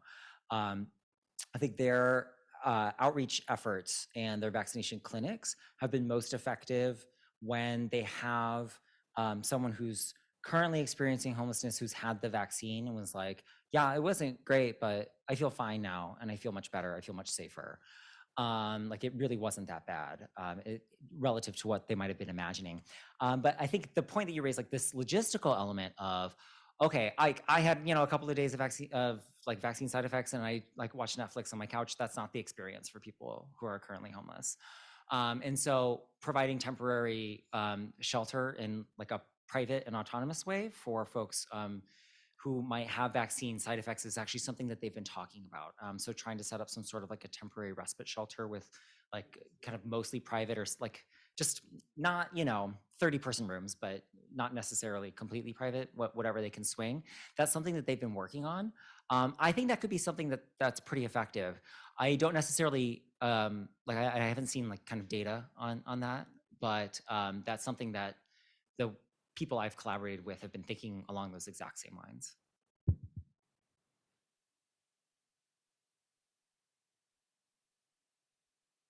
One last question, or after this one? Just this one. Okay. This is the last one. And then we can roll it over to the panel. Then we'll bring it to the panel. So I'm glad that, I think, Marcus, you highlighted that COVID has really helped us or taught us a lot about how to successfully reach people who are experiencing homelessness. When I look at the rental relief program, I think one of the biggest lessons learned was that, right, we can successfully prevent people from being housing. Like that was the first largest program, major investment to keep people in housing. And so in the same way with Project Room Key, I know you spoke to those successes in Riverside County. We've assisted more than 1,000 people and still very much going at a high pace today, with 535 of those households already being linked to permanent housing through, connections, either through a housing authority voucher, some of our No Place Like Home units. So we're definitely facilitating those permanent housing connections at a fast rate. At the same time, right, with the conversation about the shortages of affordable housing, and definitely trying to utilize any rental assistance subsidies that we have to try to connect people to the rental market, which we learned today has a vacancy rate of 2.6%. I'm just curious if there are any innovative practices, like outside of those, that perhaps are happening at the, like on Northern California or other parts of the country, that you would encourage us to implement at a local level. I know that's a difficult question, but We want to connect people to housing as quickly as possible. Yeah, absolutely. No, that's a great question. That's the question. Yeah, I think that, so I've seen a lot of different models, both in the Bay Area and then relative to Sacramento. So I think one of the big things is, you're exactly right, is a lot of what's happening in COVID is that these big interventions that we've done, like Project Room Key, like the healthcare outreach programs, like these were things that were always possible and we just weren't doing them. And so COVID pushed us to realize, like, this was always possible. This is possible to do more of. One of the big take-home points from the Project Room Key evaluations, like part of the high placement rates are housing subsidies that come along with exit from the program, depending on the locality, for about 12 months. Housing subsidies are a program that the government has been doing for a long time that it could do more of. So I think a lot of the lessons are that we could have been doing more of a lot of these things. The pandemic pushed us to actually do them. And I think in terms of like the housing scarcity, so like the subsidies are only going to go so far if there's nowhere for anybody to rent. And it takes a long time and is very expensive to build, at least in California. One of the innovative things that I've been seeing a little bit around the Bay Area is special exemptions for building large-scale modular housing. So this isn't quite the shipping crate model, but there are some like large-scale, like kind of factory-style manufactured small houses, cabins, et cetera, particularly ones that are stackable. So there's a couple that are going into the East Bay. Like I think recently one went in, but it's not quite open yet. There's another one that's under construction now. These are things where like the units can be built for a much lower cost than site-built housing. If I'm remembering right, it's somewhere around the same cost or a little bit lower than the rehab costs for Project Home Key per unit. And I think the biggest obstacles have been like the permitting and the kind of like land use rezoning. So a couple of these big manufactured housing sites have required like basically a big state and county and city push in terms of allowing the zoning, and then community resistance.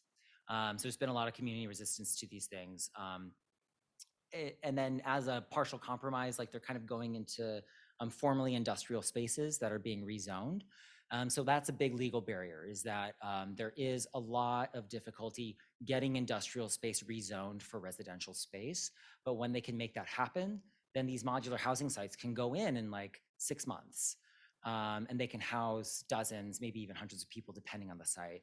And so I think it's taken a lot. Like I think those particular sites have actually been in the works for years. It's not like, you know, they were just doing it during the pandemic. But I think preliminarily they seem to be doing something to help bridge the distance between where we are now versus where we hope to be in several years if we construct quite a bit more housing. Because a lot of the short-term things, like you said, aren't going to work without housing available to actually get people in there. So as a bridge program, I think there's some promise there.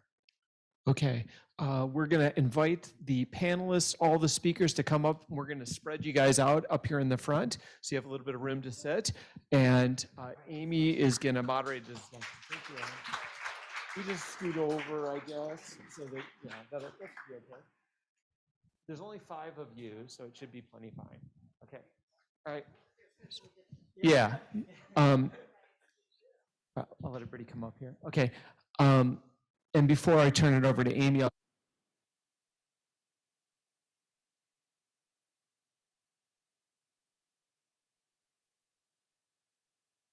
okay, I wanted to, first of all, thank all the student volunteers that have helped us out so much today across the room. And you know they're the students because they're the best dressed ones here, obviously, so that's clearly the case. And then, of course, I wanted to also really thank Justine Ross for organizing this event. And we also had great collaborators in the School of Public Policy, including like Mark Montalong and his various staff members. So I wanted to thank them all for this event. I'll turn it over to Amy. Not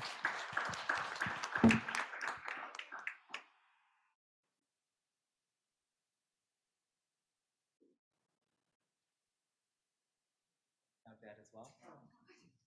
How about if I just project? This one's, we got a live one. We got a live one. All right. Good afternoon, everybody. This is the last session of an amazing day. I'm Amy Everett from earlier Golden State Opportunity. We're a statewide nonprofit that works to create financial security for low-income workers so they can thrive. And what we're really after is ending poverty. Today, I also want to add my thanks to David and to Justine and to Michaela Curran. I don't know about you, but you know, this is my first conference in person in a really long time. And I am utterly amazed and impressed with the way that you all have constructed today. The speakers are all amazing, which is rare, let's admit it. And everything gets built right upon one another, which is just a real testament to how much you all know and who you know and how you all brought it together. So I'm just going to really shortly, before I hand it over, all right. Before I hand it over with my first question to the panel, I want to do a really short recap of what I've learned today. And these are just headlines. Money matters. Power matters because poverty is policy. Race matters. Education matters. Bootstraps don't matter because most people don't have them. Land use matters because housing matters. Health and money are related. And those are my big takeaways from today from all of you. Thank you. So my first question that each of you can take or you can pass is, as I was listening to all the speakers today, one thing kept coming up. Why do we have crappy jobs? Because it seems like if we had better jobs and better access to jobs and knowing about the good jobs, a lot of the problems that we're talking about would actually not be problems. So you can take it or pass, but I'm gonna start with you, Ryan, and go on down the line. But I'll share this because there's only one working. I think we have crappy jobs because the people who make the jobs crappy make more money when the jobs are crappy. I was debating on how provocative I want to be. Is this on camera? I think that there are pretty powerful organizations that prefer the vast majority of jobs to be crappy and have worked in a very organized and concerted way over the last 40 years to ensure or to dismantle workers' rights. So, Alec, I'm talking about you, the American Legislative Exchange Council. So there is, it is no surprise that we've ended up where we are in terms of low minimum wage, dismantling labor unions, worker rights, the emergence of right to work laws and things like this. These were policy choices that are being made by special interest. I'm passing.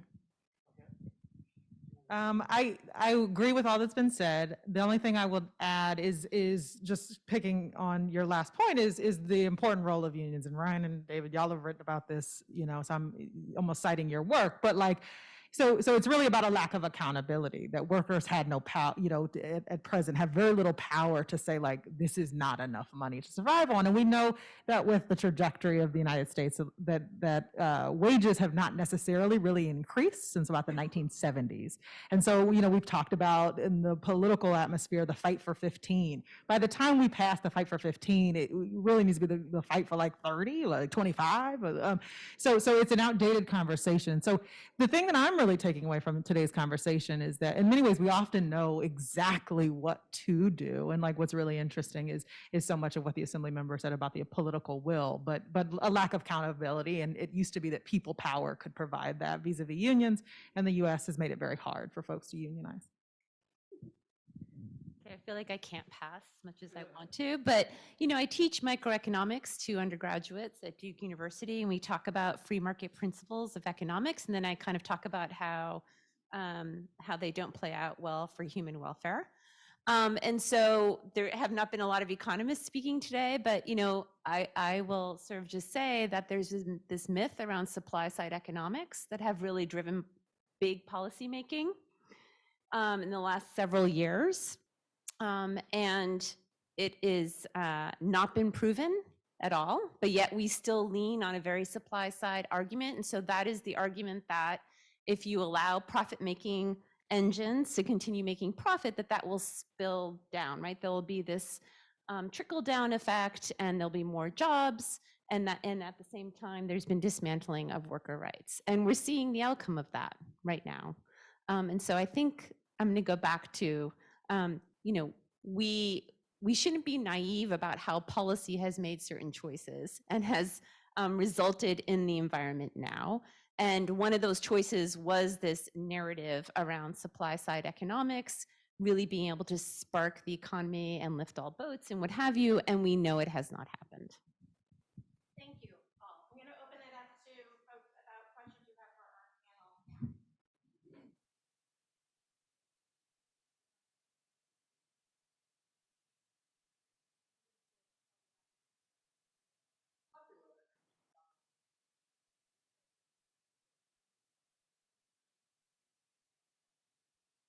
Qualify my comments to say, I am all for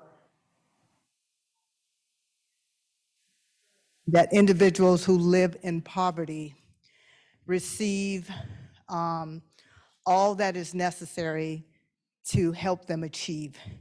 But when I hear the conversation today, I'm not sure if we're having the right conversation that is going to advance our policy agenda today. So for me, we have a short-term goal, and then what is the long-term goal? So we understand that people need to earn a livable, sustainable wage. And when I particularly look at San Bernardino and Riverside County, big service industries, warehouses in neighborhoods that were not typically in neighborhoods, but that is the industry. And so for me, it's really about, I think somebody kind of looked at me and said, well, it's not about getting people to work more hours. We know that's not what it's about, right? So we can say from a policy decision, get the unions back in these jobs and push these wages up. But the reality of it is that the reality today? And so for me, from a policy decision, this discussion needs to happen in terms of what are the supports that are necessary. And if education is a huge thing, along with housing, what policy decisions can we put in place to assist people to be successful? And that's why I asked the question of wanting to understand the profile of individuals, and when you give them the supports, to me, we have to go into the communities and ask them what supports do they need in order to be successful. And everyone will say, well, that's not enough, Sayori. We need bigger policy ticket items, but I think we have to have a short-term goal, and then what is the long game?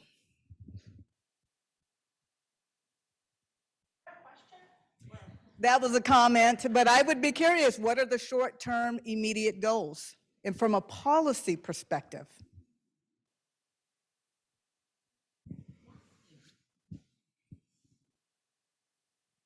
So I just want to echo, I appreciate your comment, and I think that as much as I think the decline of unionization is a part of the problem, I don't think it's likely to be a part of the solution.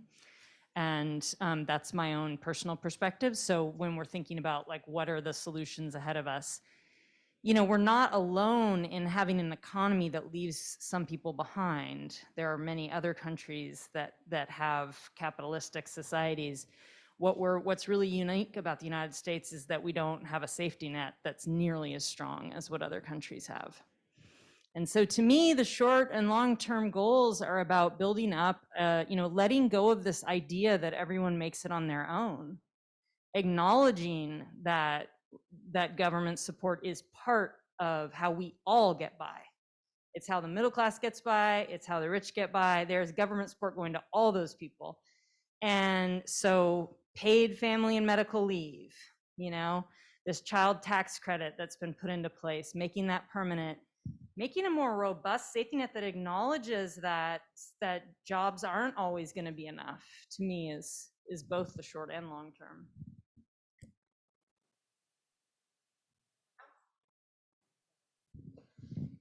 Yeah, I think this tension between short-term and long-term is really, really common in folks who work on homelessness, because I think folks working on homelessness it's often very focused on short-term things, short-term shelters, finding jobs, treatment of some kind. And then the long-term stuff is housing policy. It's a lot of the stuff that like Stan was talking about earlier, like how do we get the availability and affordability of the homes is the long-term goal. And I think that comes down to several things. And I think in homelessness, the reality is that every day that somebody's homeless is a crisis. And so like the short-term goals are the most important goals.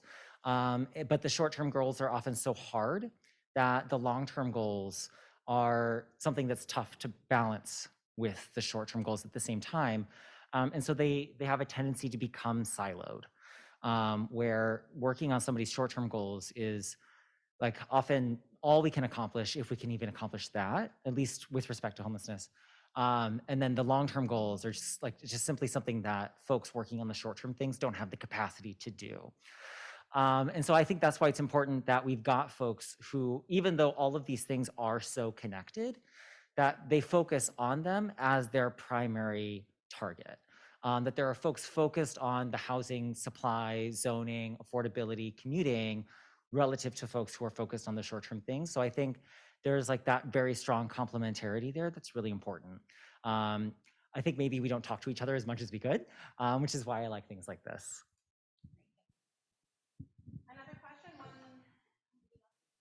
Thank you. Yeah, thank you. So I want to just build on my colleague Heather Hill's points that it's certainly true the safety net in the US is unique in how fragmented it is and how diffuse. But the other thing that's unique about it, and something that actually could be done in the short term, is it's really difficult to get on the safety net and stay on it, right? We ask people who need resources to connect, to prove that they're eligible. They need to have documentation. They need to do it over and over again. They wait in long lines. To me, those are really feasible short-term solutions with the existing safety net that we could work towards. And the second thing that I'm continually struck at the conclusion that you brought, Amy, money matters. So I've been sort of in the business of trying to produce nonpartisan research evidence for like 20, maybe 30 years now, and it keeps saying money matters. How much more evidence do we need, right, to actually move the needle that money matters? It really matters for children. It really matters for people. And so I want to go back to this notion of political will. And, you know, you came out with conclusions, and I was actually scribbling down what are all the things that are myth busters that came out of today's, right, conversation. So we hold up these narratives that are really negative, that really, I think, get in the way of productive public policy. And throughout the day, we were just, you know, just busting those narratives and saying that is just not true. And so for me, it's also about a question of why do I have to spend so much time on like, you know, telling the story, the real story from, you know, data and evidence based on one false narrative. So yeah, I will add one thing to what you said, which is my second point after money matters, was that power matters. Yeah. Yes. And one of the things I've been in the poverty space for only 2 years. I did a lot of other stuff before that, mostly politics. And one of the things I've noticed about the poverty space, both in California and across the country, is there's no political power. There's a lot of data, there's a lot of facts, but for a lot of folks, you know, we know that being right does not make it a reality. Yeah. So we need to build the political will and power to get people like Eloise Reyes into Congress, and other folks who are going to have the backbone to actually change the policies. Because one thing that has come out of today for me, which I came in today knowing, but it was confirmed, poverty is a policy option that America can no longer afford. Want to add something? A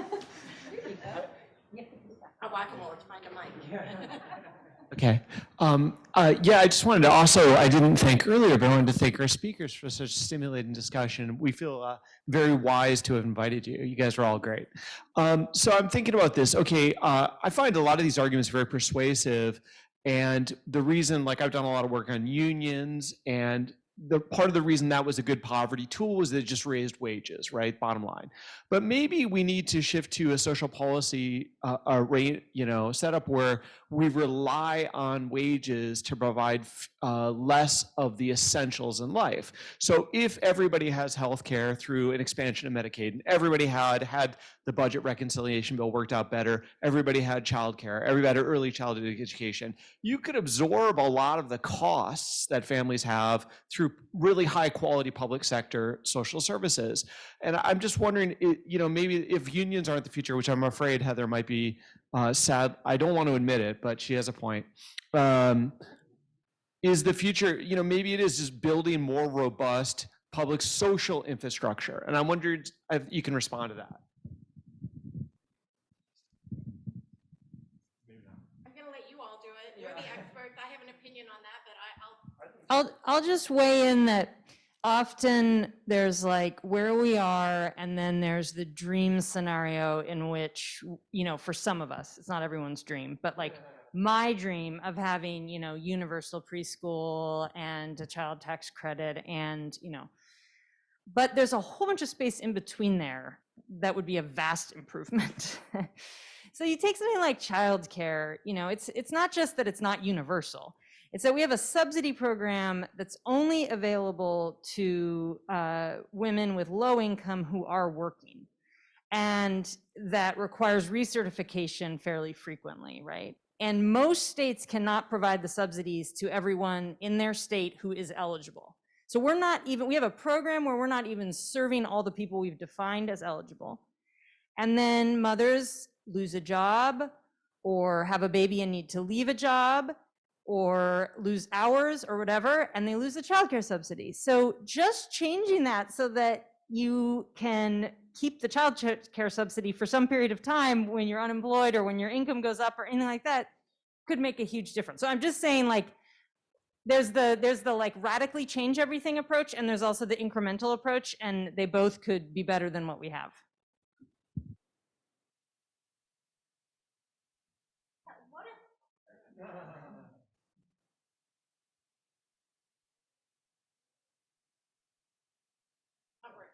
okay, what about this? What about a universal basic income that replaces a lot of the social safety net? Are you looking for a response?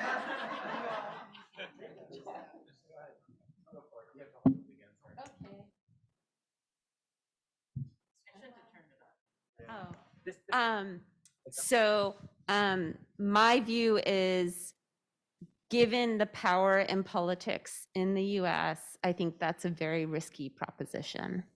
Because think about, and I learned this from my colleagues who navigate the Hill in DC all the time. I'll say, why don't we have a Department of Children where everything is coordinated and we can directly provide resources in a systematic way? It would almost, look like something like universal basic income.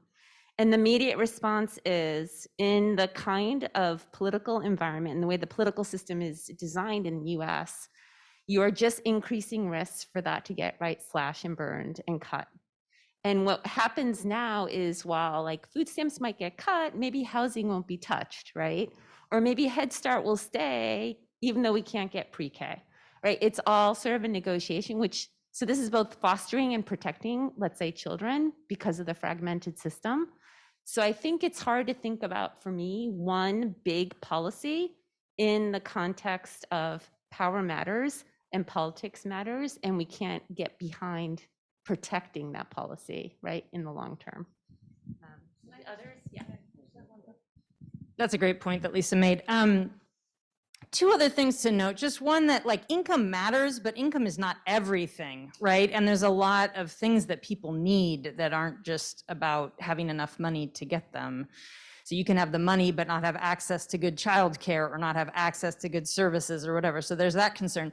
And then this came up earlier, and I ran out of time to be able to say something about it, but we have a system where we like giving families money to either just, like, we've had cash assistance in the past or the earned income tax credit, and then we also have systems where we subsidize certain types of services like childcare and housing.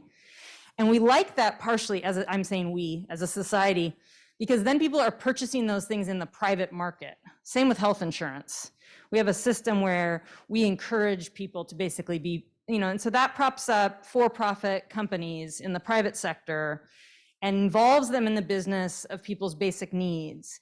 And so, although I think there's a lot of advantages to universal basic income, one of its disadvantages is that it might actually be nice to get for-profit companies out of some of these, out of the childcare business or out of the preschool business, and really have the government take a larger role. You can, I'm sure there's many reasons why you wouldn't, but that's one thing to think about.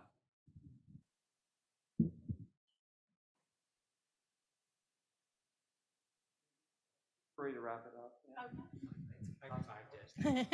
You've brought it back. All right, so last question, or are we wrapping? We're wrapping. All right, so thank you. David, I want you to have the last word, of course, but I want to thank everybody here for coming today. We make a lot of decisions, especially in COVID, about how we spend our time indoors with people we don't know. So thank you for coming today. This is sparking, I hope, a lot of thoughts and energy about how we move forward and how we think about ending poverty, because that is really the question that we can't afford not to answer.